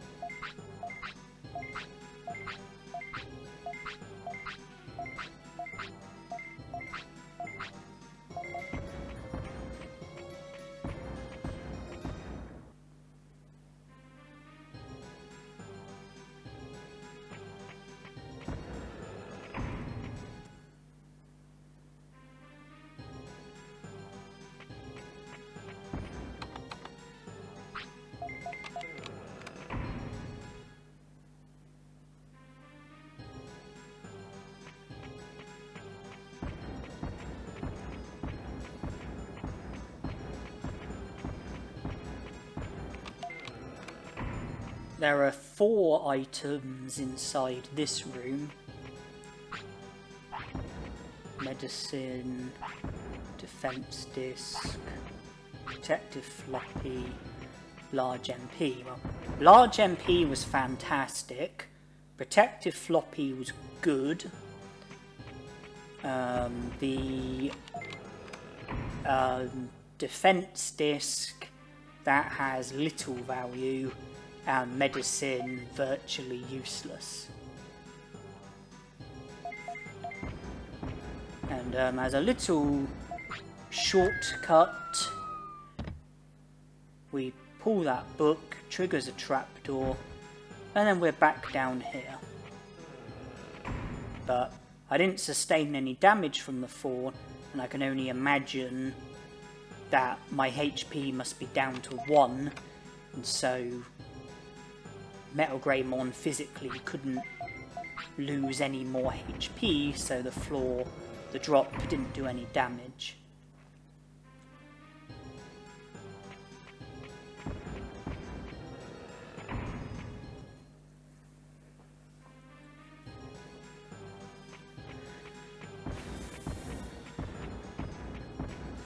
I do have a bit of an obsession with making sure that every door gets unlocked, which is why I use that door instead of using the one that had previously been unlocked. From going outside into the Overdow Cemetery, there's now a sirloin there, which is intended for my Ultismon.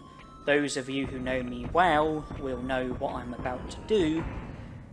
I re-enter the Grey Lord's mansion, then I re-leave back into the Overdow Cemetery. The sirloin has respawned.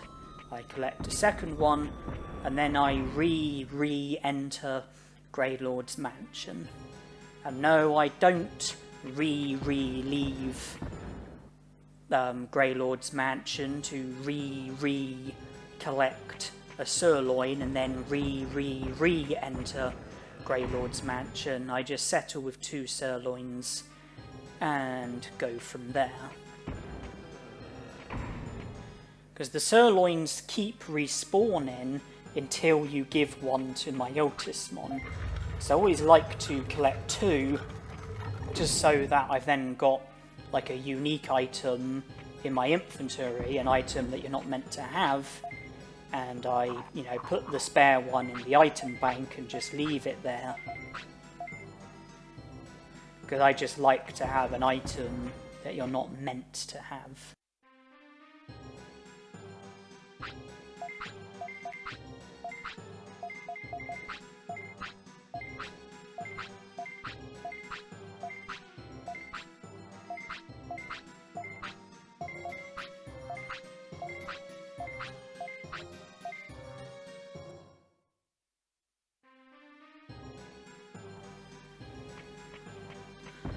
Well, that's the initial part of Greylord's mansion done.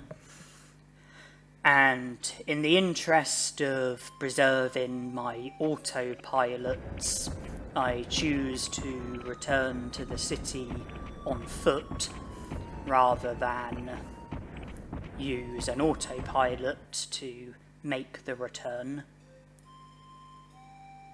All I have to do is go to... Ooh, Dulux mushroom. Lucky us. Ah. Not enough room to take it.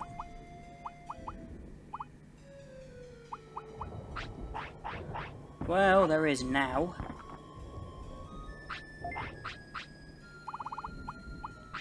Makes sense to give the brain chips as well.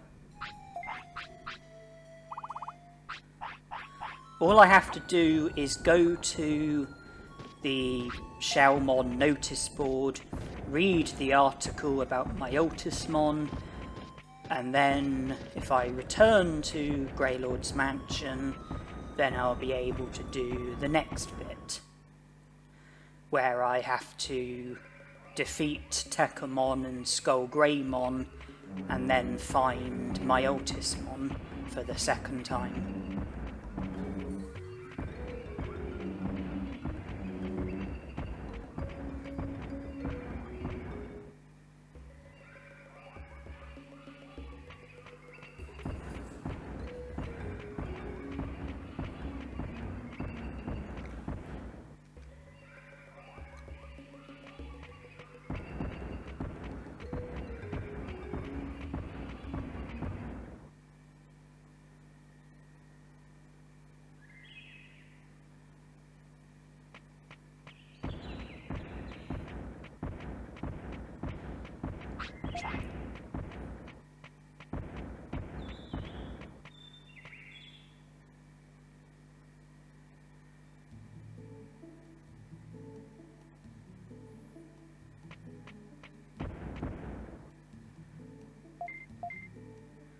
So there's the article. There's a maximum of 8 different articles, and we currently have 7. The one that's missing is article number 7. That appears after you do Greylord's Mansion for the second time. You know, do the second lot of Greylord's Mansion and recruit Skullgreymon. That results in article number 7 appearing, which is also about my Otismon.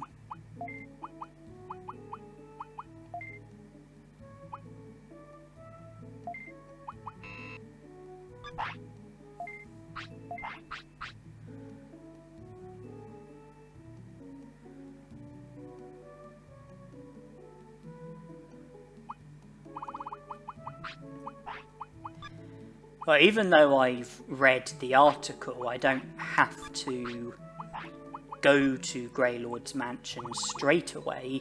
It's something that I do put on hold, and unfortunately I put it on hold for a bit too long, and I'm faced with a complication that I will get to, which I will touch upon nearer the time.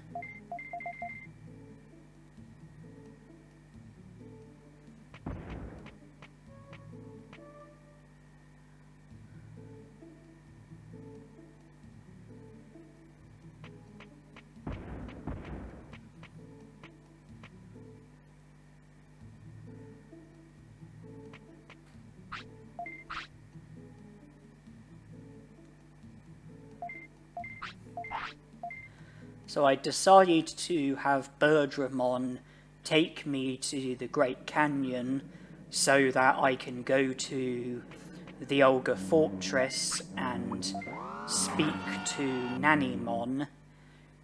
He'll be available in the Olga Fortress, and that will be 4 of his 5 locations sorted. The only one remaining will be Toy Town, which we won't be able to see to in this lifespan.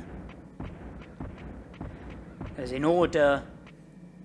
Well, I mean, you have to defeat Worumantsimon so that... which results in Muntsimon joining the city. Then you have to return to where Worumantsimon was, and Nanimon will be there. But in order to make it to Worumantsimon, you have to speak to the robot Digimon with Muntsimon as your Digimon. That will result in him unlocking the door, which leads towards Worumantsimon. So in order to be able to get Muntsimon as your Digimon, you need Numamon.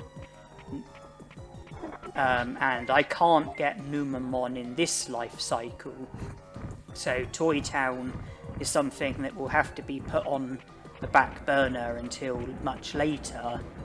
I'll have to let Metal Greymon fade away, then start over with a new Digimon, you know, choose one of the eggs, Digivolve to a rookie, then from the rookie Digivolve to Numamon, and then go to Toy Town with Numamon, Digivolve to Muntsimon, speak to the robot Digimon. I'll then have access to Worumantsimon, and by defeating him and recruiting Muntsimon, I'll have access to Nanimon. And I believe that Muntsimon and Nanimon are the only recruits that can't be done in this life cycle.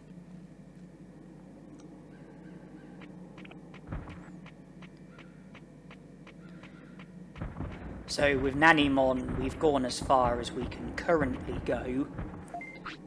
There are still a fair few other Digimon I haven't yet recruited. And the intention is to see to them in this life cycle, you know, see to them with Metal Greymon as my Digimon. Having spoken to Nanimon at the Ogre Fortress, I've now gone to Friesland, and there's a few things that are to be done here. The first one is to go to the Vegiemons and trade my Digimushrooms for medium HPs, and also trade the Digianchovy as well.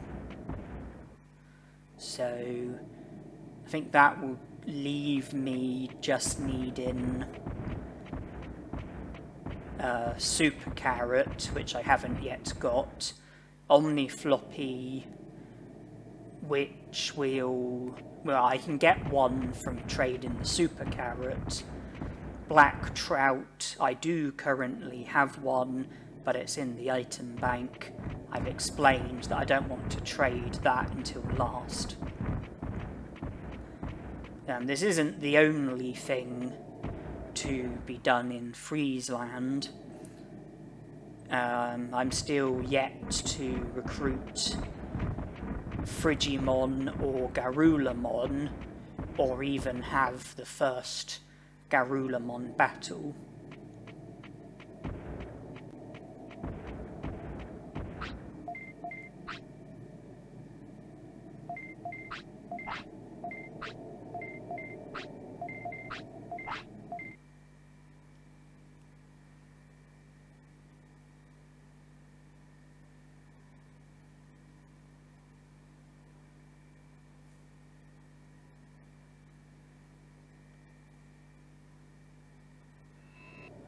Okay, well, we've got plenty of medium HPs to see us through for the time being.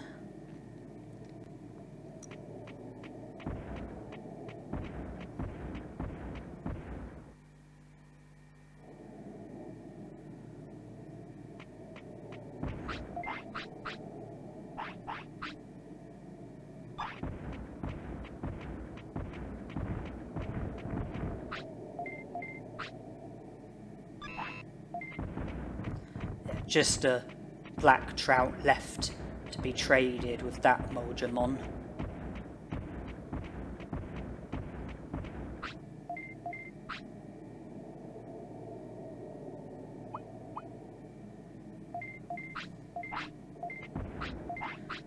And just an Omni Floppy left to be traded with that Vegiemon.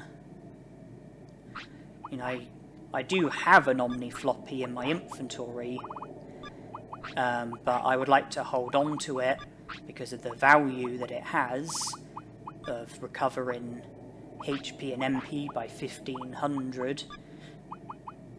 The fact that it recovers MP is what makes it more significant.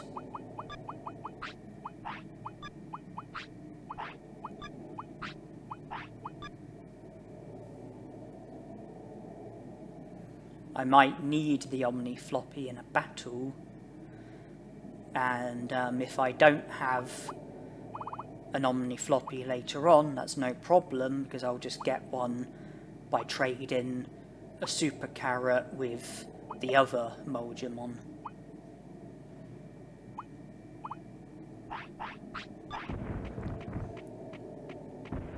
The Super Defense Disc and the regular Defense Disc and Super Attack Disc, Omni Disc, items like those, they have a small bit of use.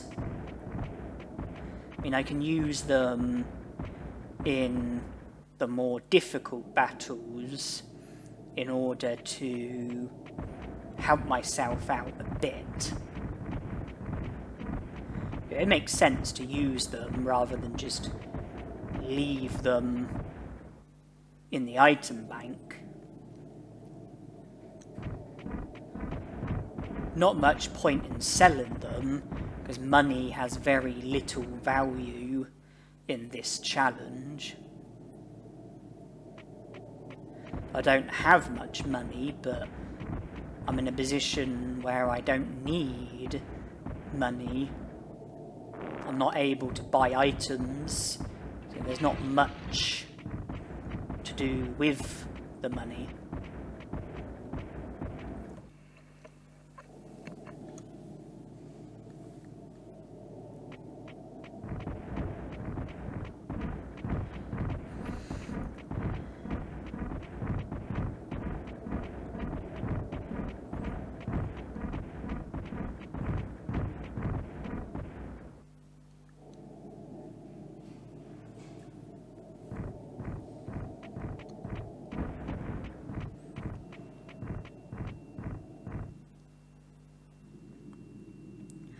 I can't help but feel that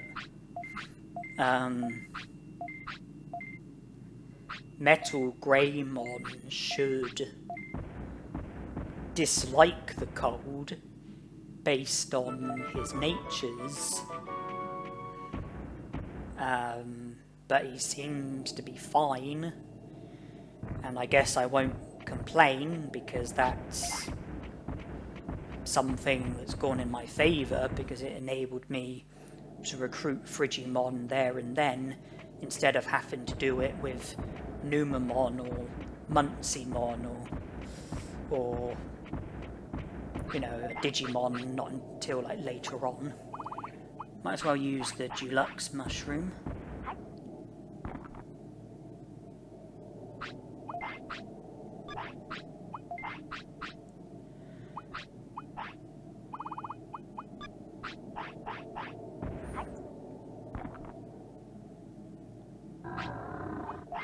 And it's perfect timing that he wants to sleep, because I can go into the Garurumon battle with healthy HP and MP.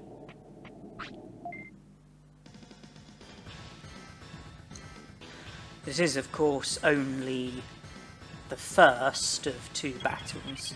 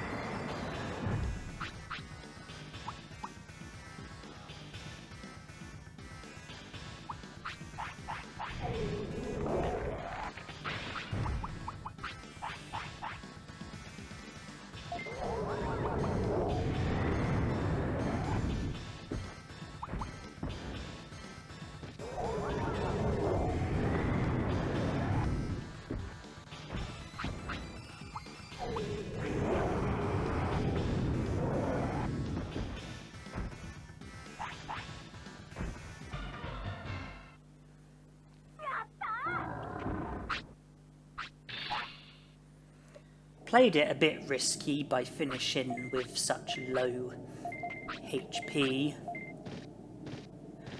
But it's okay, I didn't sustain an injury. I was unlucky to have gotten paralysed as frequently as I did. And I do decide to recover my HP, even though I chose not to during the battle.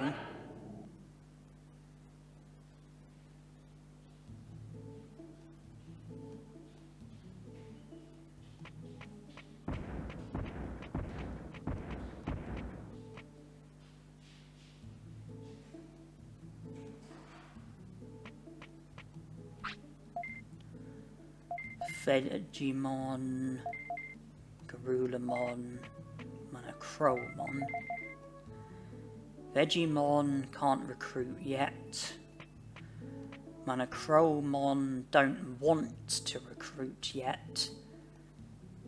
Garurumon, wow, I've taken the first step towards recruiting him.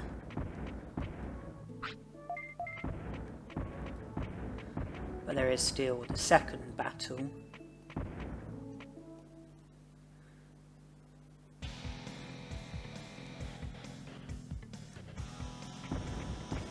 But having come in here, after coming here previously just to collect the items that were available to me, I have now decided to attempt to defeat the Digimon in Mount Infinity. So Devimon, Metal Greymon, Megadramon, Machinedramon. Now I am now here to attempt to defeat them. That's why I've come here this time.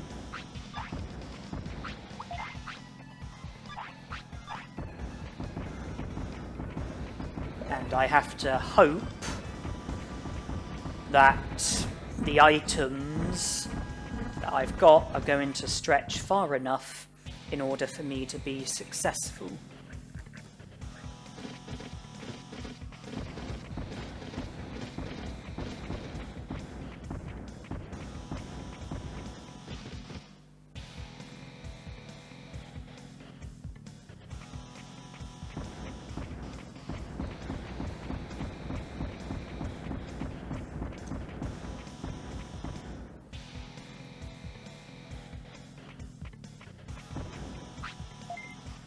So up first is Devimon, of course, and victory will mean a quick chip. Happy us.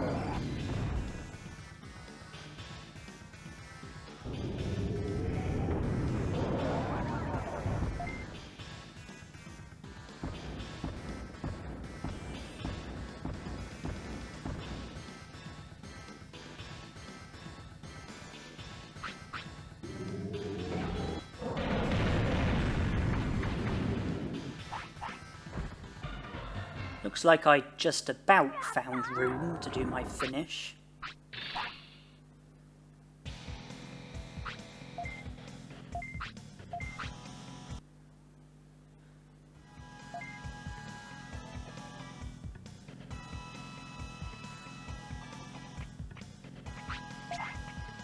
And that's annoying. I've gone back into the... When collecting the quick chip, I went back into the previous area.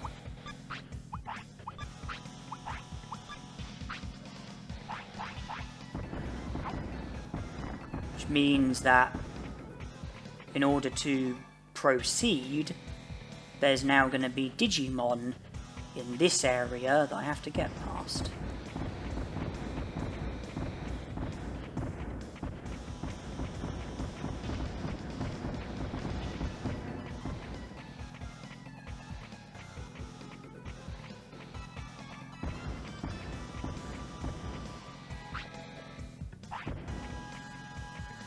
Well, I made it past them okay, but there's more to come.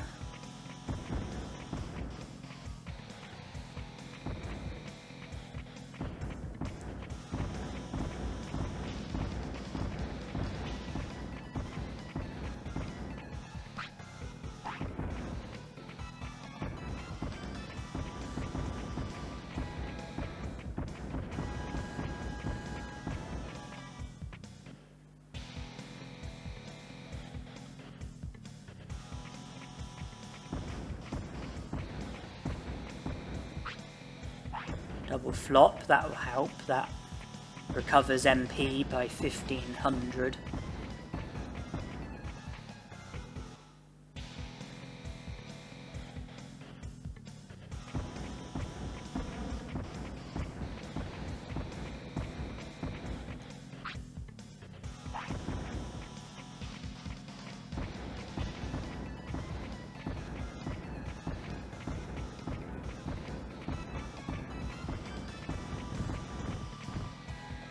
Now, after defeating Vegiemon, you'll notice that I paused on the bit of text where it says we don't want a ruler, you're our only hope. Reason for doing that was to prevent the game from freezing. Skipping through that too quickly can cause my game to freeze. So to prevent that, I went through it slowly, but I speeded the video up, so it shouldn't have been too slow for you. There's only one other time where I need to do that, and that's with Vegiemon in Greylord's Mansion. Normally I don't battle Megadramon until after Machinedramon, but I chose to battle him first because I wanted the item chip that he drops, plus the items in the computers behind him.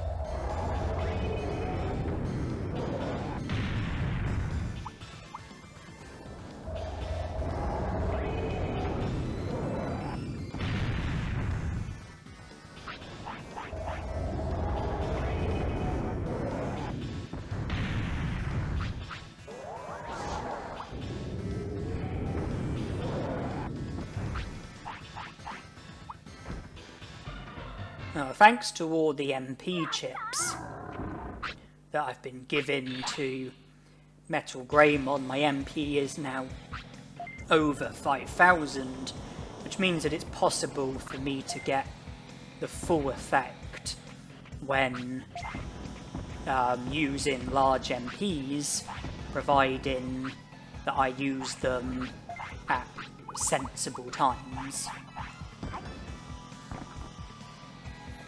Now, if his MP is, say, 5,500, then it would make sense to use one if my MP is only at 500, because then it will recover my MP by 5,000. If my maximum MP is 5,500, then it wouldn't make sense to use a large MP when I've got, say, 4,000 MP, because that way it would only recover my MP by 1,500.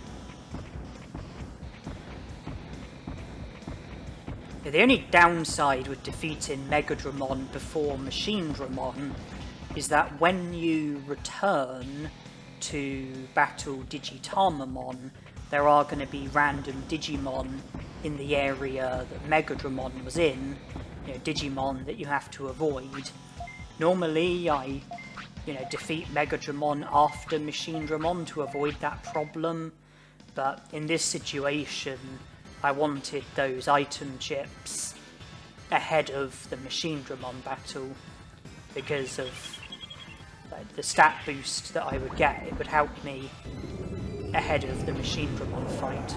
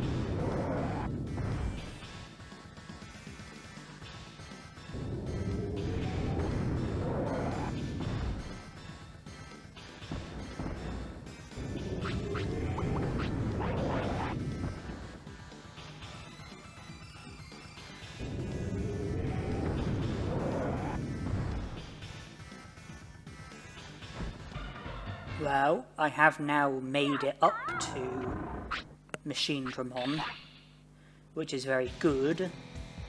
Downside, I've run out of MP recovery items, and I've got just under 5,000 MP, which probably sounds like a lot, but that's my limit. No, that has to see me through for the whole battle.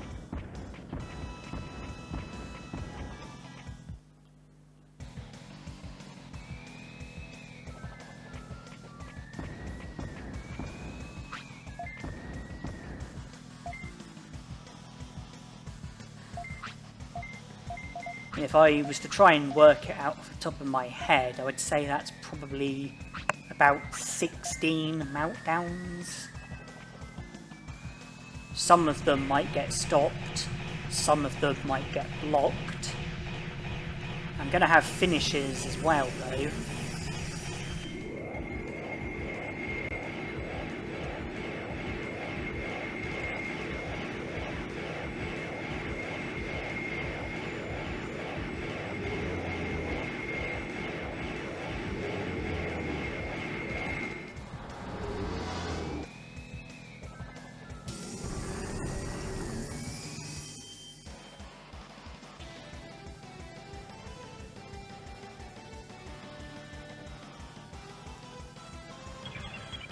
Oh, wish me luck.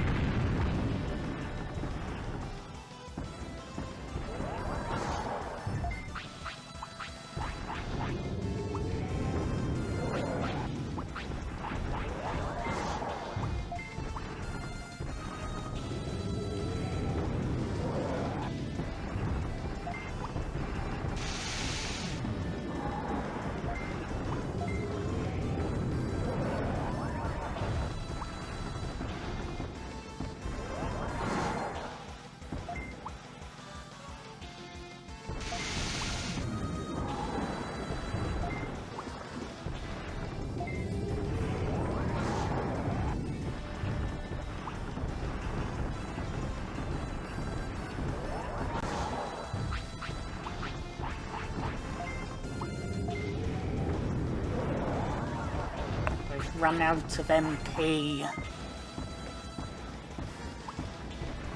I can no longer attack Machinedramon. I have to rely on finishes in order to defeat him. Which means that I'm going to be a sitting duck while waiting for the finish gorge to fill up. All I can do is try to avoid his attacks best I can.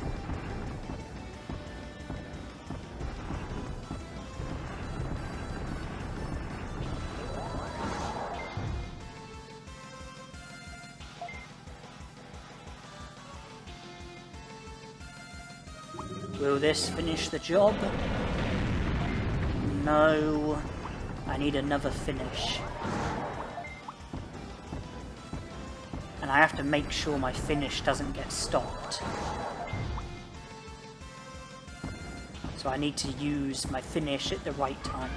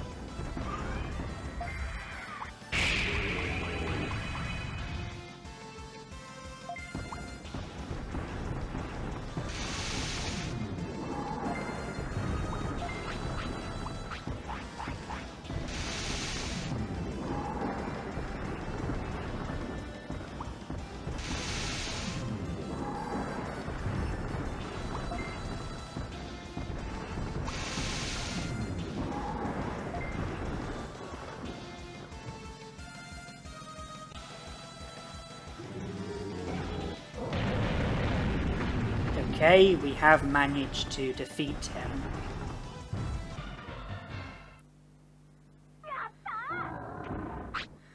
Perhaps fighting Megadramon before Machinedramon wasn't such a good idea due to the amount of MP that I consumed while defeating Megadramon. Had I not battled Megadramon first, then maybe my MP would have seen me through the Machinedramon battle and I wouldn't have run out of MP like I did and then end up in a position where for the later stages of the battle I wasn't able to attack and I had to rely on finishes. I think I was a bit too focused on the items that I would get for defeating Megadramon. I didn't sort of account for the fact that my MP might not stretch far enough. And I'm in a position where I don't have any MP recovery items, and my MP is too low for me to use a single meltdown. So obviously I'm faced with a problem because I'm not able to immediately battle any Digimon. I'm either going to have to rest first or save first or get some MP recovery items.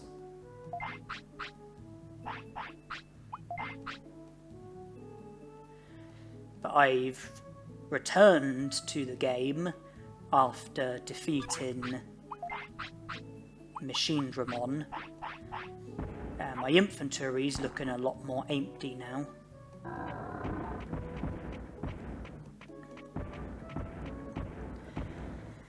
And I decide to do a bit of training that will obviously help because I'll have better stats, and it's also a way of passing the time until Metal Greymon wants to sleep. You know, a way of... And then by sleeping I can recover my MP plus my HP. And then I'll be able to use Meltdown again. And I'll be able to defeat Digimon as long as my MP stretches far enough.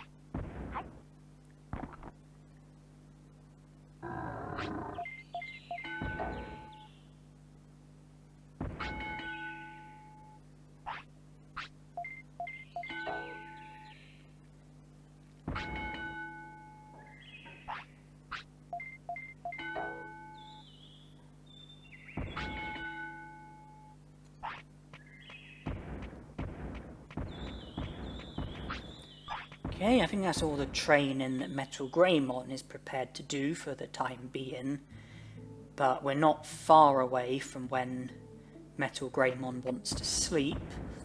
That will take care of his tiredness.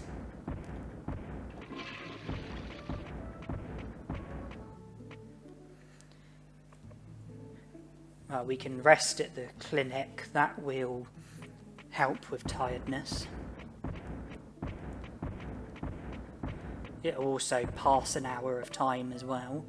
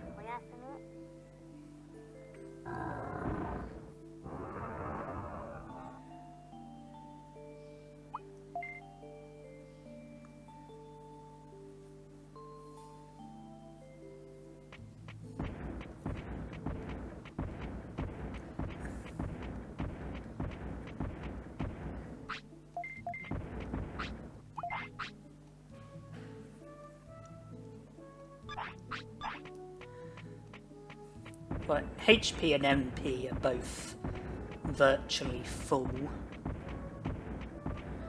but I choose to do more training before doing anything else.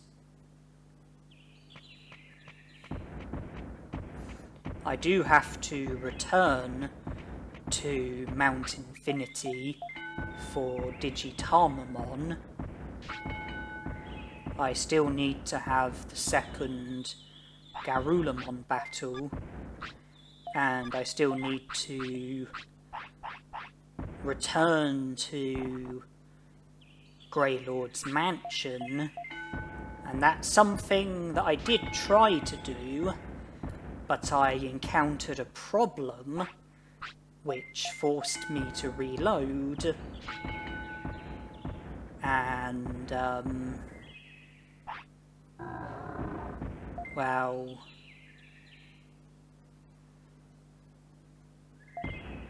it is a real issue, and when I do try to go to Greylord's mansion, you'll see what the problem is.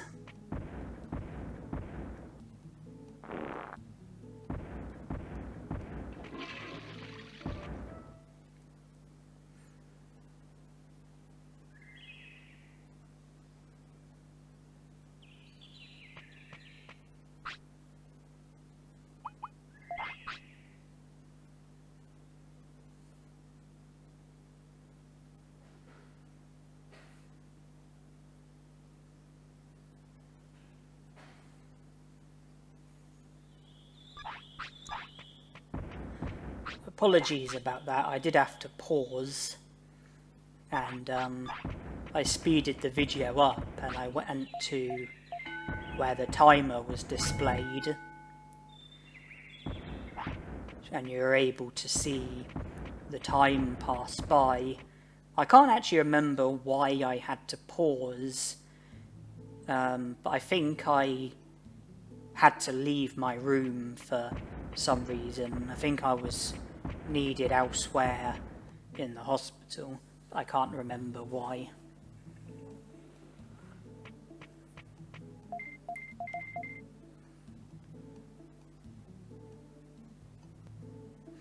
There are other times when I've had to like stop playing and I've like pressed the pause button, and I've then either speeded the video up and carried on, or I've just edited it so it looks like I only paused very briefly, when in fact I paused for a lot longer than the video suggested.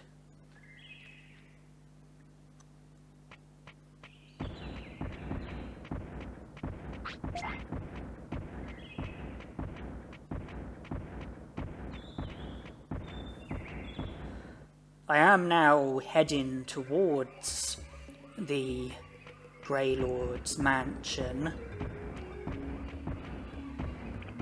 but I'm not going to be able to enter it due to the problem that I encountered, and it's a problem that's not going to go away easily.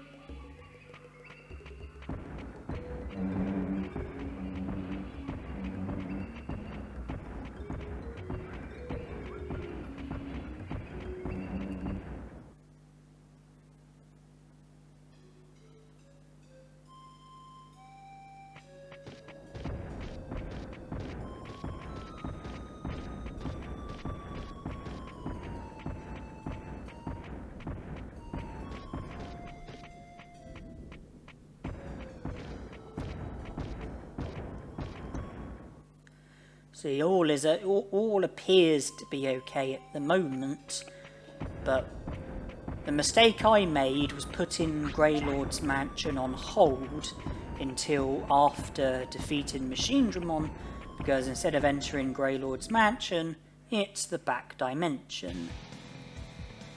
And so in order for me to be able to enter Greylord's mansion, I have to defeat Machinedramon, and with the stats that I've got and the techniques that I've got, plus the items that I've got, or rather the items that I haven't got, defeating Machinedramon is something that's going to be a real pain, and so I'm not actually here to battle Machinedramon. Although I'm here at the back dimension, I'm not going to be battling Machinedramon, not yet, and that might raise the question of what am I doing here, and the answer to that question is I'm looting for items. The only reason why I've come here to the back dimension at the moment is to collect the items, and I was a bit frustrated to have gotten into a battle here.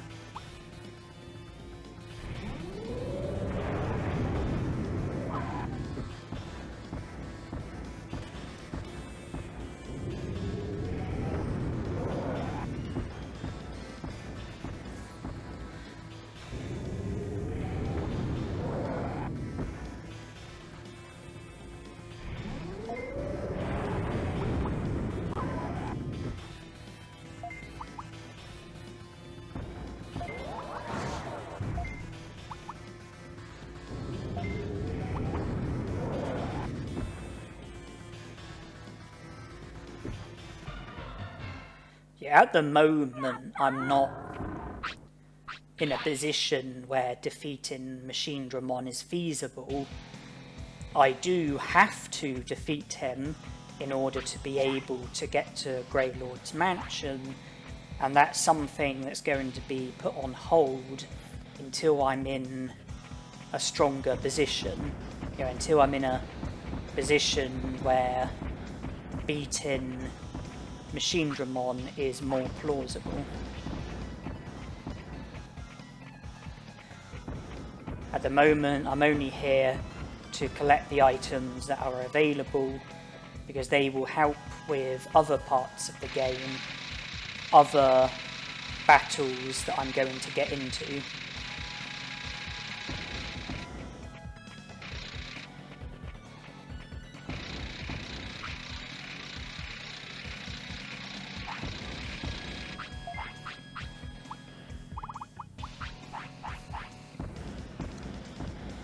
So thanks to the back dimension, we've got 500 extra HP, 50 extra attack,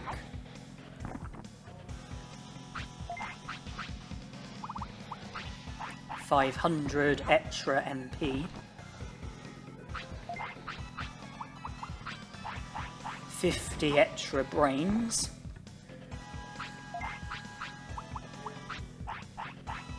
50 extra defense,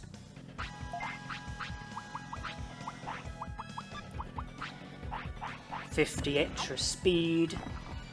The ray gun I don't care about, and the super defense disc, well, I didn't intend that, it was just unfortunate that I got into an unwanted battle with Centarumon, who drops super defense discs, so I collected it, but it's really not going to be of any major assistance.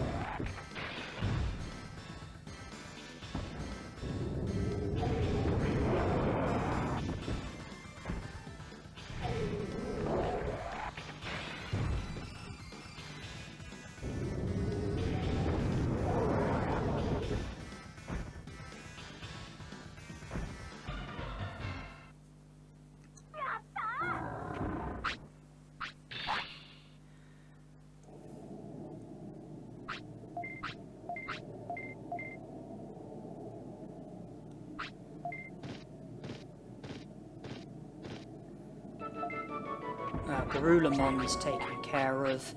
Still got a fair bit of MP left over. I can boost my HP even more.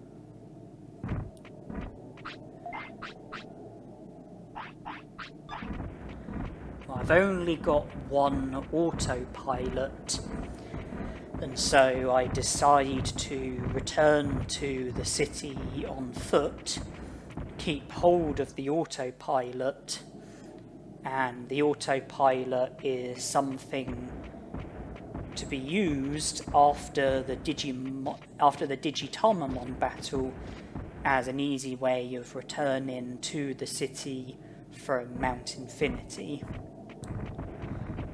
It's much better to hold on to the autopilot and use it after Digitamon rather than use it now and then have to return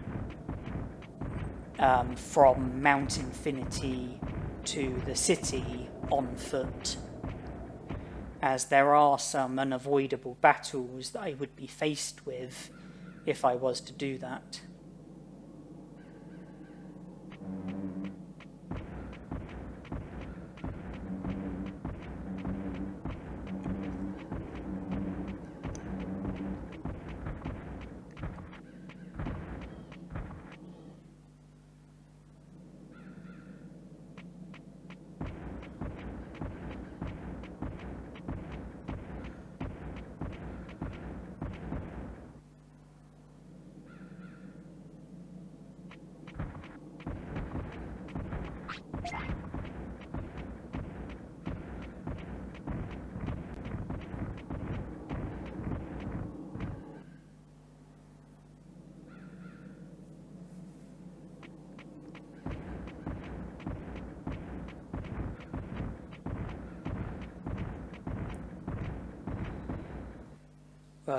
The back dimension and Greylord's mansion is an obvious problem.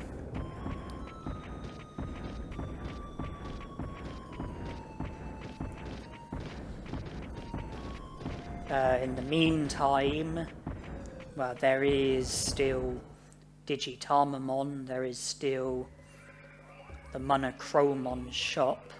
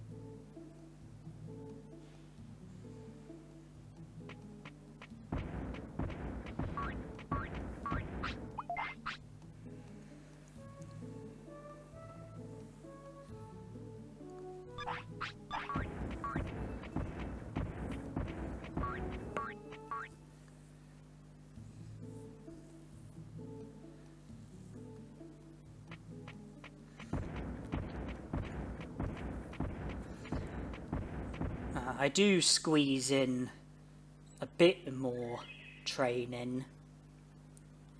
I mean, we're close to when Metal Greymon wants to sleep.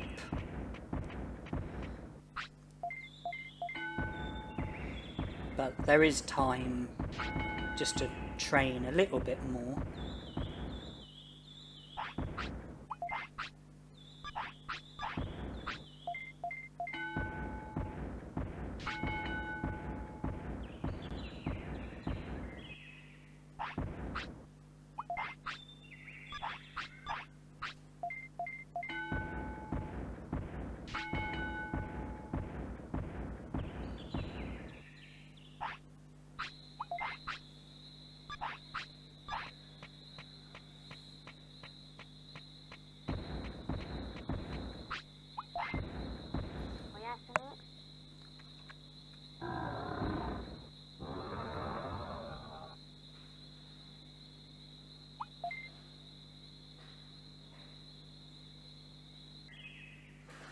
And the reason why I slept next to the brain training was because I wanted to try and learn some machine techniques from training my brains, but I had absolutely no joy whatsoever.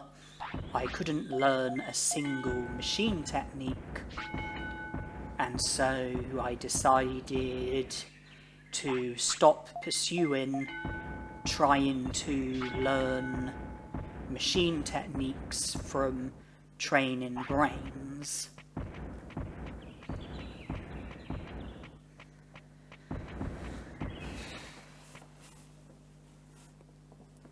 It's interesting because in one of my overpowered runs, I tried learning machine techniques with Vegiemon and then Andromon, but had no joy whatsoever. And it makes me wonder if it's not possible to learn machine techniques from training brains, or if there are requirements that have to be fulfilled in order for you to be able to learn machine techniques from training brains. That aside, it is possible to learn machine techniques from battles.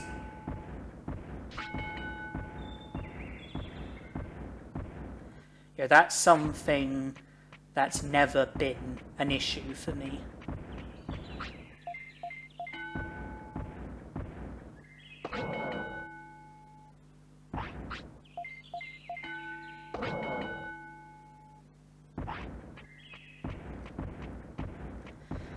Now, best take a pause from the training before we end up experiencing tiredness. Probably be a good idea to rest.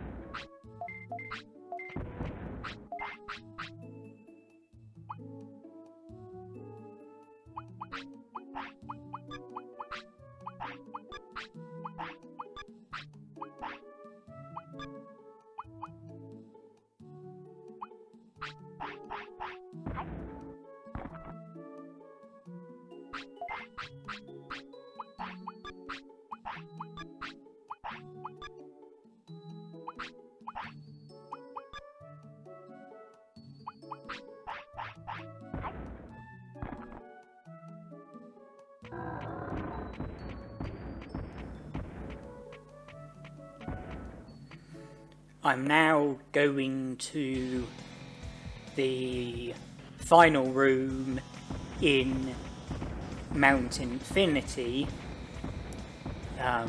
where Machinedramon was, and I'm going to be battling Digitamon. We're not far away from when Metal Greymon wants to sleep, so there's the option of sleeping before the battle so that I'll be able to save before the battle, and I'll go into the battle with full HP and MP, and if it doesn't end well then I can just reload and try again. I might have to loiter for a bit until Metal Greymon wants to sleep. Alternatively, I could go straight into the battle and I'll then be able to recover my HP and MP soon after the battle by sleeping. So the MP that I consume in the battle won't be a problem because I'll recover it afterwards by sleeping. I just about made it past those Digimon.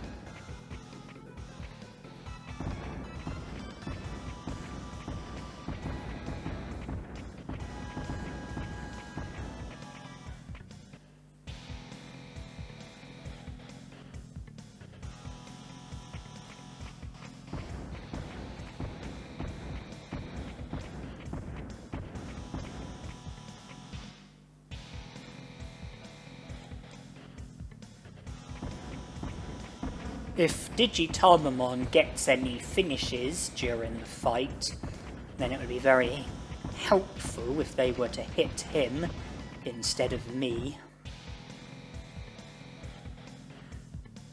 Yeah, they'll do a fair bit of damage. It will make my life easier.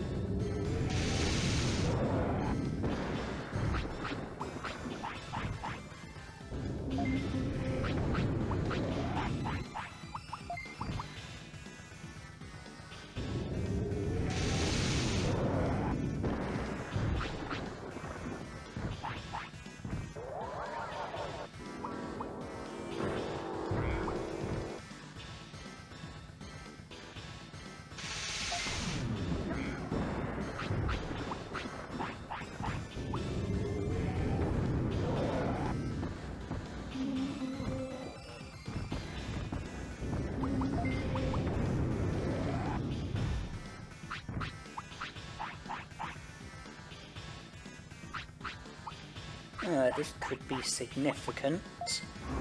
Who's going to get hit?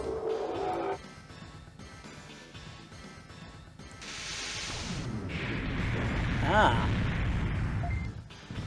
Very nice.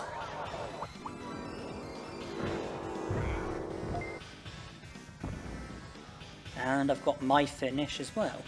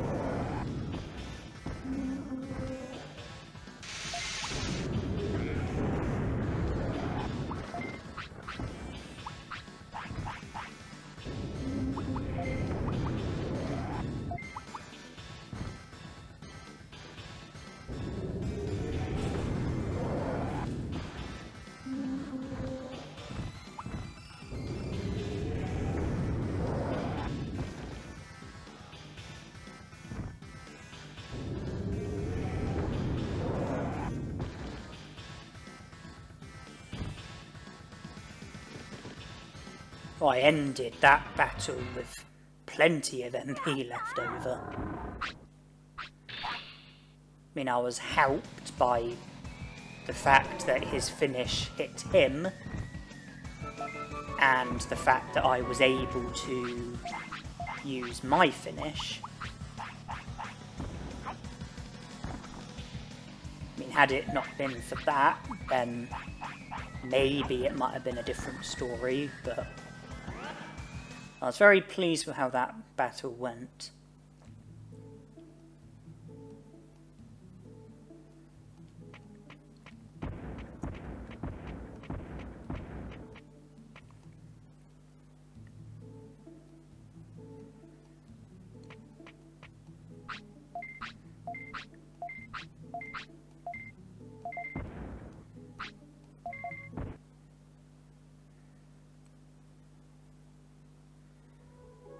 '87 prosperity points.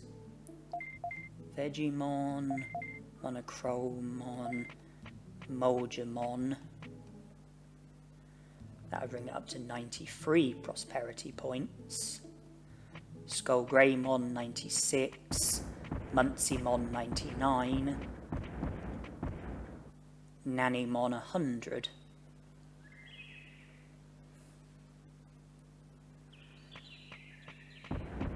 By this point, I was still aware of the back dimension and Machinedramon, and in order to make things easier for myself, there were some techniques that I was keen on learning, which would require me to go to Factorial Town. In the meantime, I just did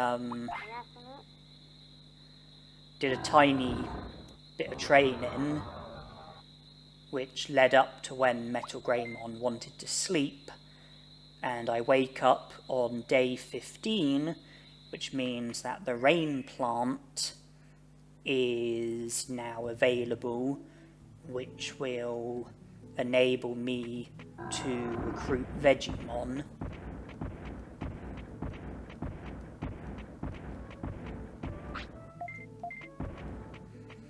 And rather than speak to Palmon and be given giant meats, it would make a lot more sense to recruit Vegiemon first and then be given sirloins. Because if Palmon was to give me giant meat today, then Vegiemon wouldn't give me sirloins today, because I had already been given food today. So if I don't take giant meat from Palmon and then recruit Vegiemon and speak to Vegiemon, then I'll get sirloins, which is better than giant meat.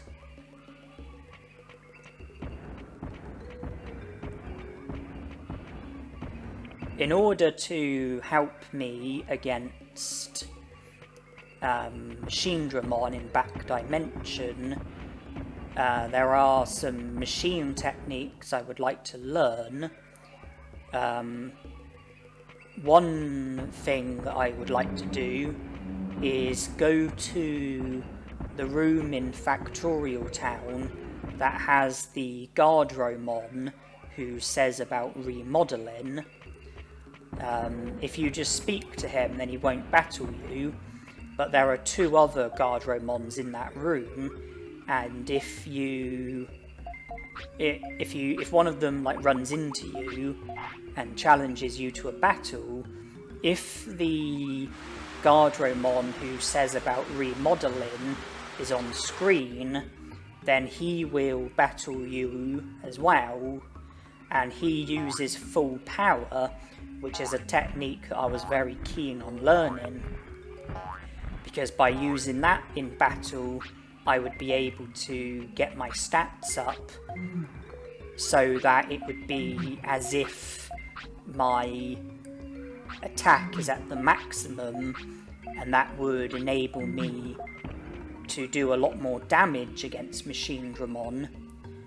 The other technique that I was keen on learning was Power Crane, which can be learnt from the Guardromons in the earlier stages of Factorial Town, and the reason why I was keen to learn Power Crane is because it costs a lot less MP than Meltdown.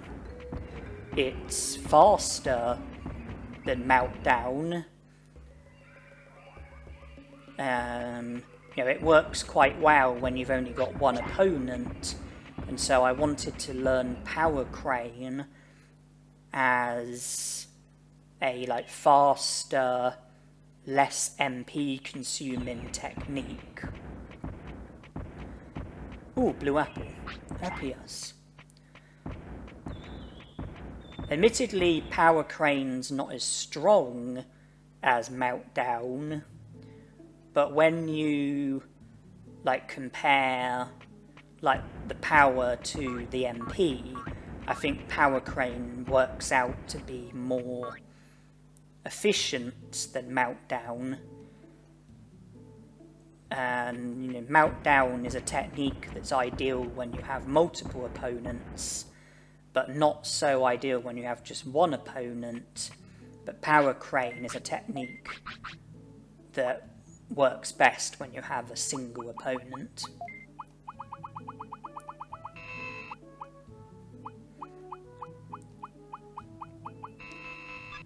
So Full Power and Power Crane were the techniques that I wanted to learn, and I went to Factorial Town in the interest of trying to learn those techniques. I had no joy with learning them by training my brains, so I then decided to try learning them from battles instead.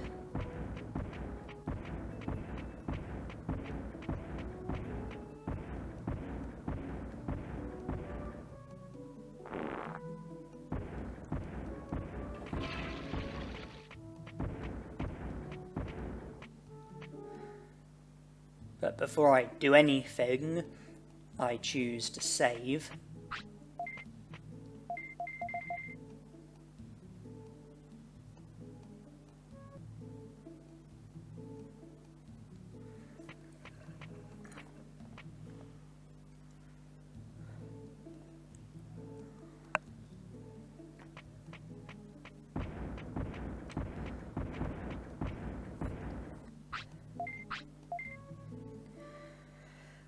By saving, if I was to have nothing but bad luck when trying to learn techniques, then I could reload and try again.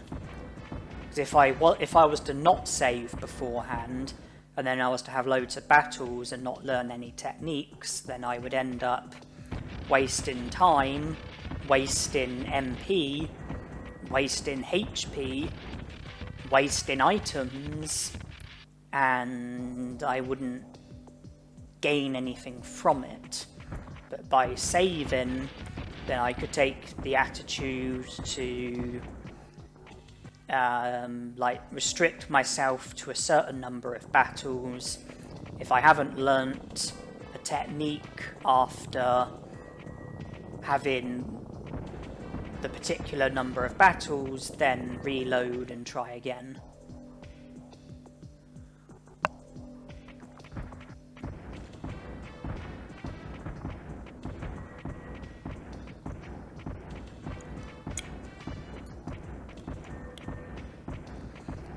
From the Guardromons that I'm going to be up against, I think that it's also possible for me to learn Range Beam and Megaton Punch from them, but learning those techniques was not part of my intention.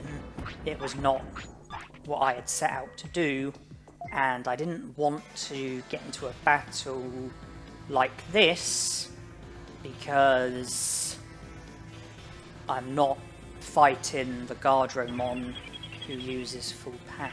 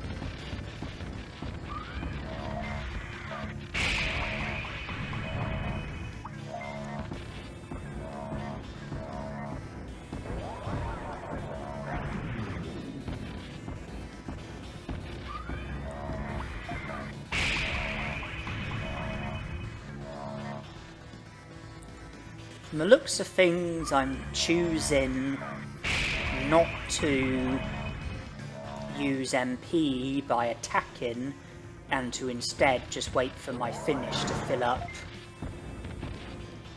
and defeat him with my finish, thus saving a bit of MP.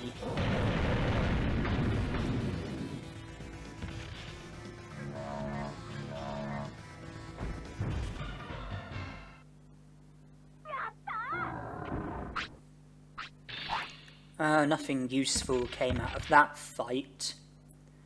I mean, if I had learnt Range Beam or Megaton Punch, then there would be some consolation in that. The consolation being that it would stop that technique from getting in the way when trying to learn full power.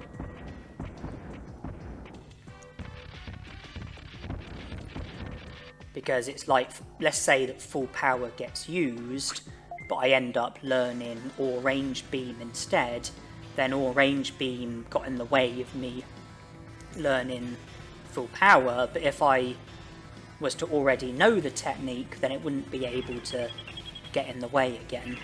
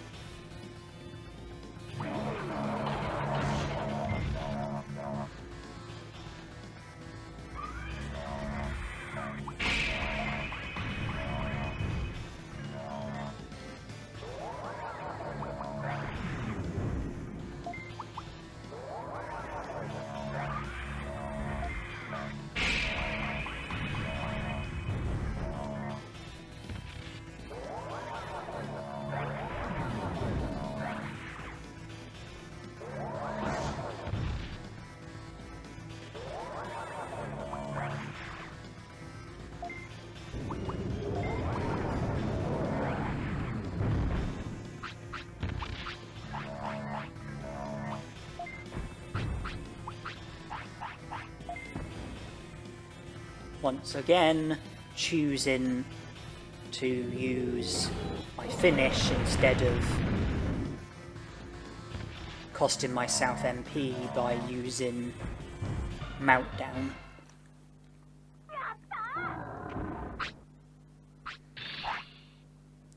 Attack Disc has some marginal use, does it? Well, not if I was to end up with full power, because then I could get my attack up to the maximum and attack disc would then have no value.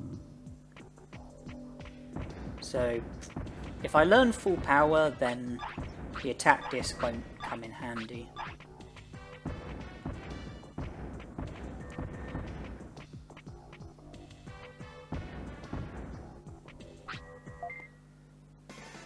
And once again, the Guardramon who I need isn't involved in the battle, and that came as a result of my own stupidity once again.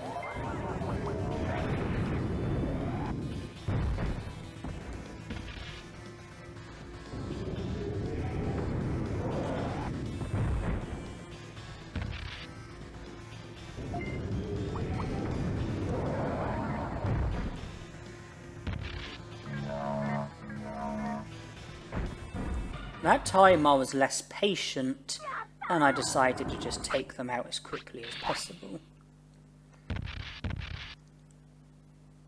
When I was involved in that battle with the other Guardramon, the one that uses full power, you'll notice that I didn't attack straight away. I didn't attack until after full power got used. The reason for that was because I need full power to get used in order to be able to learn it, and so it would make more sense not to... It would make sense to not attack until after full power gets used, because I don't want the Guardramons getting defeated. I don't want the individual Guardramon getting defeated before he has chance to use full power.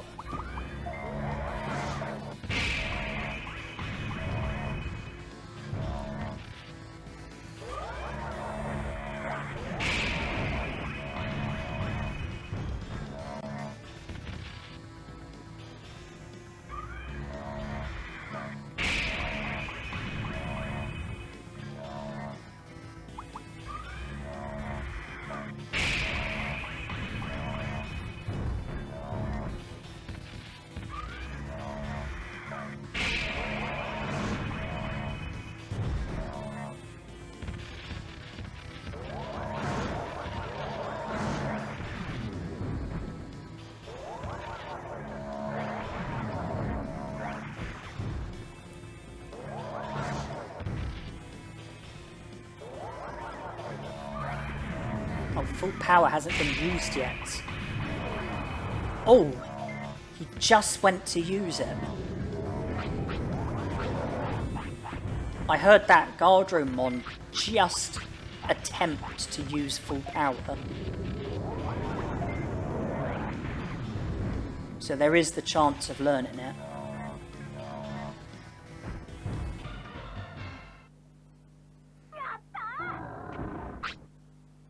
And we get it.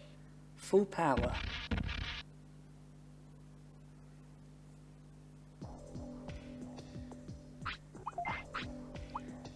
It's one thing to try and not attack my... it's one thing for me to try and not attack. You know, me, myself, to not attack. Because I was saying about full power needing to get used. So it's one thing for me to refrain from attacking. Only problem is that, you know, the Guardramons all used or range beam, and I don't want to get into a battle here. The Guardramons all used or range beam, which is an attack that, you know, attacks everyone. And so there was the risk of the Guardramon getting defeated by the other Guardramon before using full power, and that was something that I didn't really have any control over.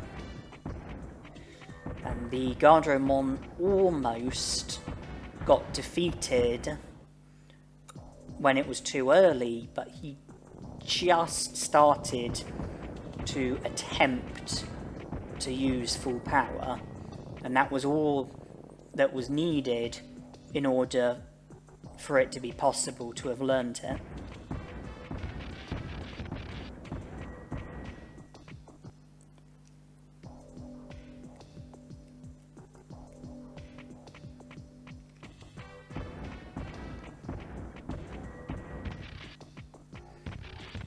Right, before I try learning Power Crane, I do return to the city to save, because I want to save my progress having learnt full power. And now, and then I will attempt to learn Power Crane, and much like when trying to learn full power, I would, limit myself to a certain number of tries, and if no technique gets learnt, then it'd be a case of reloading and trying again.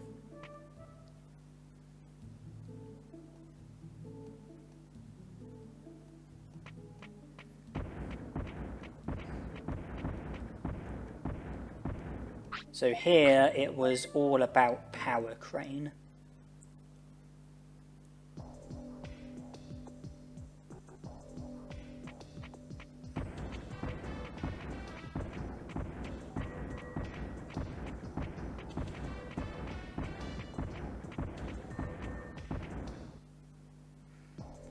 I choose the Guardromons in here because they have less HP than the other Guardromons. They use Prominence Beam, Megaton Punch and Power Crane, so just need Power Crane to get used and then I can learn it. And there it is.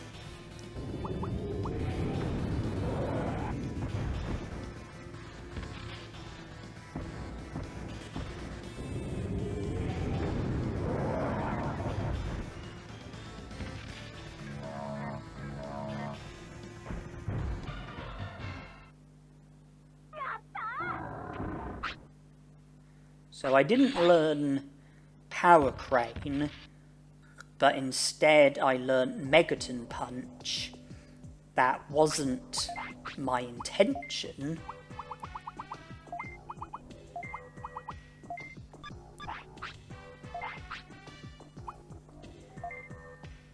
But I decided not to moan about it. I decided to treat it as progress. And it actually turned out to be very helpful in the long run.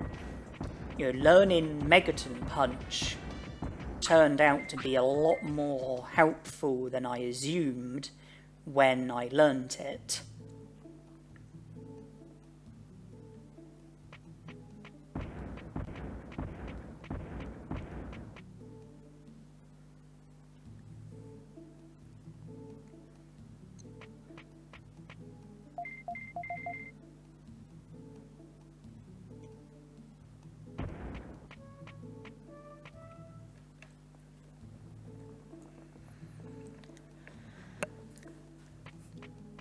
Well, having learnt Megaton Punch, the only technique that those Guardromons use, which I'm capable of learning, is Power Crane, so no other technique can stand in the way.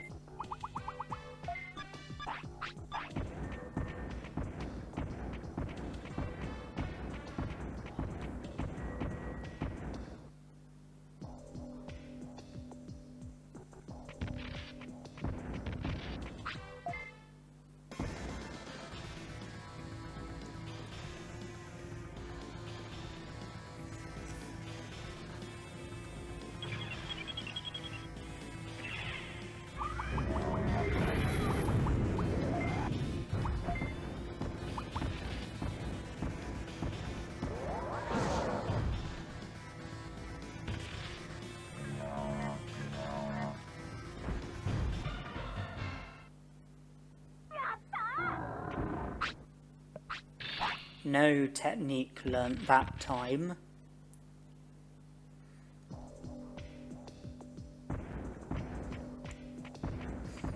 So I move on to the other Guardromon within this area.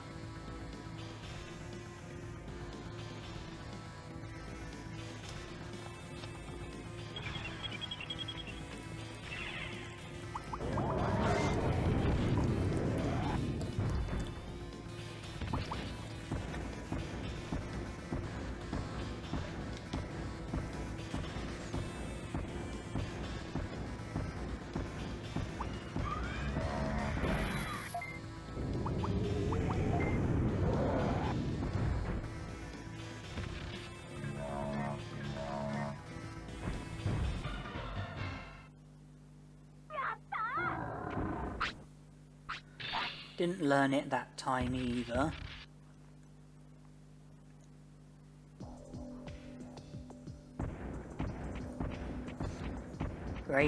Metal Greymon is signalling for the toilet, but his discipline is very high, so he will hold on for a long time. So we do have time to have at least a couple more battles before we have to think about taking him to the toilet.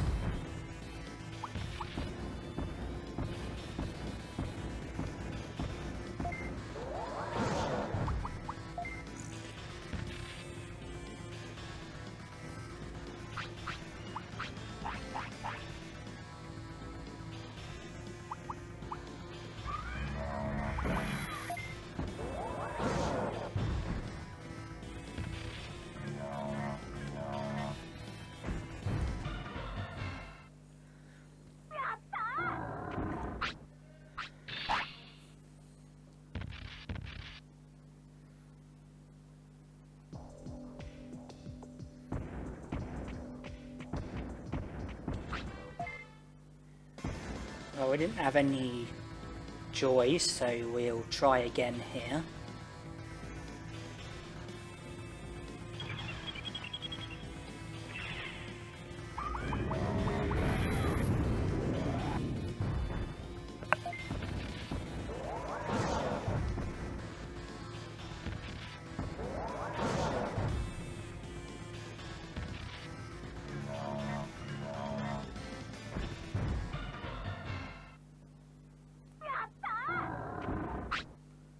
And we do learn Power Crane that time. And that's all the techniques that I had set out to learn. And from here, I was a lot more capable of taking on Machinedramon.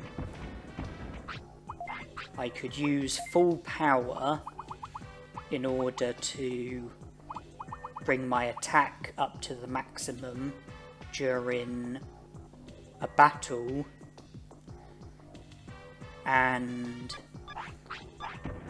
I didn't have to rely on Meltdown, a technique that costs a lot of MP, because I had Power Crane and Megaton Punch, two techniques which consume a lot less MP than Meltdown and are a lot more efficient when it comes to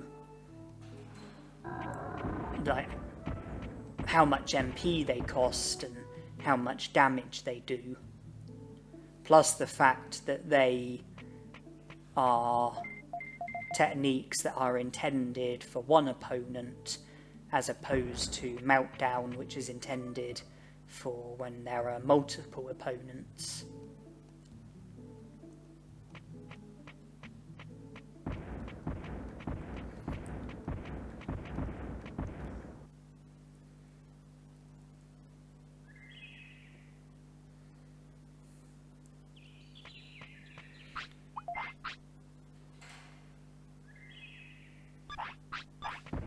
But before worrying about Machinedramon and the back dimension, I return to the gym and do a bit more training.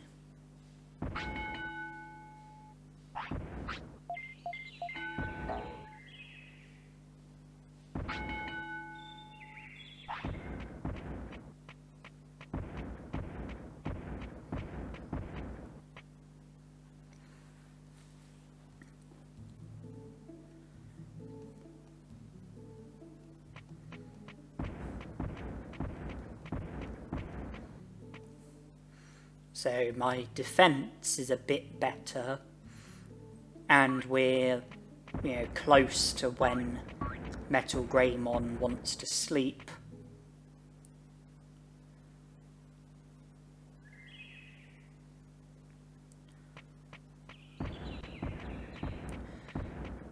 So I now head to the back dimension,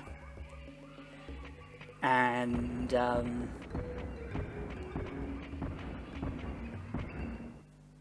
I can choose between sleeping before the battle, so that I'll go into the battle with full HP and MP, and I would have saved just before the battle, so I can easily reload and try again should I need to. Or I can have the battle first and then sleep, so that I will recover the MP that got consumed in the battle.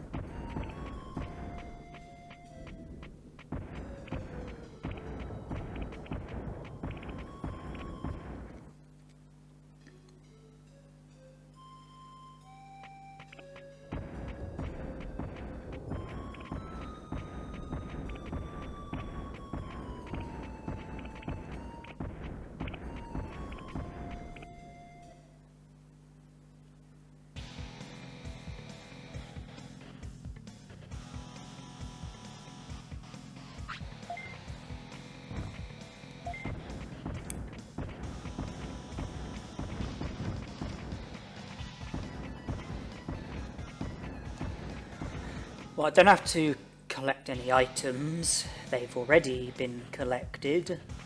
Just avoid the Digimon best I can, and proceed through the back dimension.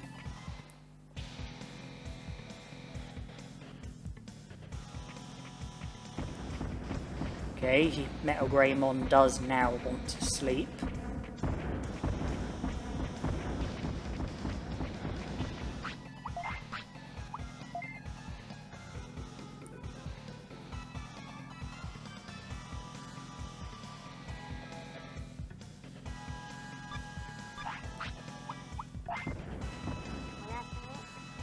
I decided that I liked the techniques that I had equipped,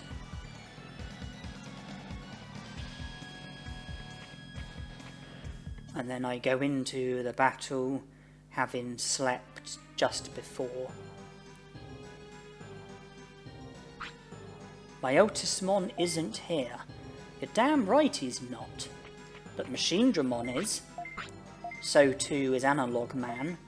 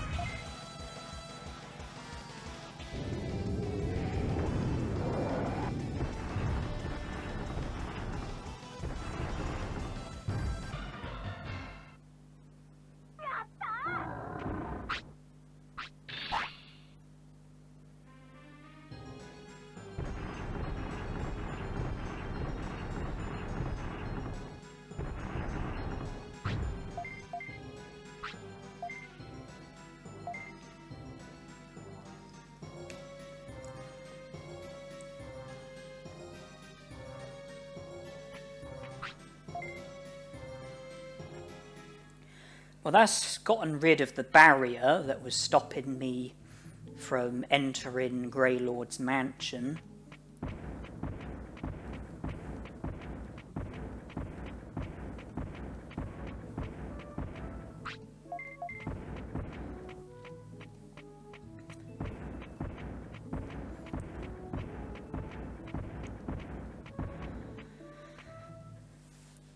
The only problem is that I've only just...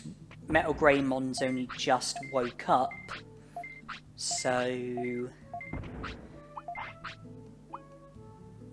sleeping as a way of refilling my MP is not an option anytime soon.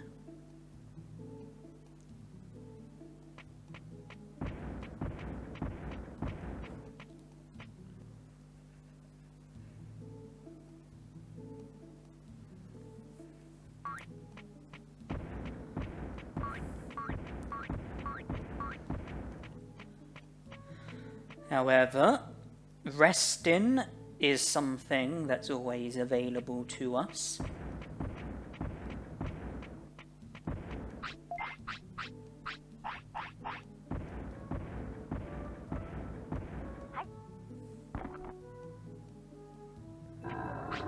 Every couple of rests and we're better off by 1,000 HP and MP.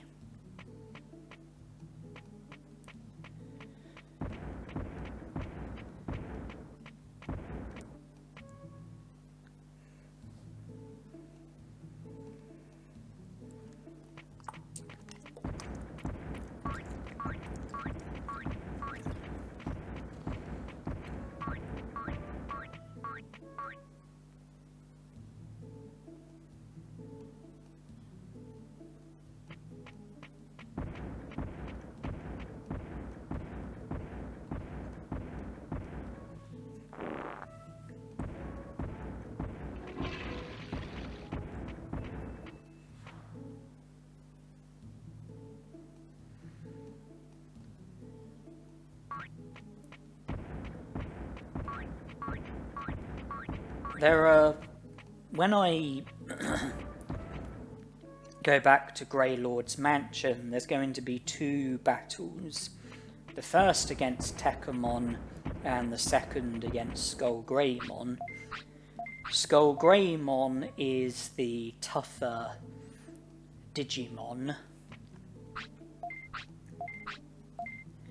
And if I was in a position where I still only had Meltdown, then the battles would be a much bigger issue than what they are, with me knowing Full Power, Megaton Punch and Power Crane, as well as Meltdown.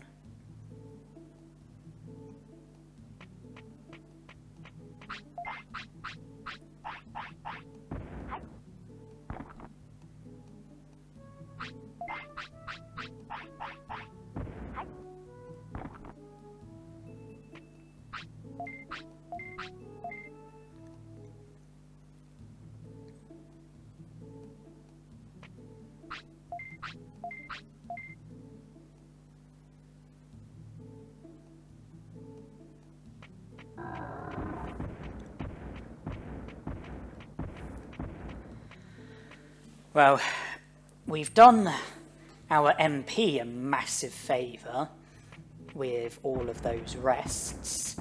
It's a shame about the amount of time that it's consumed,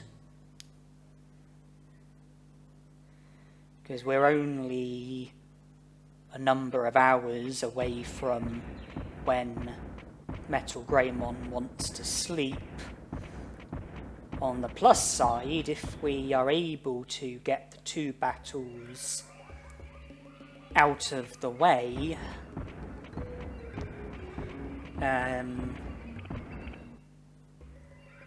then we can refill our MP by sleeping straight afterwards. Or if I get low on MP after defeating Techamon, then before going up against Skullgreymon, I could loiter until Metal Greymon needs to sleep, and then sleep, and I'll go into the battle with Skullgreymon with what should be more than enough MP.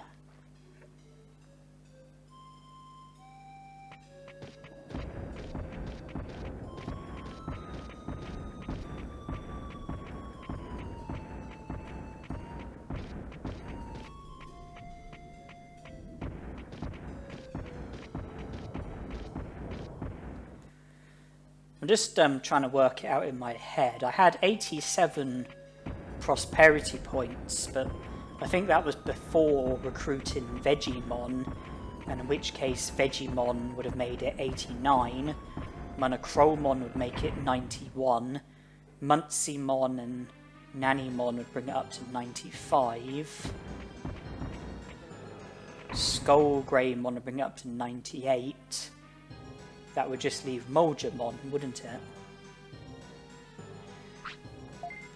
So there's the text saying about Myotismon is gone, and since I already had the text in the other room where it said that Myotismon isn't here, that saved me from having to go to the room here, because all I had to do was go straight to the exit and Devimon showed up.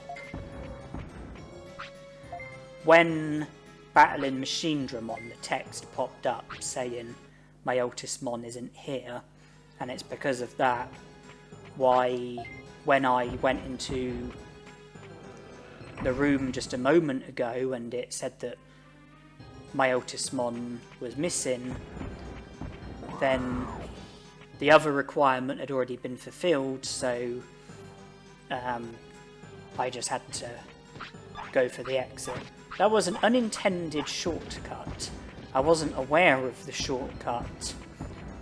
I didn't plan it, but I guess I won't complain because it saved me a little bit of time.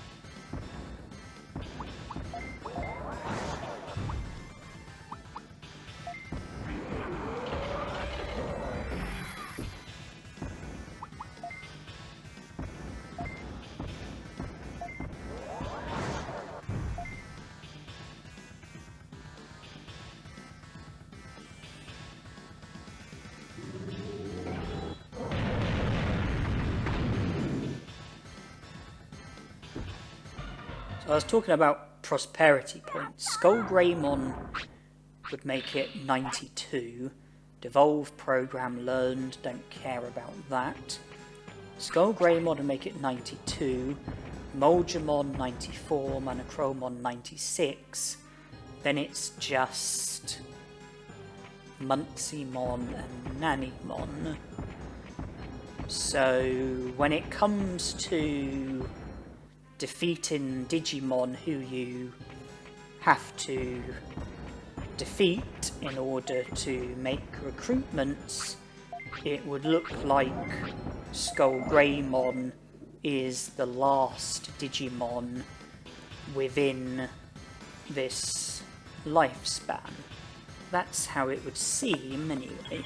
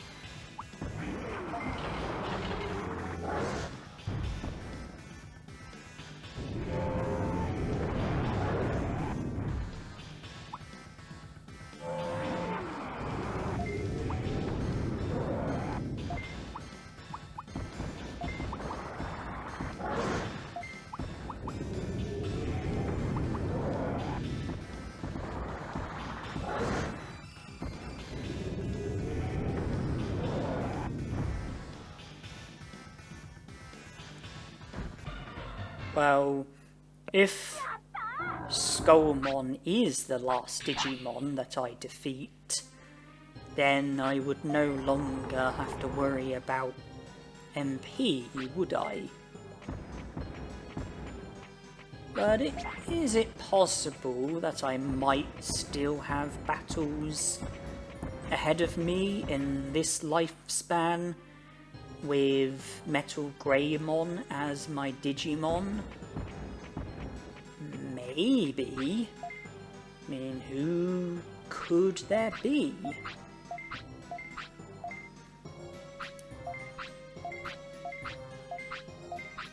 I mean, maybe one of the recruitments does require a battle one way or another. Who knows?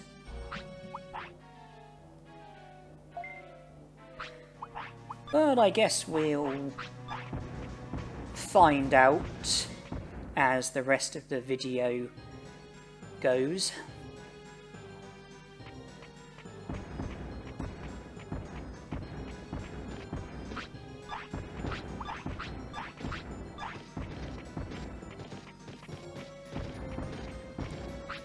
And that is annoying.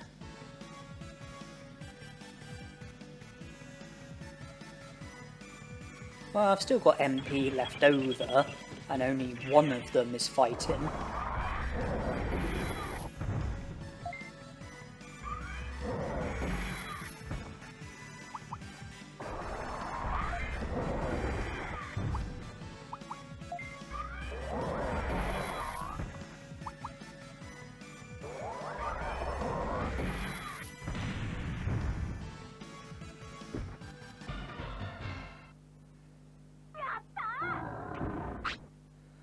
Ooh, medium MP dropped. Thank you very much. I mean, even if I don't need the medium MP in this lifespan with Metal Greymon, you have to remember in the next lifespan I'm going to be digivolving to Muncimon, and I'm going to be battling Warumunsimon. So I'm going to be consuming MP in that battle. So the medium MP could come in handy when I'm using Muncimon, if it doesn't come in handy any sooner.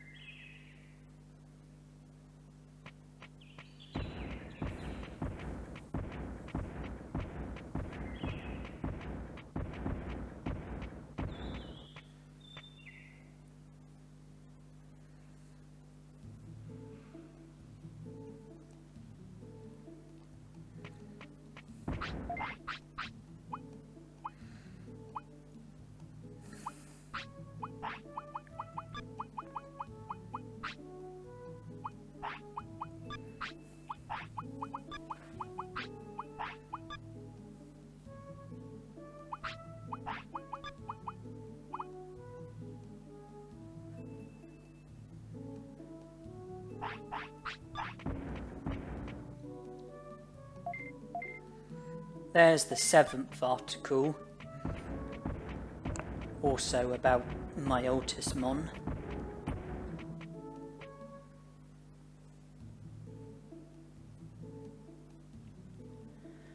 So I believe we're up to 92 prosperity points, so there's only 4 more that can be obtained before we fade away. 92 it is. Monochromon, Vegiemon, and that's all he's mentioned. Interestingly, those are the 2 last remaining Digimon that we can recruit with Metal Greymon. That will bring us up to 96 prosperity points, leaving just Muncymon and Nanimon for our next lifespan when we're using Muncymon.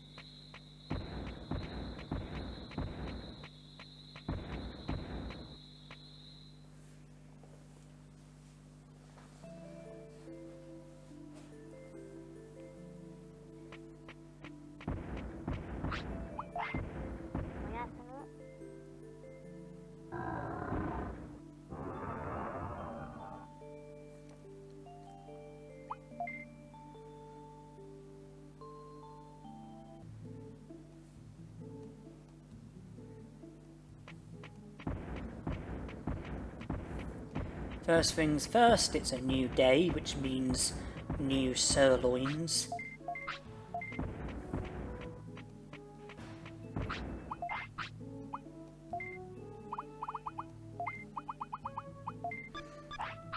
And I've taken out Power Crane and Full Power, so that I've only got Meltdown left.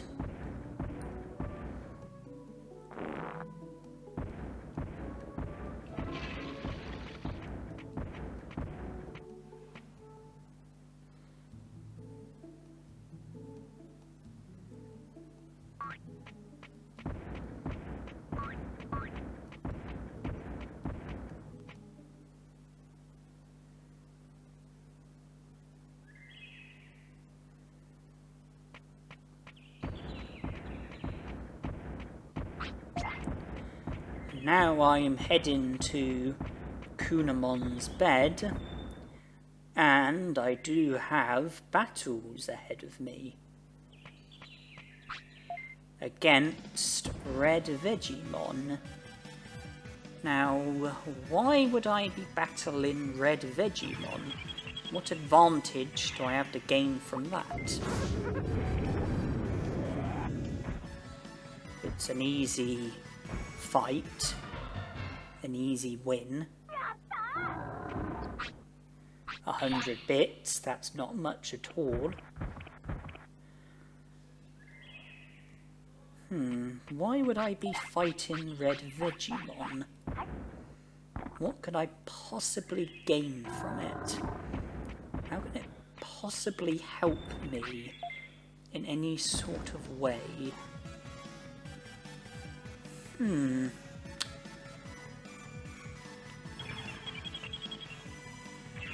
I'm continuing to fight more than just one Red Vegiemon.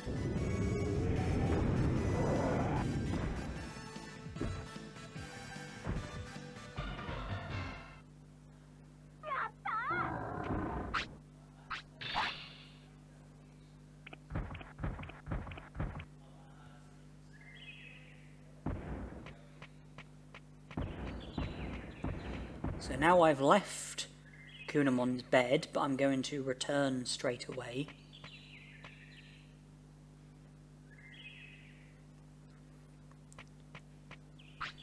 And have another battle with a red Vegiemon.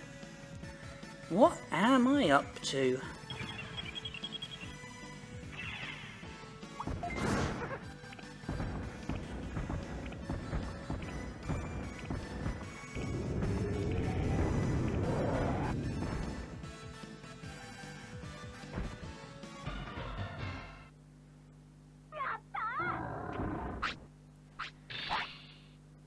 Well, the question of why am I doing this, I have a hunch that we will find an answer to that question, and it's not going to be too long into the future before we get to the bottom of it.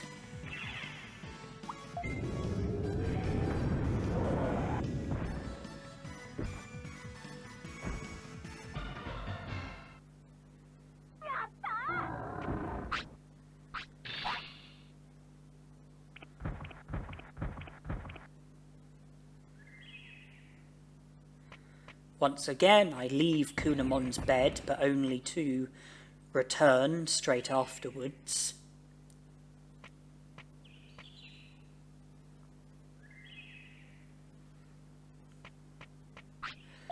If you haven't noticed, I'm just repeatedly battling the red Vegiemons in here until something significant happens.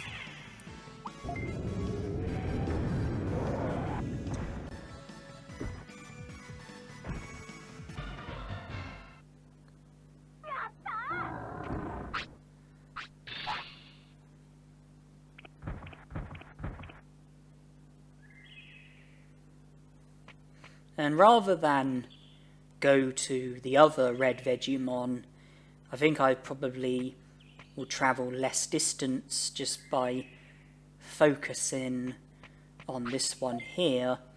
So just leaving and re-entering and just focusing on this one until I succeed at the thing that I'm trying to succeed at.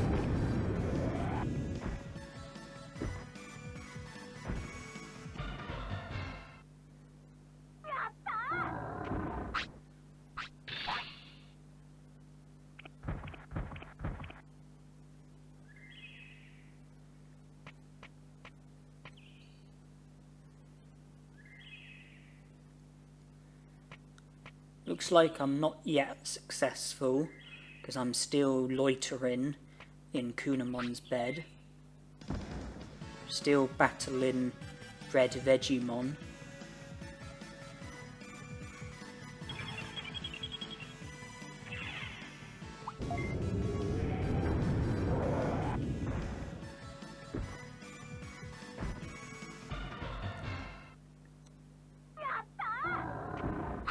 Super Carrot is mine.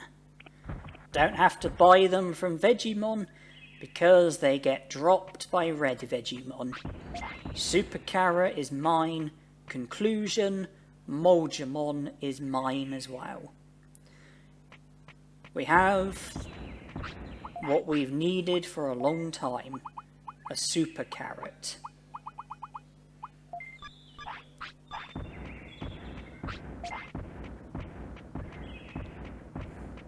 So we are now able to recruit Vegiemon, trade the Super Carrot, get an Omni Floppy, trade the Omni Floppy, make sure I get the Black Trout from the item bank, trade the Black Trout, and Vegiemon will join the city.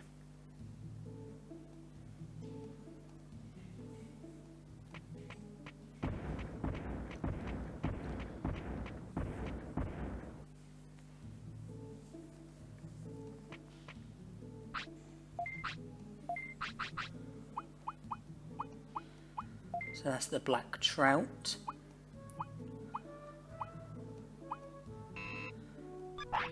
Not tempted by anything else.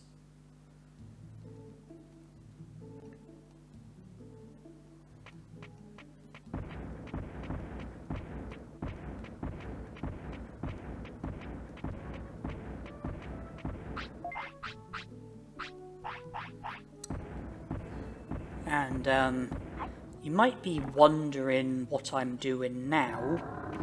Why am I returning to Mount Infinity?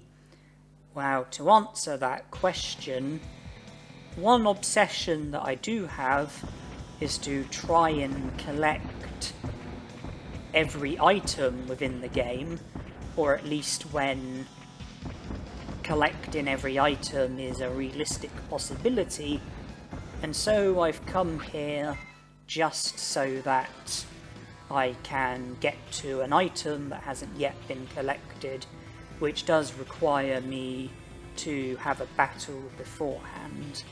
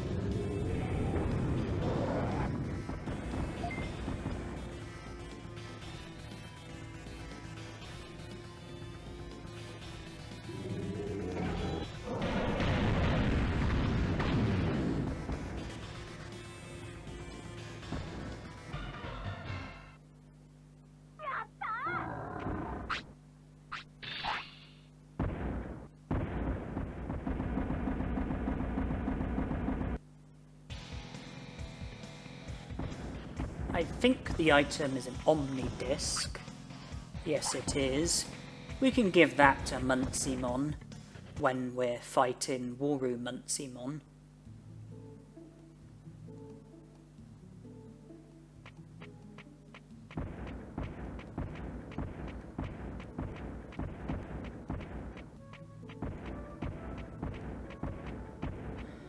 And before anything else, I think saving is in order.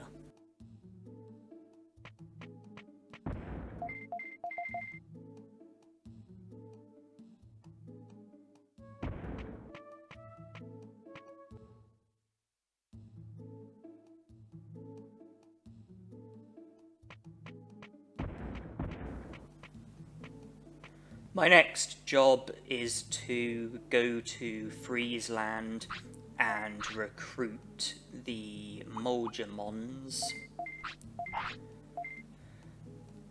And the one who you give the black trout to, he's always the one who I do the last trade with.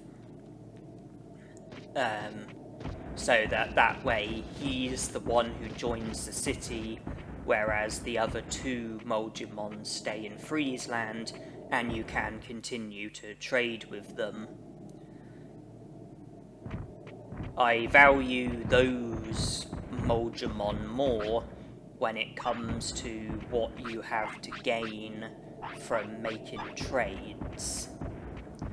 Because this one in here, you get medium HPs for Digimushrooms, which is a very good trade. You get a hair grower for Happy Mushrooms. So if you're trying to Digivolve to every Digimon, something that's needed in order to obtain one of the medals, then a hair grower would be really helpful if you're unable to Digivolve to Vegiemon the natural way, Super Carrots for Omni Floppies, that's also a good trade. As for this Vegiemon, Super Defense Discs for medium HPs is a very good trade. Super Speed Discs for Digi Anchovies is a very good trade. Whereas this Vegiemon, I consider the trades to not be as good. A restore for a black trout is very good, but autopilot for a giant meat is bad. Medicine for a high speed disc, that's not a bad trade, but on the whole I consider the other Vegiemons to be better, so I always make sure that the Vegiemon that you saw leave and join the city, he's the one who I like to have as the one who joins the city.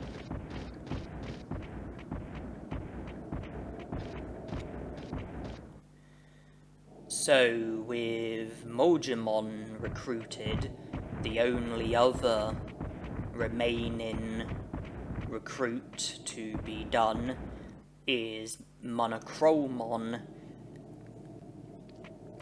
and I am heading towards him as we speak. The Monochromon shop minigame, in my opinion, is the worst part of this game.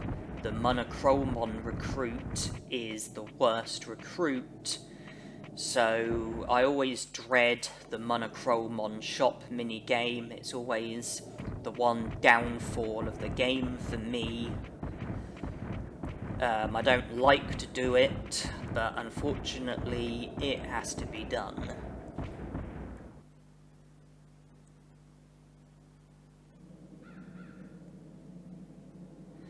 You work in his shop. In order for him to join the city, you have to get a certain profit. There's a target that you have to reach. I think it's somewhere between 3,000 and 3,100. So in order for Monochromon to join the city, you have to either reach that target or beat the target. So finish with the target or finish with more than the target. And it's very frustrating because you're very dependent on luck. You don't get a say over what customers you have or what they ask for or how they respond. So a lot of it boils down to luck.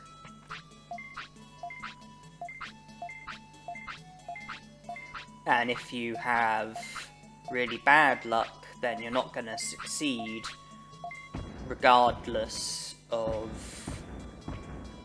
what you do.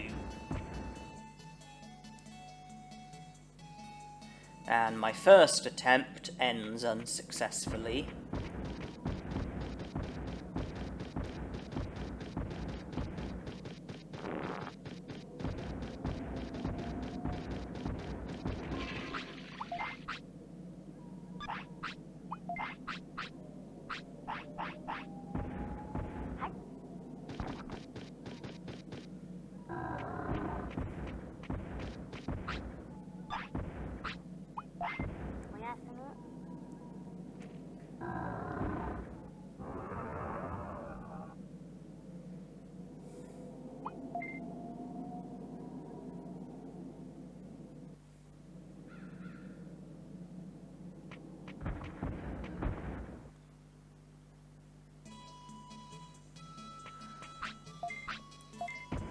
So I then move on to attempt number 2, which also ends unsuccessfully.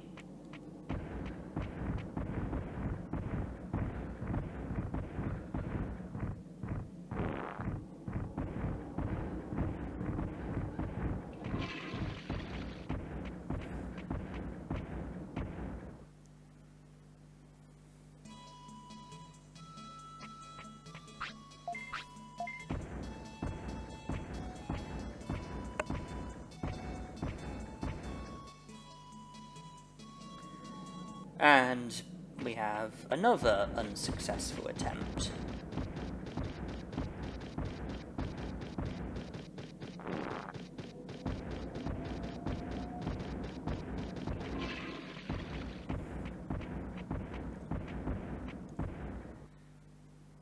I choose not to let Metal Greymon sleep.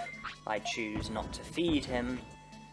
I'm focused on succeeding at the Monochromon shop and getting as many attempts as possible. Goborimon, good customer. Portable Potty, reasonable choice.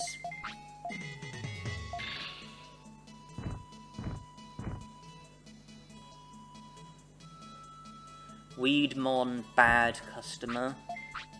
Meat, bad choice.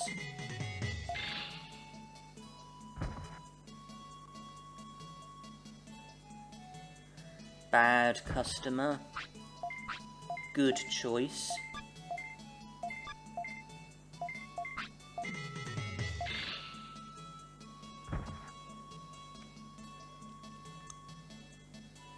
Reasonable customer.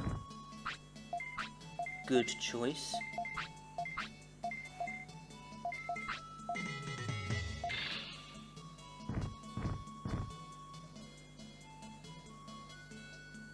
Good customer.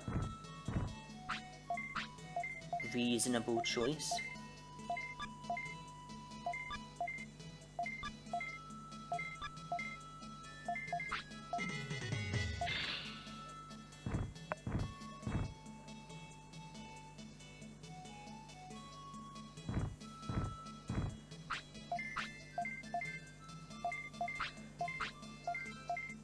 I'm not sure if it's compulsory to raise the price in order to reach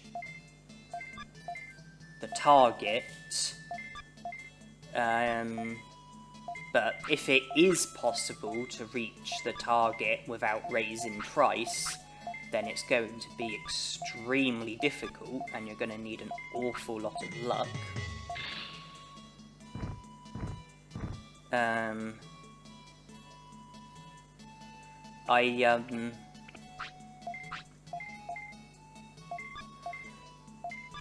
When I have Goborimon as a customer, I tend to raise the price to the maximum because I consider him to be the most easygoing customer. He tends to be the most willing to pay a high price. Weedmon is the total opposite. Weedmon seems to be the most difficult customer and the least willing to pay a high price.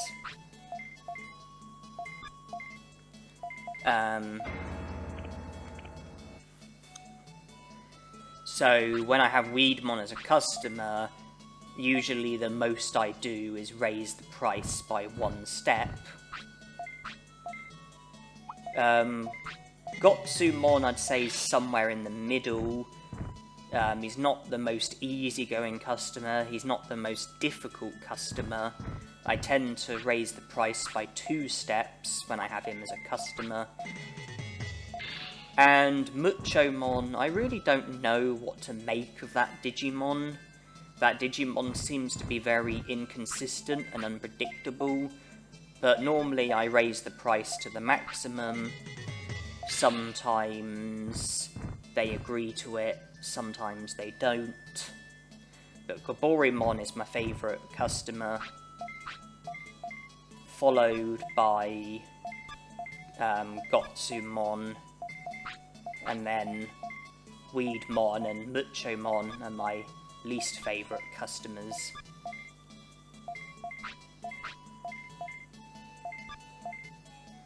Because you can either raise the price, and there are 5 different steps that you can raise it by. You can keep the price the same, or you can lower the price, and there's different steps as to how much you can lower the price by. My general rule is Goborimon, raise the price by 5 steps. Gotsumon, raise the price by 2 steps. Weedmon, raise the price by 1 step. Muchomon, raise the price by 5 steps, but be aware that that's probably the most likely to end badly. And the more money you sell items for, the more profit you make, obviously.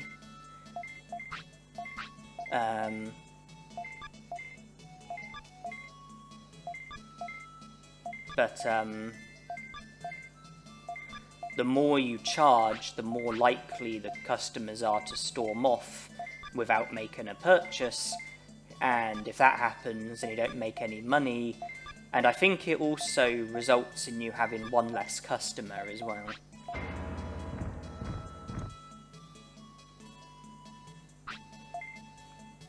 Well, I had a fair few customers storm off, but it doesn't matter. I reached the target. And the first half went extremely well. I was almost at the target when I was just halfway through. So I did pretty much most of the work during the first half. You know, I was really close to the target, so I didn't need much success in the second half in order to reach the target. I did reach the target. The second half didn't go anywhere near as well as the first half, but I still did well enough in order to reach the profit and recruit Monochromon, and that I believe that brings us up to 96 prosperity points, which means that there are no more recruitments that can be done with Metal Greymon. The other 4 prosperity points come from Munceymon and Nannymon. I can't recruit them with Metal Greymon because I don't have access to the part of Toy Town where Warumuncymon is, so Metal Greymon will have to fade away so I can start over with a new baby Digimon, Digivolve to an entraining Digimon, then a rookie Digimon, Digivolve to Numamon, take him to Toy Town, Digivolve to Munceymon, speak to the robot Digimon, the door gets unlocked so that I'll then have access to Warumuncymon.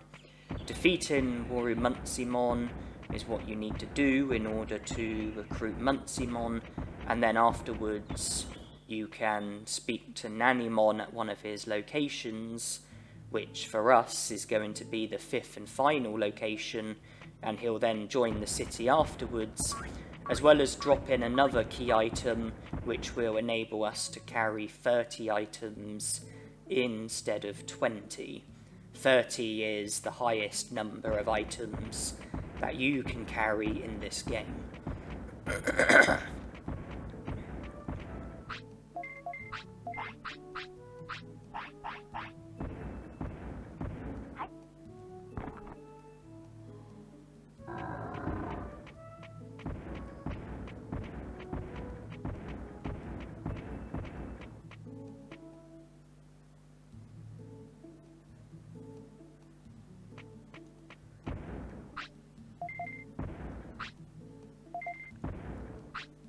96 prosperity points, as I said. But Metal Greymon isn't useless just yet. There are still some preparations that can be made ahead of fading away and starting over with our new Digimon. Firstly, it would be good to just see what's in the item bank.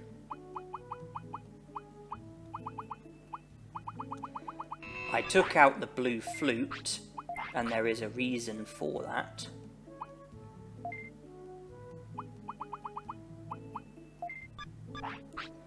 I've also only got Meltdown as my technique. There is a reason for that as well.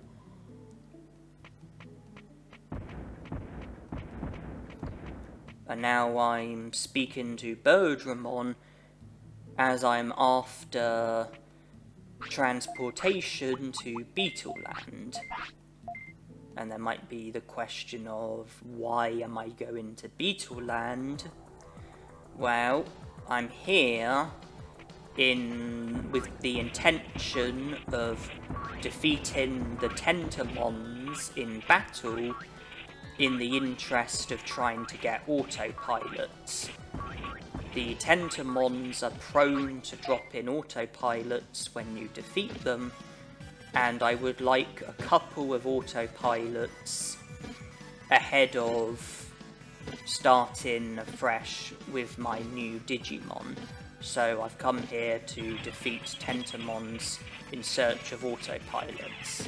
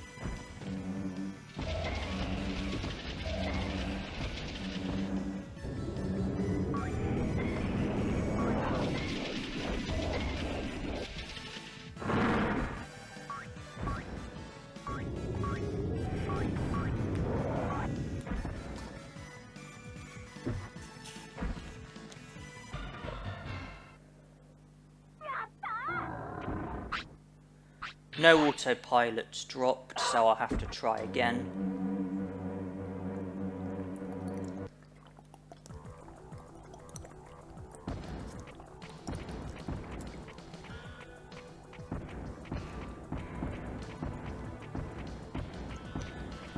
The reason why I want autopilots is because when I take Numamon to Toy Town and Digivolve to Muncymon, I would then like to be able to autopilot back to the city so that I can then train at the Green Gym with Muncymon before committing myself to the battle against Muncymon, and then after defeating Muncymon and recruiting Muncymon and Nannymon, I would then like to be able to use another autopilot for a quick return to the city, instead of having to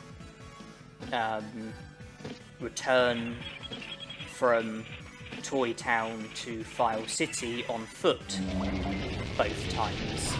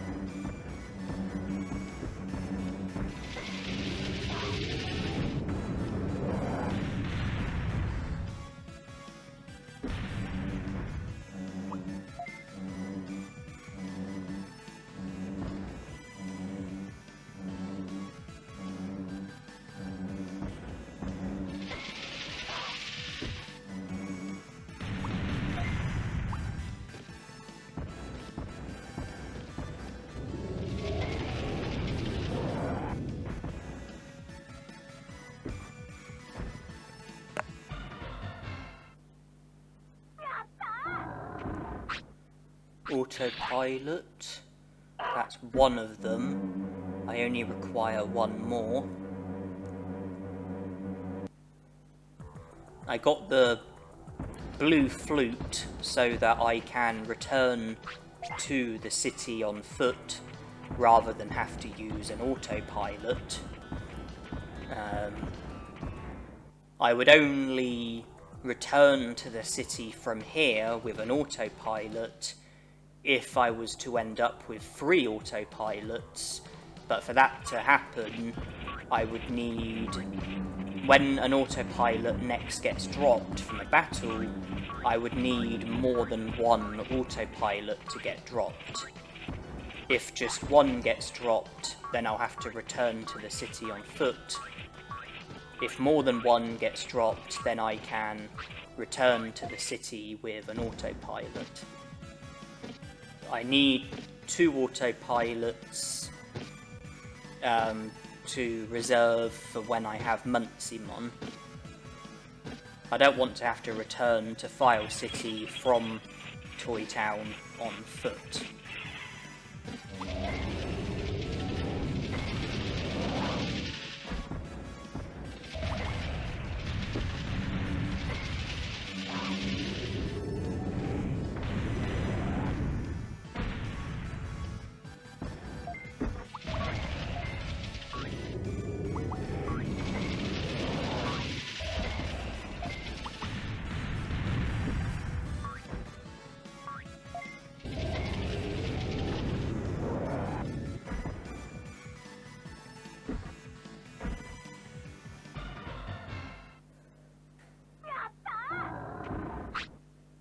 Autopilot, 2 in total, so now we're done in Beetle Land.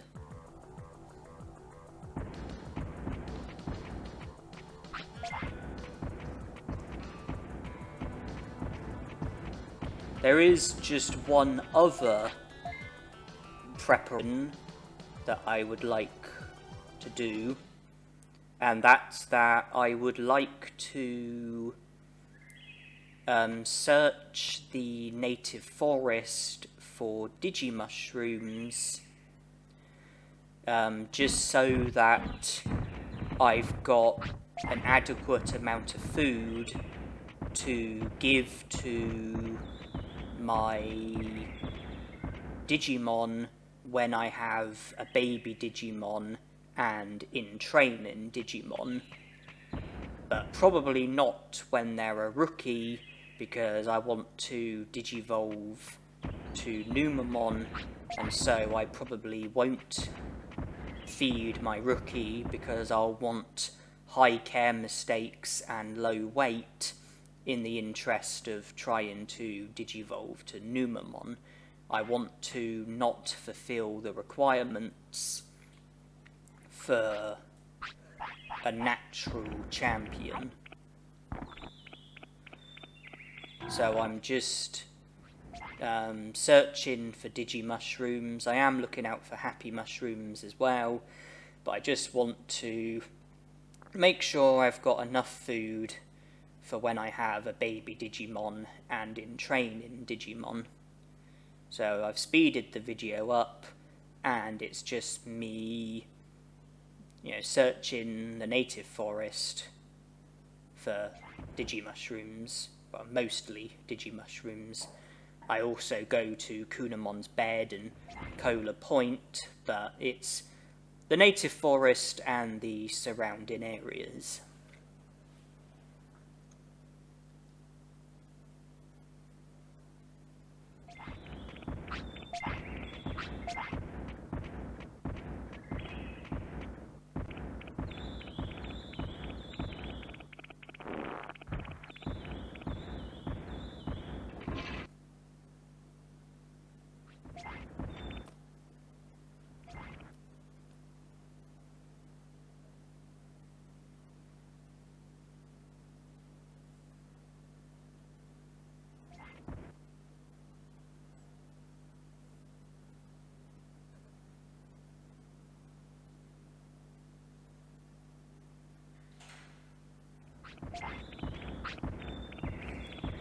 don't want to get into an unwanted battle.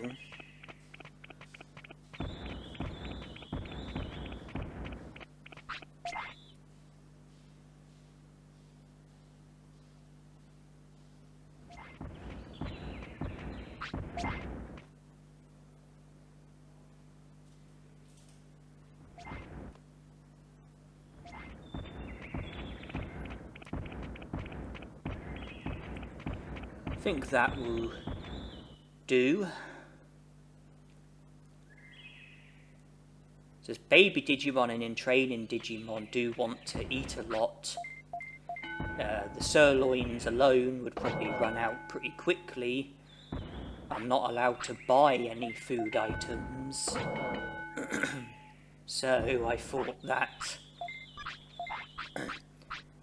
you know, grinding for Digimushrooms would make sense.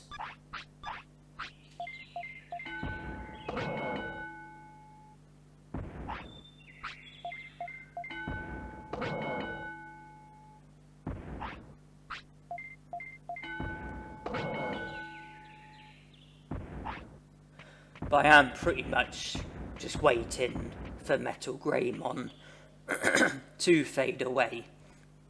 I don't really have any more use for him.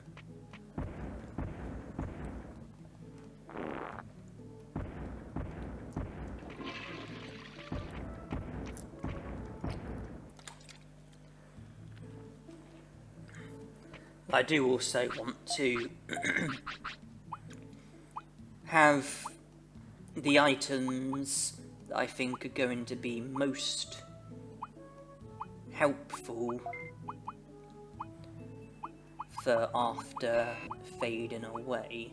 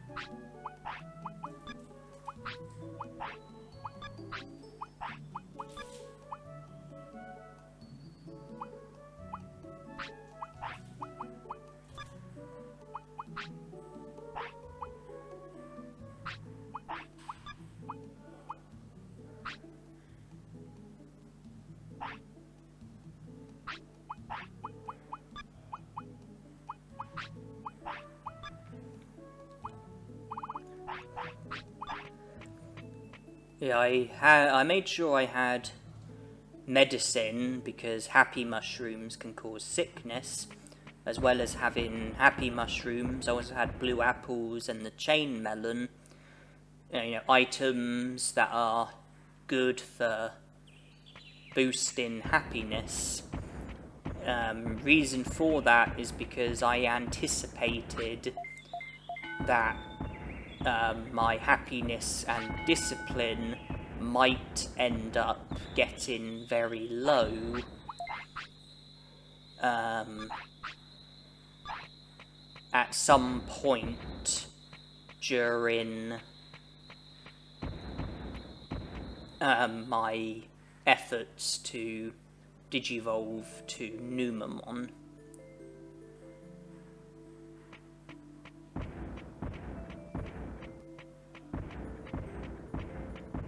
So I wanted to have items ready to recover, well, to increase happiness, you know, sooner rather than later. Probably wasn't necessary, but just something that I wanted to do.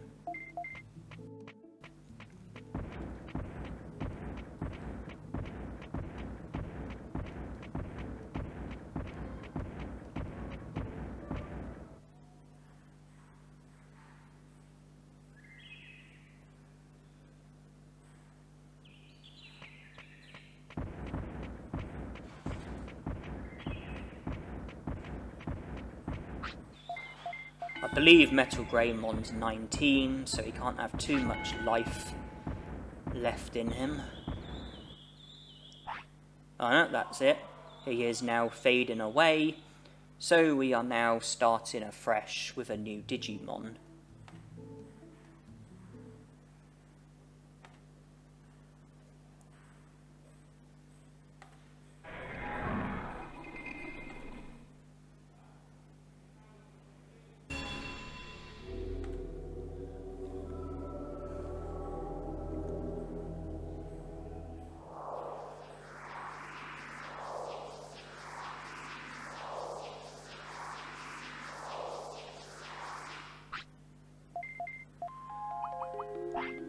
I specifically choose the pink egg, and there is a reason for that.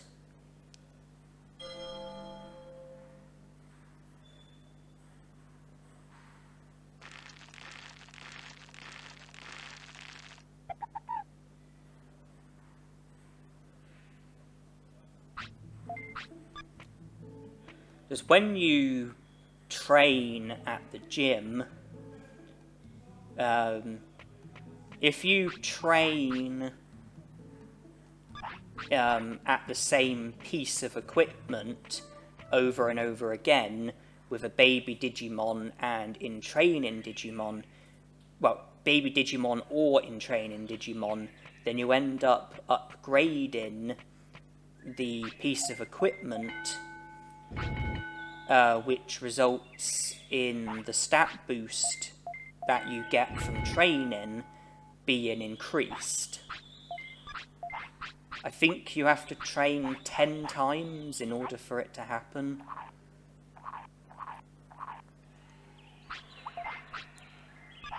So if you train, I think 10 times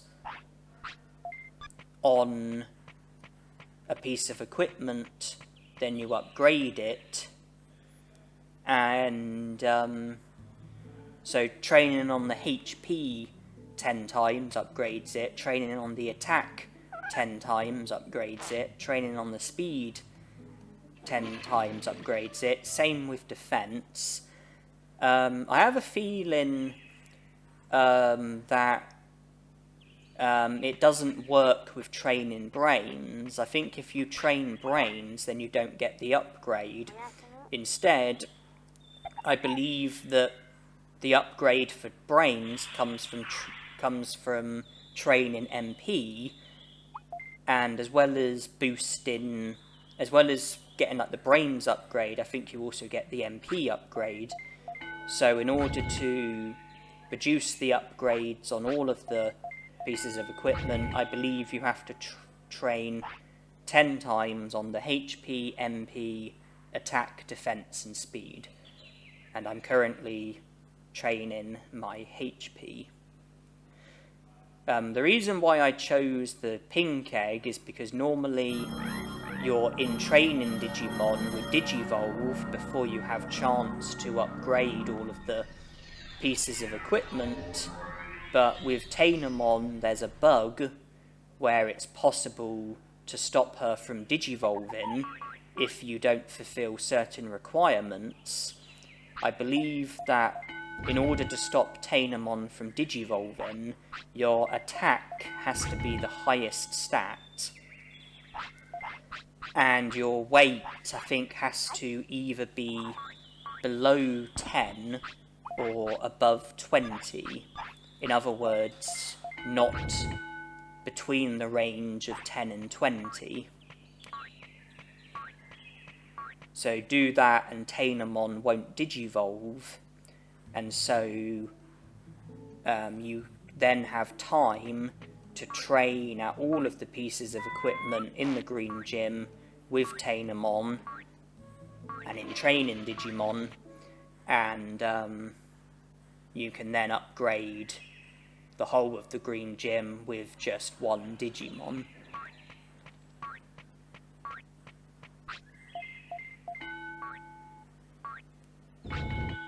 So I'm currently getting 72 HP for every time I train, but that will go up once the upgrade takes effect. There it is, it's now 88. So now train attack until the upgrade takes place. Currently get a stat boost of 8. So once I produce the upgrade, the stat boost will be more than 8. It will take time to do this, but this is something that I'm doing because it will help when I have Muncymon. When I digivolve from Numamon to Muncymon, I'm going to want to do some training with Muncymon, and by upgrading the gym with Tainamon, I will get bigger stat boosts when I train with Muncymon, and that will help me get better stats more quickly.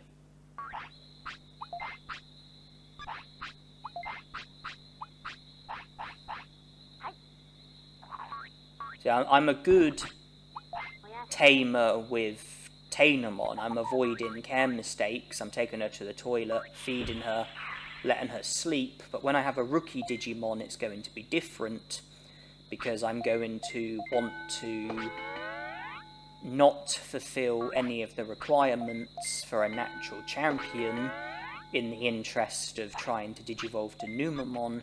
So I'm going to want high care mistakes, which will mean not feeding my Digimon.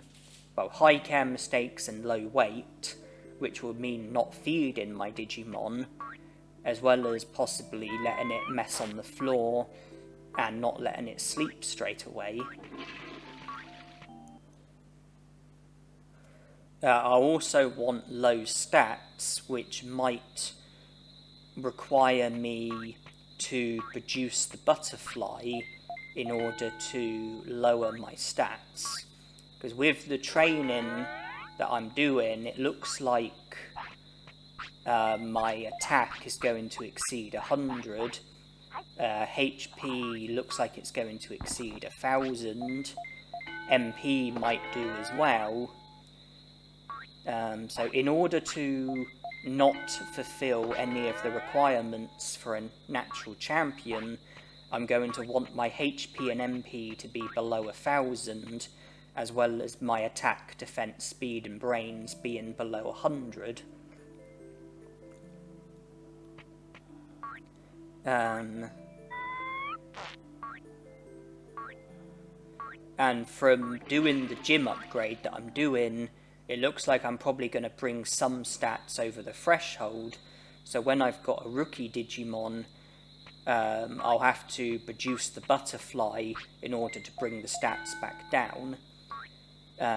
If your happiness and discipline are both very low,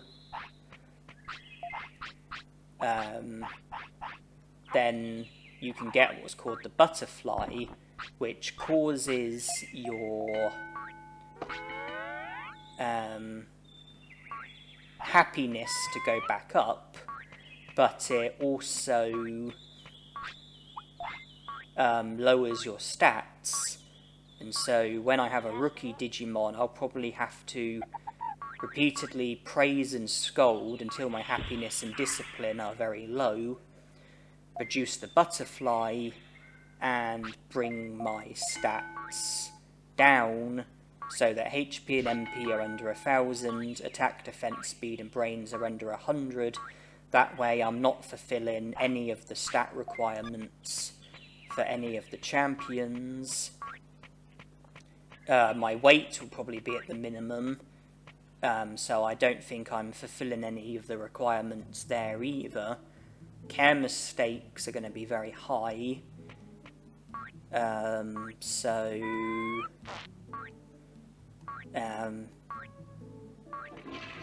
if I do fulfill a requirement, like if having high care mistakes is a requirement for a natural champion, then it's not going to be a requirement for many.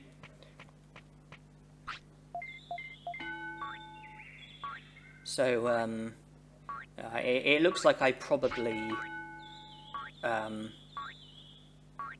going to be, making all my efforts to digivolve to Numamon and fulfill as few requirements as possible.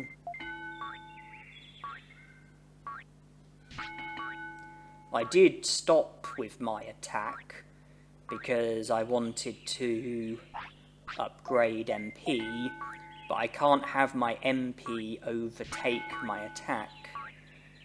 My attack is 108, which I think is the equivalent of 1080 MP, so yeah, I will have to make sure that my attack stays above my MP in order to ensure that I don't digivolve.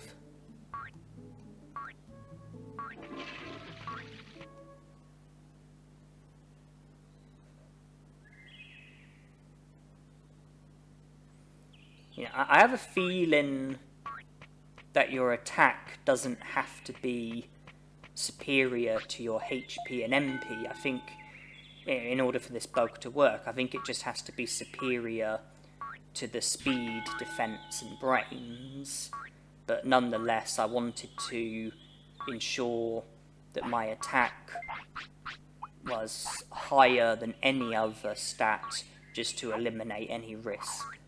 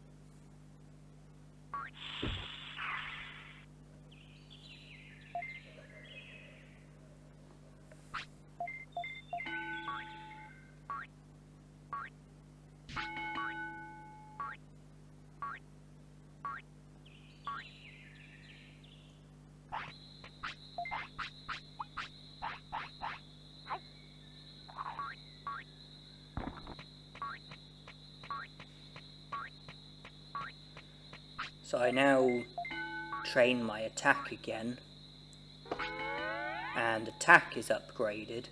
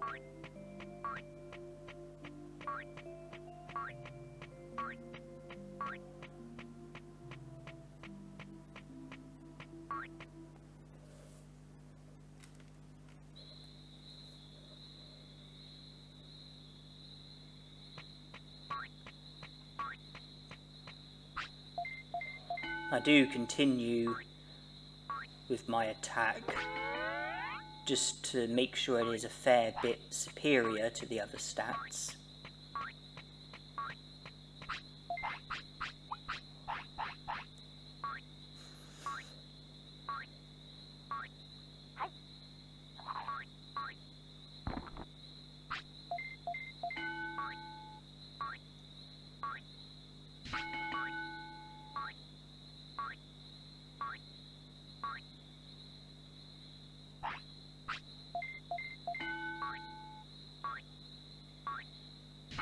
That's MP upgraded. As well as brains, of course. And we've already upgraded HP and attack. So that just leaves speed and defense.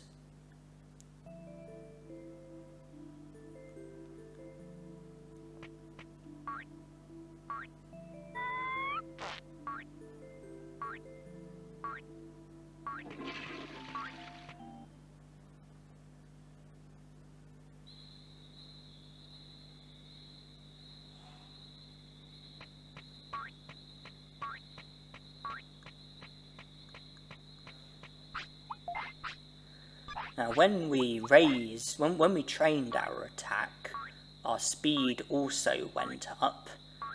Not by as much as our attack, but it still went up.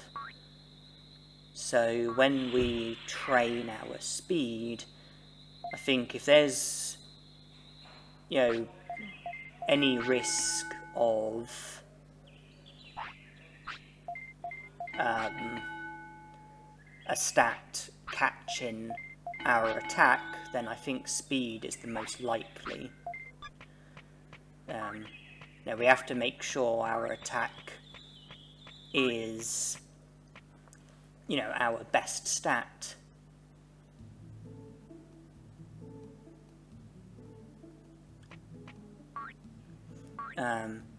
I think speed is the most likely to put attack at risk, and that's due to the fact that speed got increased when we trained our attack, and now it's getting increased from us training our speed.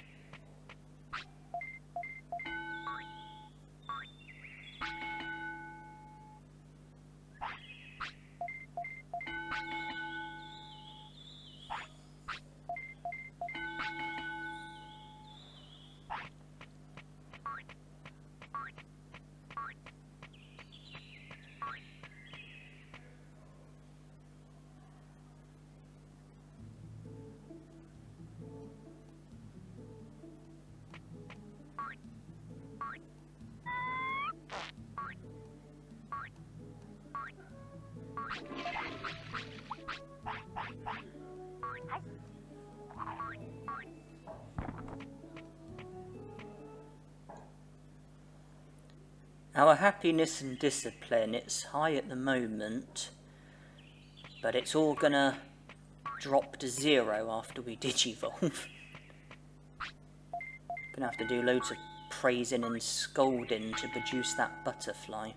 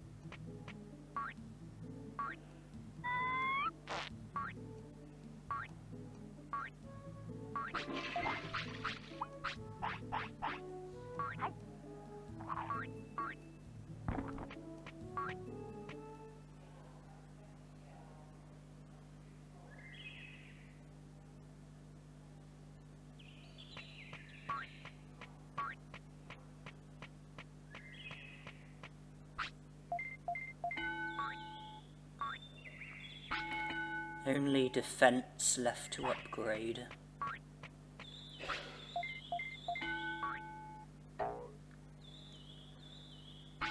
By the time we're done, our brains is going to look pretty feeble in comparison to the rest of our stats.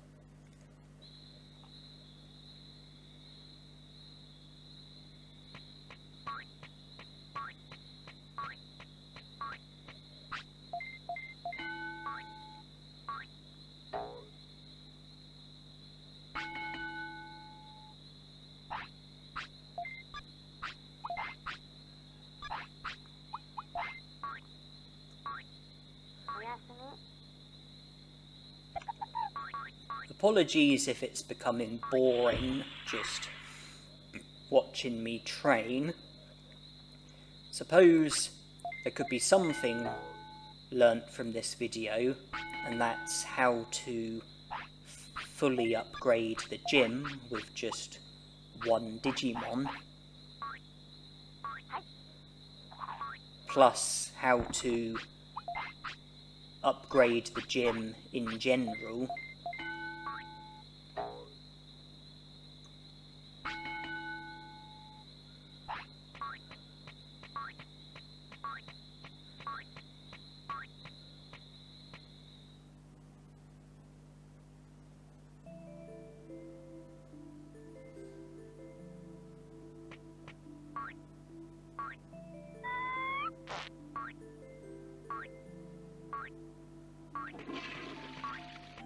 When I digivolve to a rookie, you have to have that rookie Digimon for a certain amount of time before it digivolves to Numamon, and given how late Tainamon's Digivolution is going to be, my rookie Digimon for a rookie is going to be very old by the time it digivolves.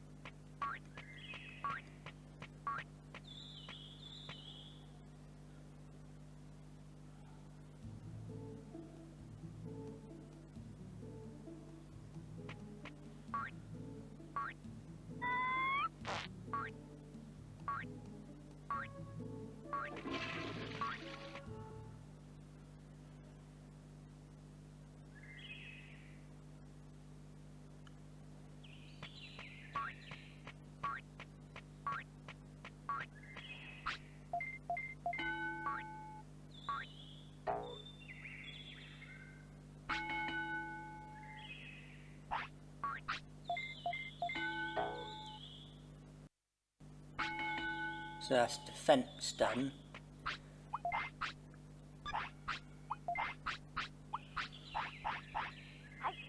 But I still have to digivolve, and in order for that to happen, I need for my attack to no longer be the highest stat.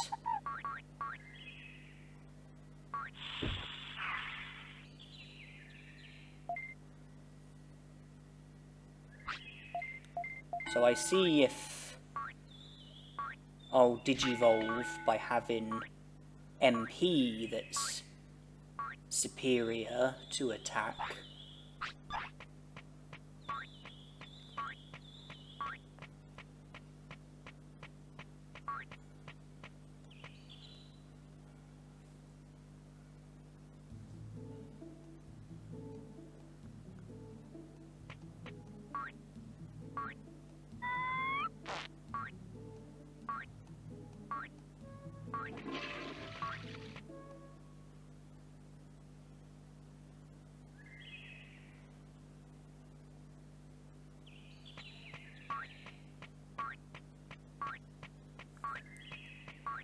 But I didn't want my MP to be too high, because the higher it is, the more the butterfly is going to be needed. And so I thought about boosting my MP slightly by training my brains and go in until MP just barely overtakes attack.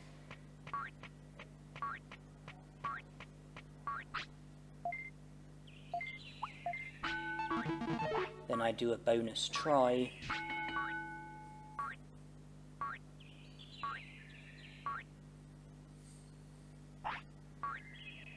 And then I digivolve.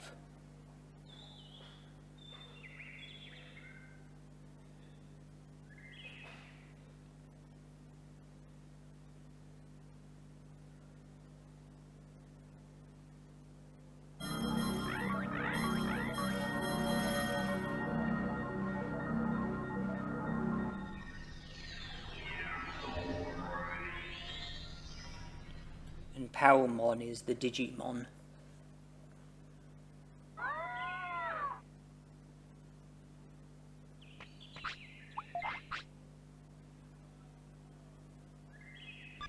And the butterfly is most certainly going to be needed. So I have to do a load of praising and scolding.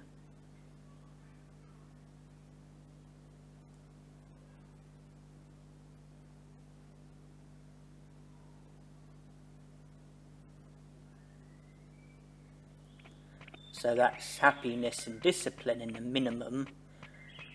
So the butterfly will now show, and the butterfly will lower our stats. The only problem is that in the majority of cases, the butterfly will only show if your Digimon isn't signaling for something. So, like, if your Digimon signals for food or signals for the toilet or something like that, then I think that will make the butterfly disappear until you see to your Digimon's command. So I decide to pause in front of the toilet, so if Palmon needs the toilet, she'll go straight away. That will take care of the command that she needs the toilet. She's signalling for food. I don't really want to be feeding her because I want care mistakes and I want my weight to be low, but I had to get rid of her. I had to, stop her from signalling for food. So either I had to wait an hour and a half, or the much quicker way was to just feed her. So I'm just repeatedly making sure her happiness and discipline are low so that she gets the butterfly, so her stats go down, as well as seeing to any commands so that they don't interfere with the butterfly.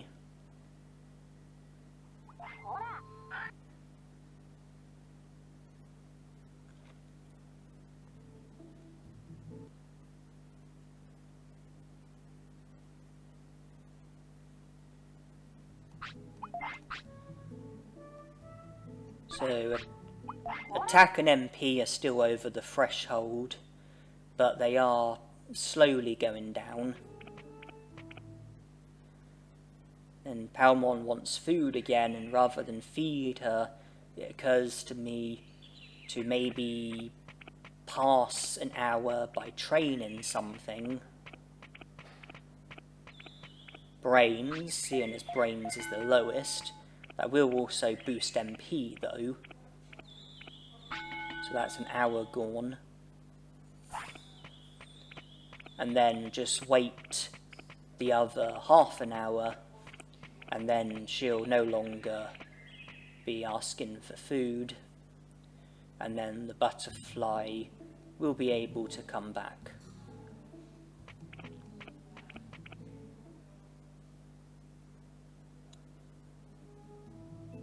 There it is. Oh, she wants food again.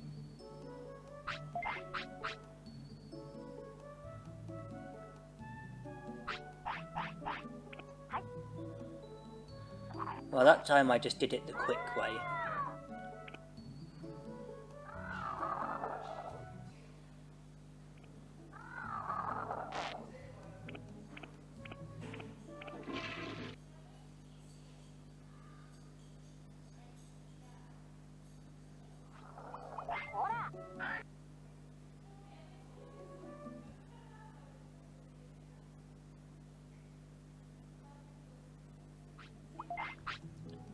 So that is now our stats sorted. You can see they are all now where I would like them to be. But I do return to training because I would like to get my HP and MP as close to 1,000 as possible, as well as getting my attack, defense, speed and brains as close to 100 as possible, because I do still want to have, you know, the best stats that I can have. So I decide to train my stats, but while keeping them below the threshold, but having them close to the threshold.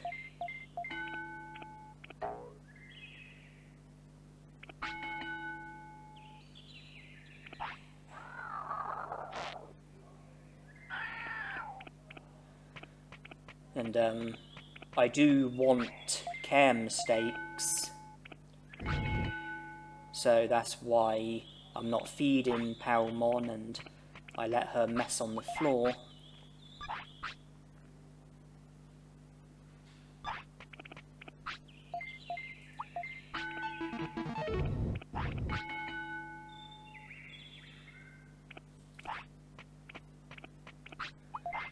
I do also do a bonus tries in order to get smaller stat boosts from training. The other reason why I'm not feeding Palmon is because I want my weight to be at the minimum.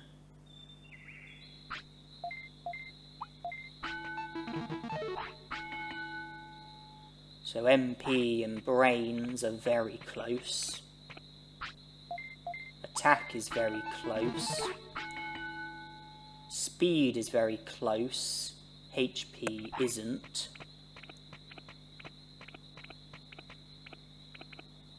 And I think I just wait for the care mistake, and I also ensure that my happiness stays in the positive because I no longer want the butterfly.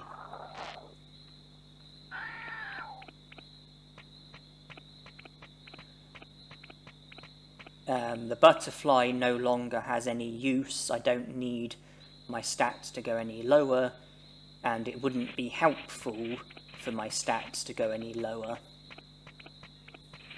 So keeping happiness topped up is how to stop the butterfly from coming back.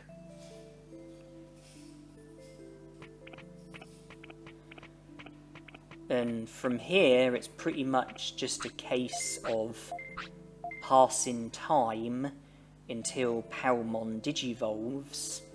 So I'm now resting at the clinic as a quick way of passing the time. I know training is a good way to pass the time, but that boosts stats. Resting doesn't boost your stats, so now I'm just repeatedly resting to pass time, and I want to not feed Palmon, and for the time being I would like for her to mess on the floor. But that's something...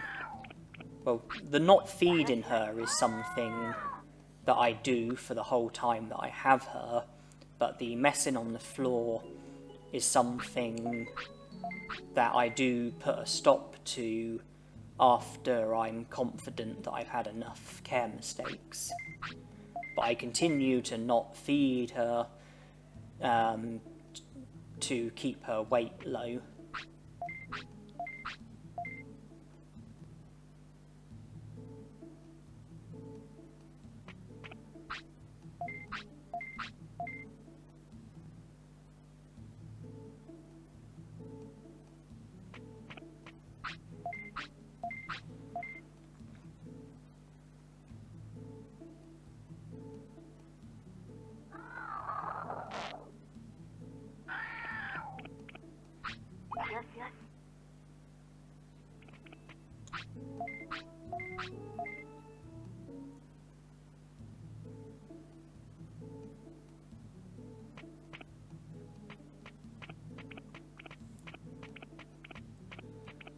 So you can see Palmon now wants to sleep.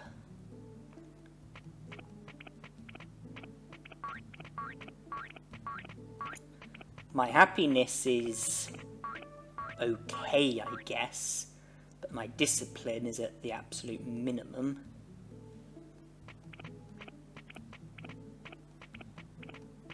And I've come up here because I'm after sirloins. So we've been given the sirloins for today, and by sleeping we will enter a new day, so we can then be given another lot of sirloins after we wake up.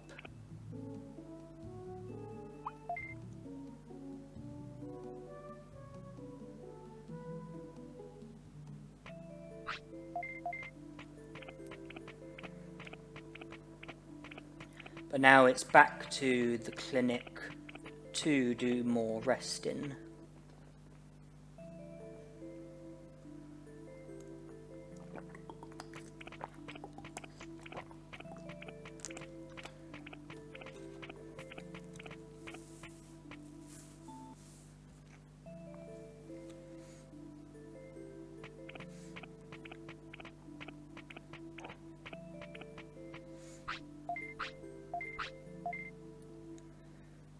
And I decide to speed the video up because I don't want it to be any more boring for you than it has to be.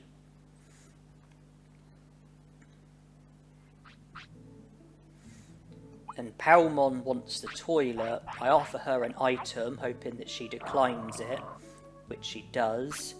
I then scold her, get a small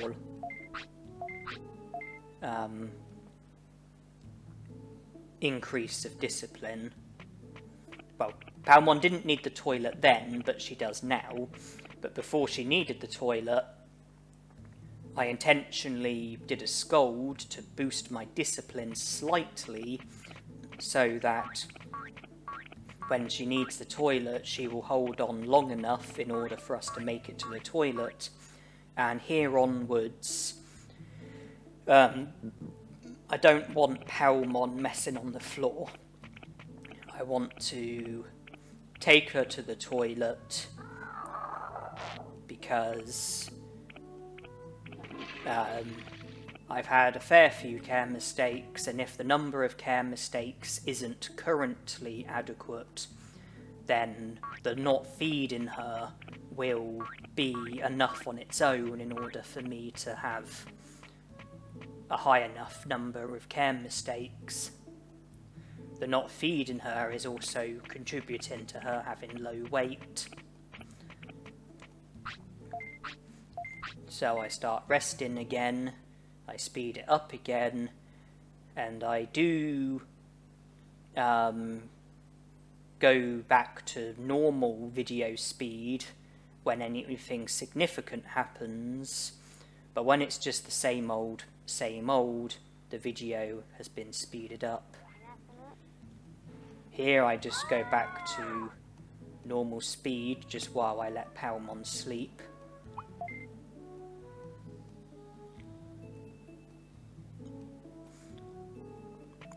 but then it's just more of the same. Resting, not feeding, going to the toilet, collecting sirloins, sleeping, and that's about it really.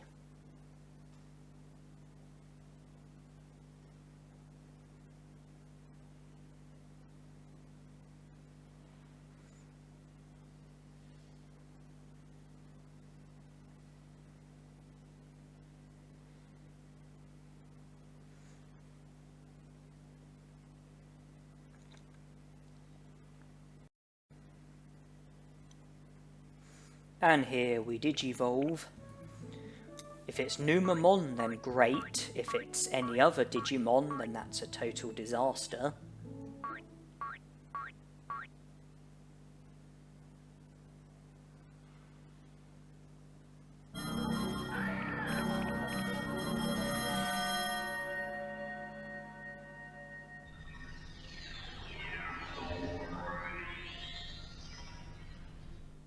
It is Numamon.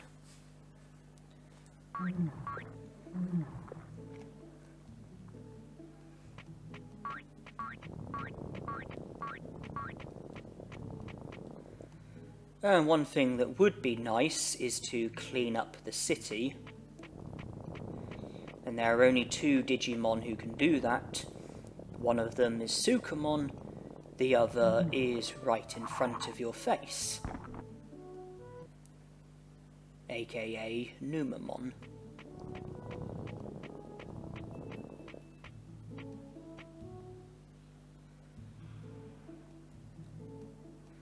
So Numamon's first job is to clean up the city, but his more important job is to digivolve to Muntsimon.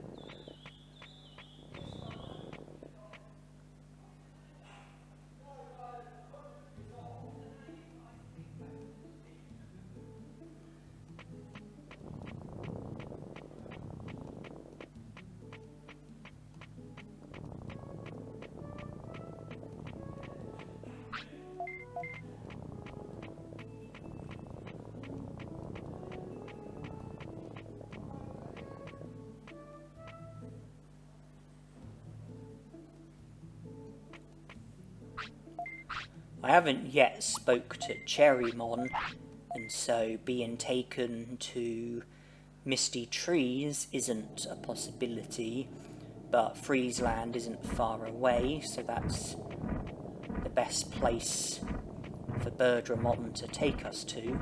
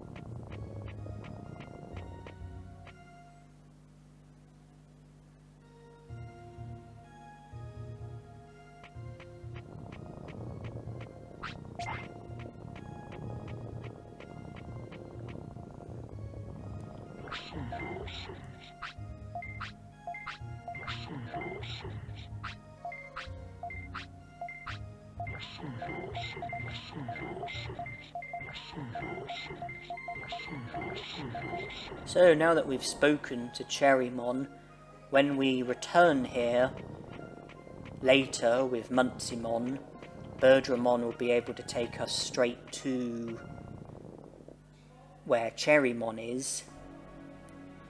We're here initially just to digivolve and speak to the robot Digimon so that the door gets unlocked.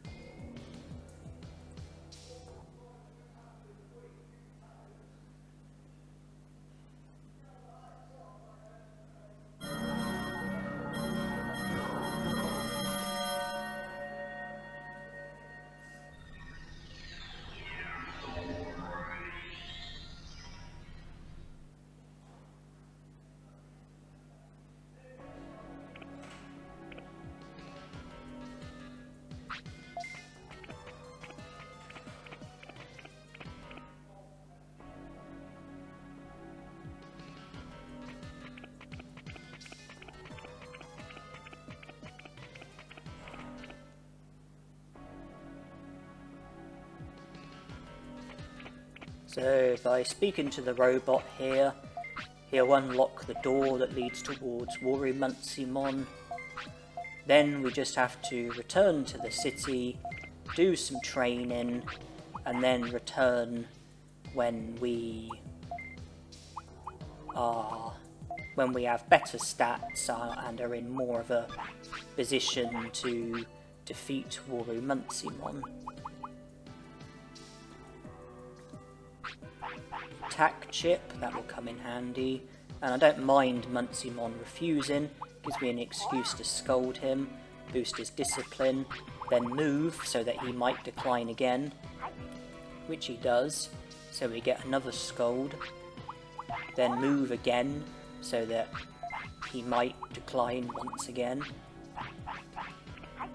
He doesn't, but will he decline the autopilot? He will, so we can boost his discipline even more.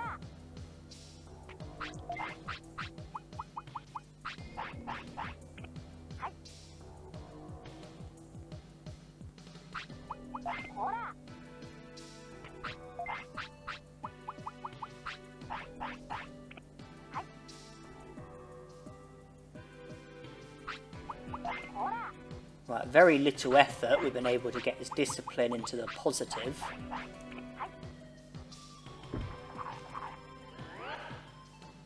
And thanks to Metal Greymon learning Megaton Punch from the Guardromon, we are able to use Megaton Punch as Muncimon, and that's going to be my preferred choice of attack out of what's available. So we're just here to train because I want to have better stats ahead of the battle against Vegiemon.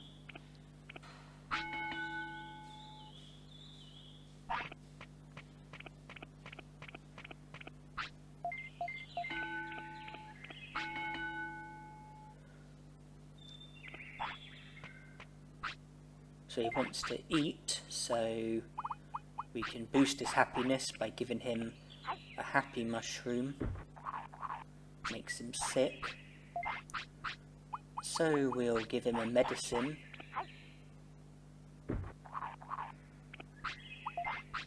Looks like the happy mushroom didn't see to his appetite. So we'll give him another one. Make him sick again. Still signalling for food. Give him a third happy mushroom. Okay, that's his appetite taken care of. Need to give him another medicine. His happiness looks like it's more or less at the maximum.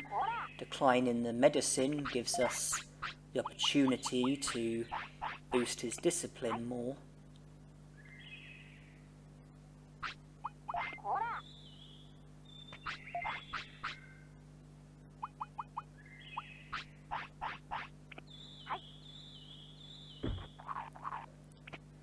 And it looks like my first objective was to get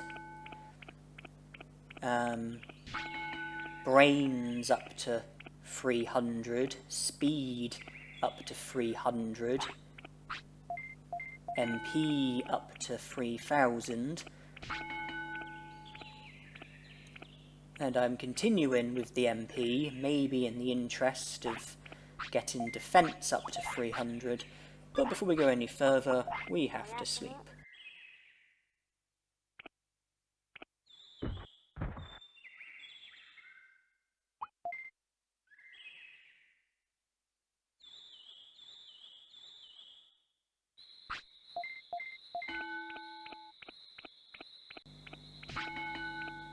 First objective, well, not my first objective, next objective, or rather the current objective, get MP up to 5000.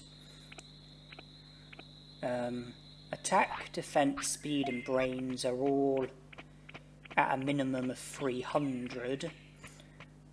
And I'd like to get MP up to 5000 and then move on to HP. Now Vegiemon wants to eat, and we've got items that boost happiness, whereas our discipline is only about 3/4 full, so by repeatedly scolding Vegiemon to boost our discipline, we can now feed him food items that boost happiness to get back the happiness that we lost when we scolded him. And so it's as if we got a load of discipline for free.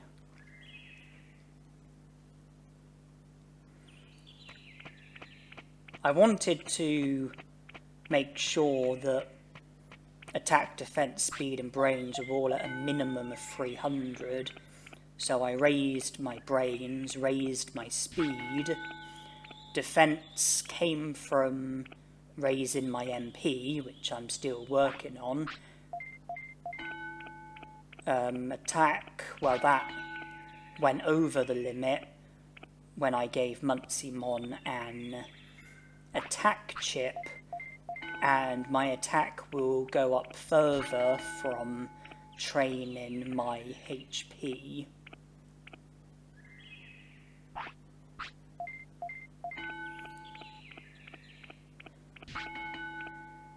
Having Vegiemon made me all the more grateful that I unintentionally learnt Megaton Punch when I had Metal Greymon, because that's the technique that I have equipped, and in my opinion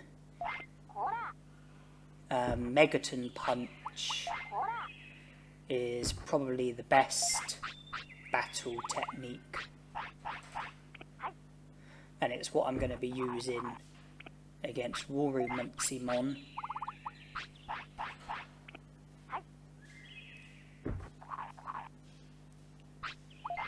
So happiness and discipline are excellent. I believe chain melons completely reduce tiredness, and if I'm right about that, then that will take away the need to rest. I won't have to go to the clinic to rest. Chain melon also prolongs your Digimon's lifespan by about a day. Not that that's going to be significant, but things at the moment look like they're going pretty well. I'm going to be fighting Waru Vegiemon with Megaton Punch as my technique. I've got plenty of HP recovery items. I know I've got a medium MP, so I'll be able to get a bit of MP back should I need to. I want to try and get reasonable stats, and I've got some other items that might come in handy, like Omni Disc, Super Attack Disc, things like that. You know, they might also come in handy.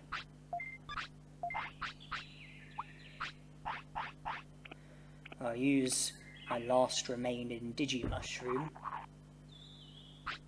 and surprisingly that saw to Munciemon's appetite.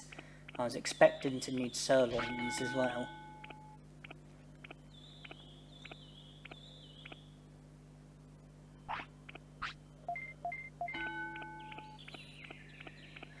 At least by having 300 brains, we've got the distance command, so we can stop Munciemon from attacking when it's not wise to attack. That will give firm control over our MP consumption. Well, I'm happy with 5,000 MP, so now it's time to move on to HP. I've got plenty of time to train, but I don't need to train too much. You know, I don't need, you know, sensational stats in order to do what I need to do. But I think if I make sure I've got plenty of HP, because there isn't really much harm in using medium recoveries. I've got restores should I get very unlucky for whatever reason.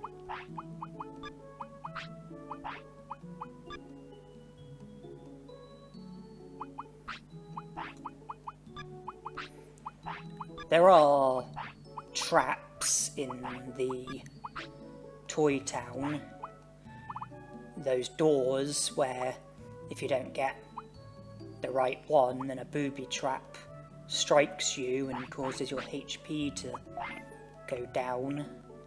But I can recover HP and I can, you know, train until I've got a lot of HP.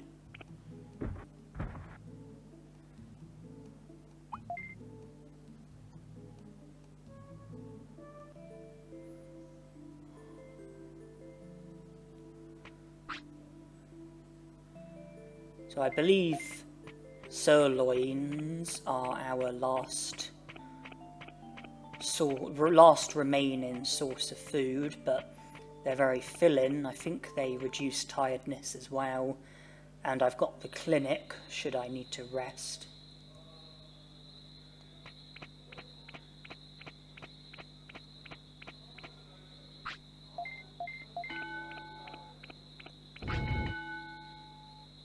So if I train my HP, I reckon my attack could make it up to at least about 400 or so.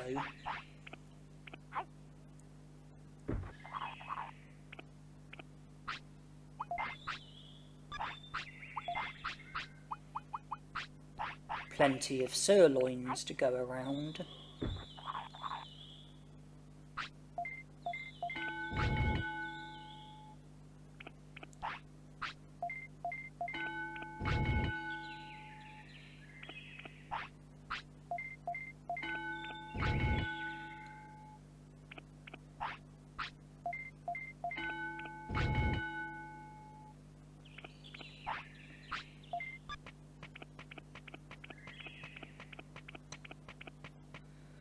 With my discipline in the maximum, technically I didn't have to take Munciemon to the toilet straight away.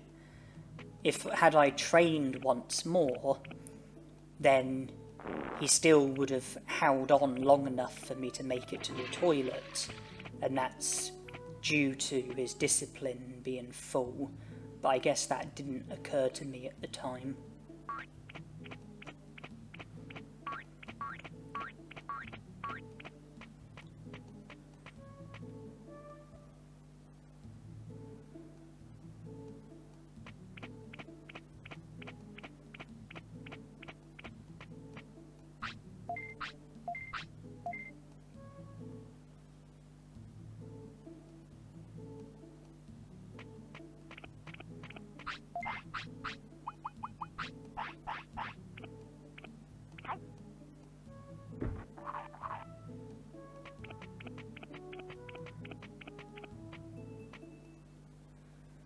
We are, at the later stages of this challenge, this playthrough, this video, so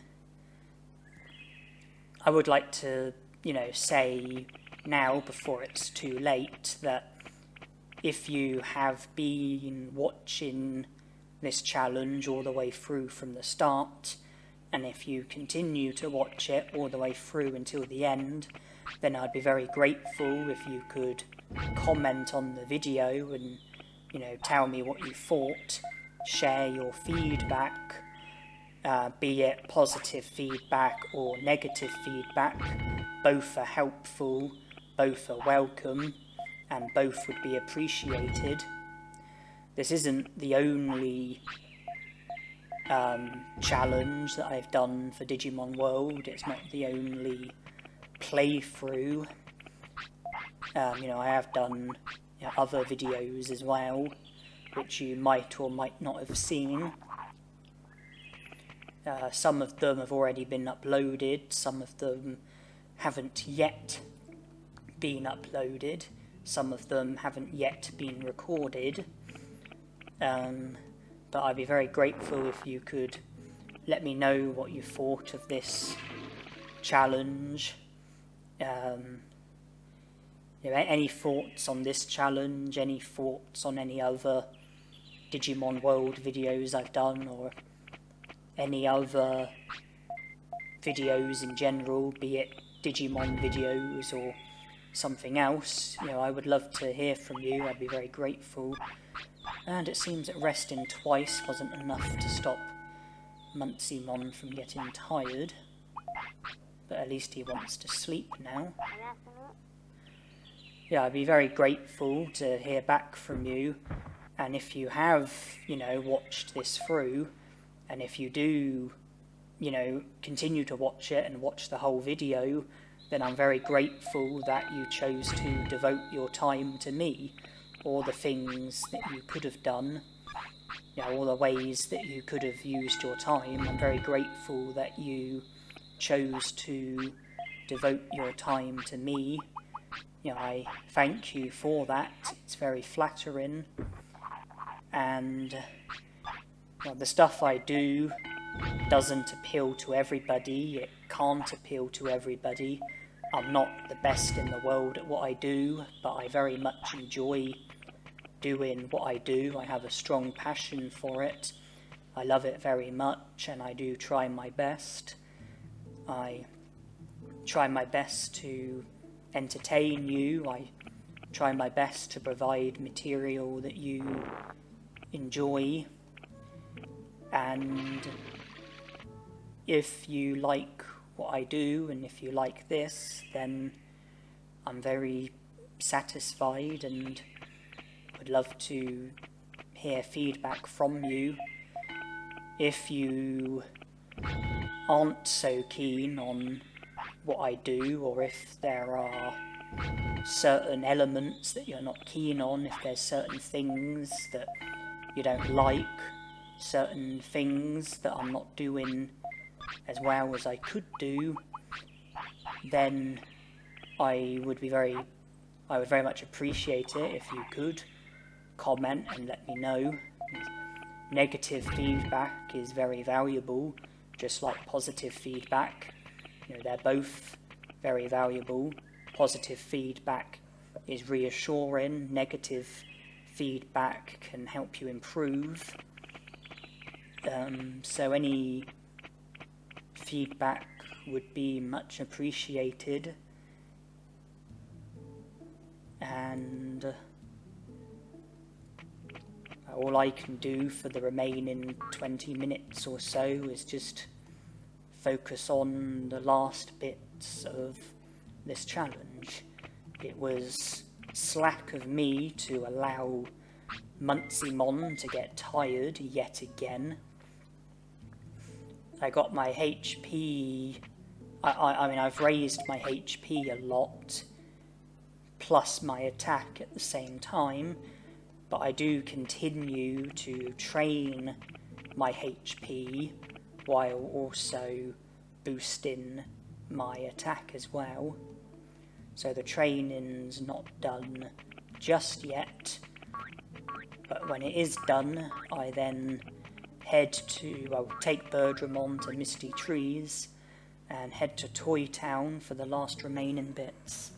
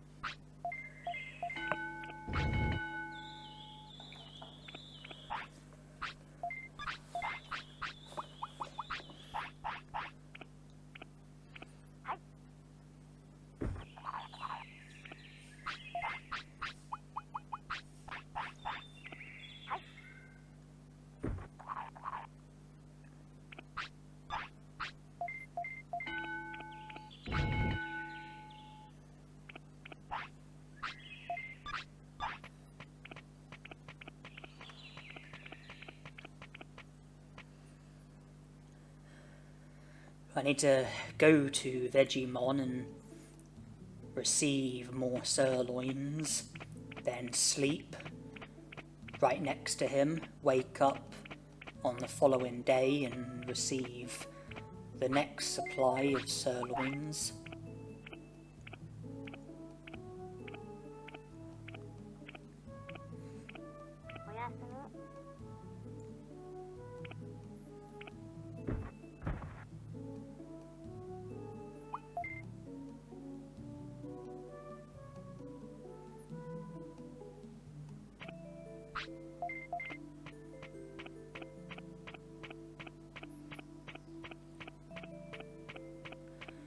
My stats probably are good enough as they are, but nonetheless I choose to return to boost my HP and attack even further.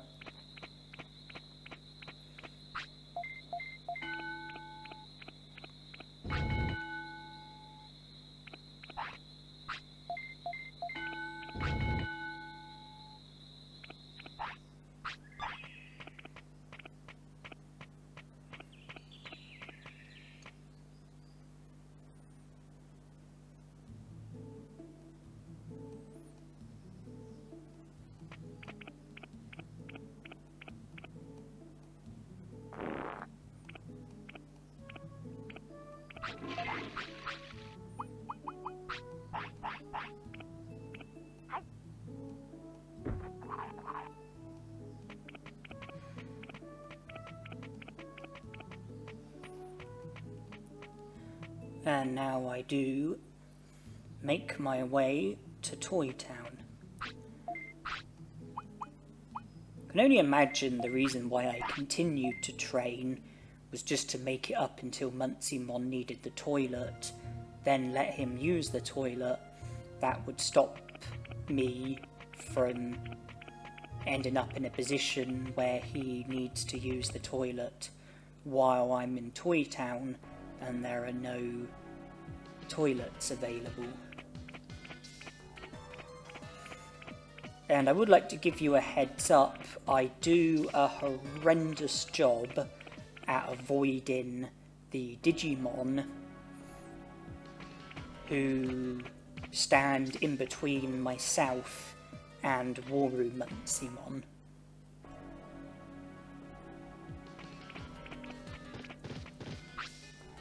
So that was terrible. I just had an immediate battle with the Toyagumons.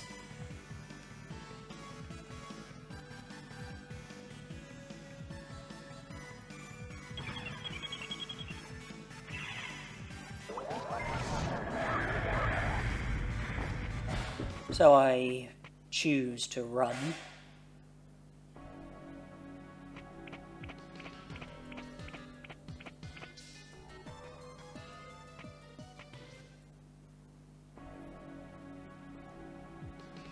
and then make a second attempt.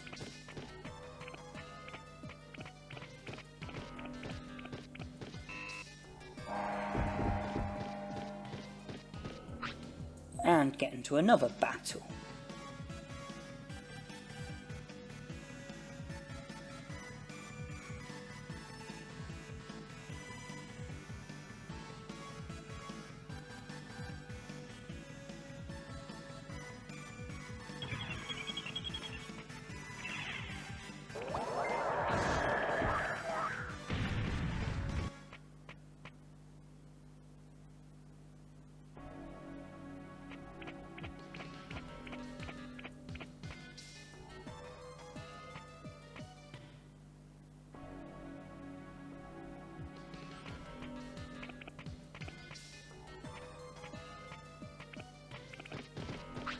And another battle.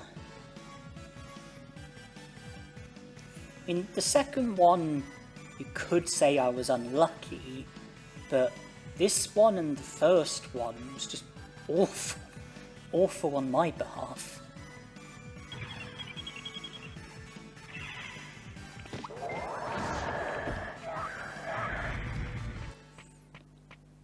So after fleeing from 3 battles, my happiness and discipline takes quite a big knock.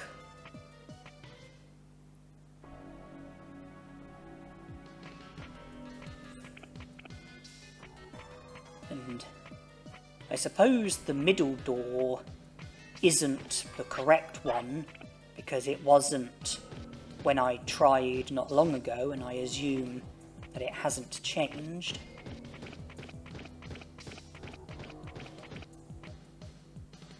And I make it through to the second area at last.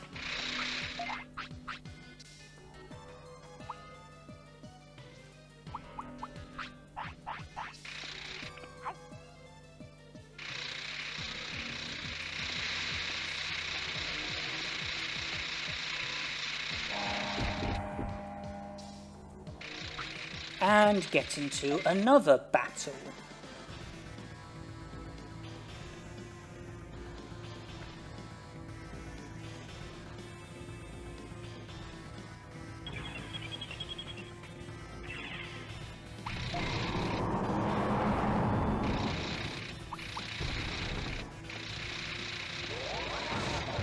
And out of frustration, I think I can't be bothered to run again and return to the previous area again.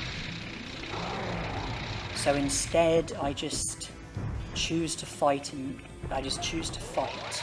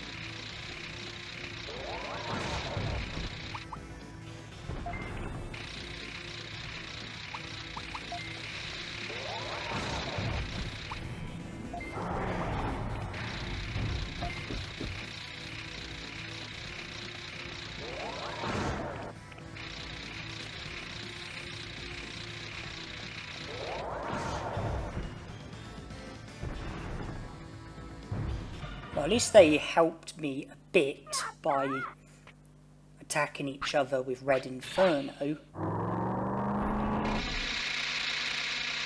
plus my finish enabled me to do some damage without needing MP. But I'm in a position where I'm yet to face Warumunsimon, and my MP is under half. I have an MP, a medium MP,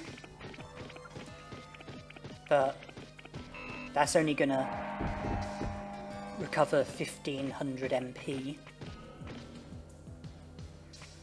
Okay, well, we have made it to the final room at last.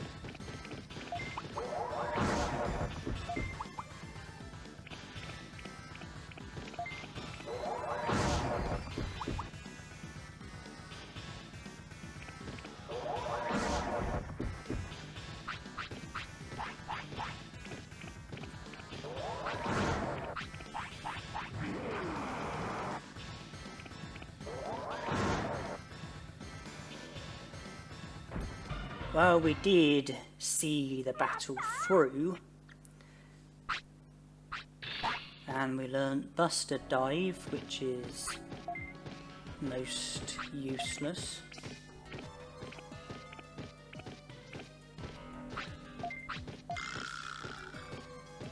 But with our MP how it is, we really need to be avoiding battles when making our way back to where the robot Digimon is, and when then returning to here for Nannymon.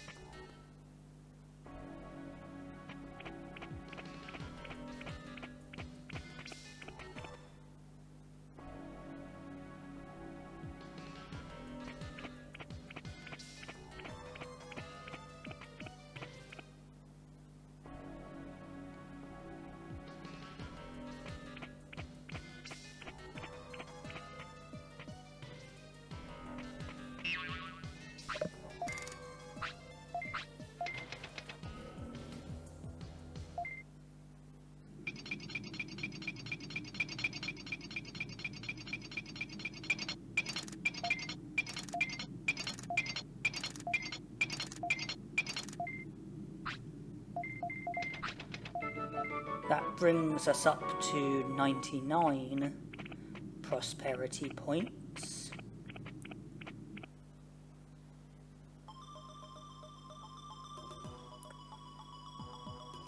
Just Nanimon remaining.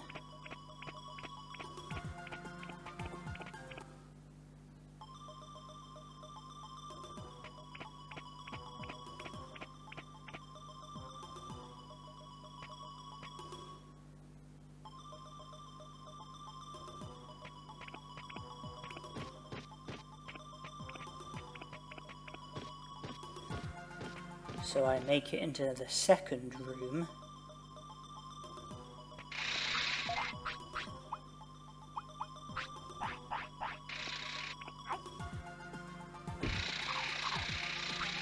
And get into a battle. And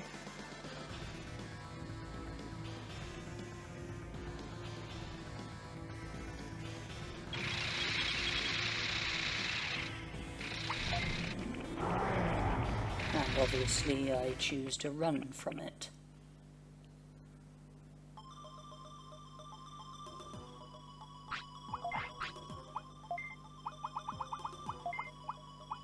It then occurs to me to take out Megaton Punch and put in Sonic Jab, because if I was to get into any more battles, then where Sonic Jab costs such little MP, then I could at least use it a dozen times in battles.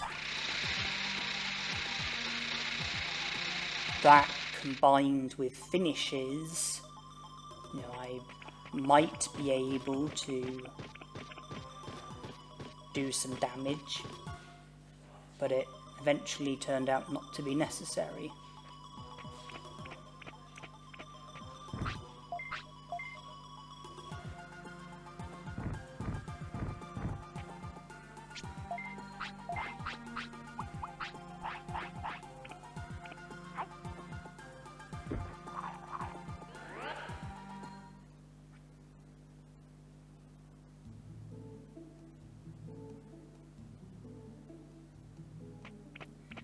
And when we speak to Vegiemon, he'll say that Muntzymon and Nanimon joined, which will bring us up to 100 prosperity points. There it is. Tamer level up, medal, Angemon, all the Digimon have joined, so there's nothing else to do. This is the end. We are done. And I would like to thank everybody for watching.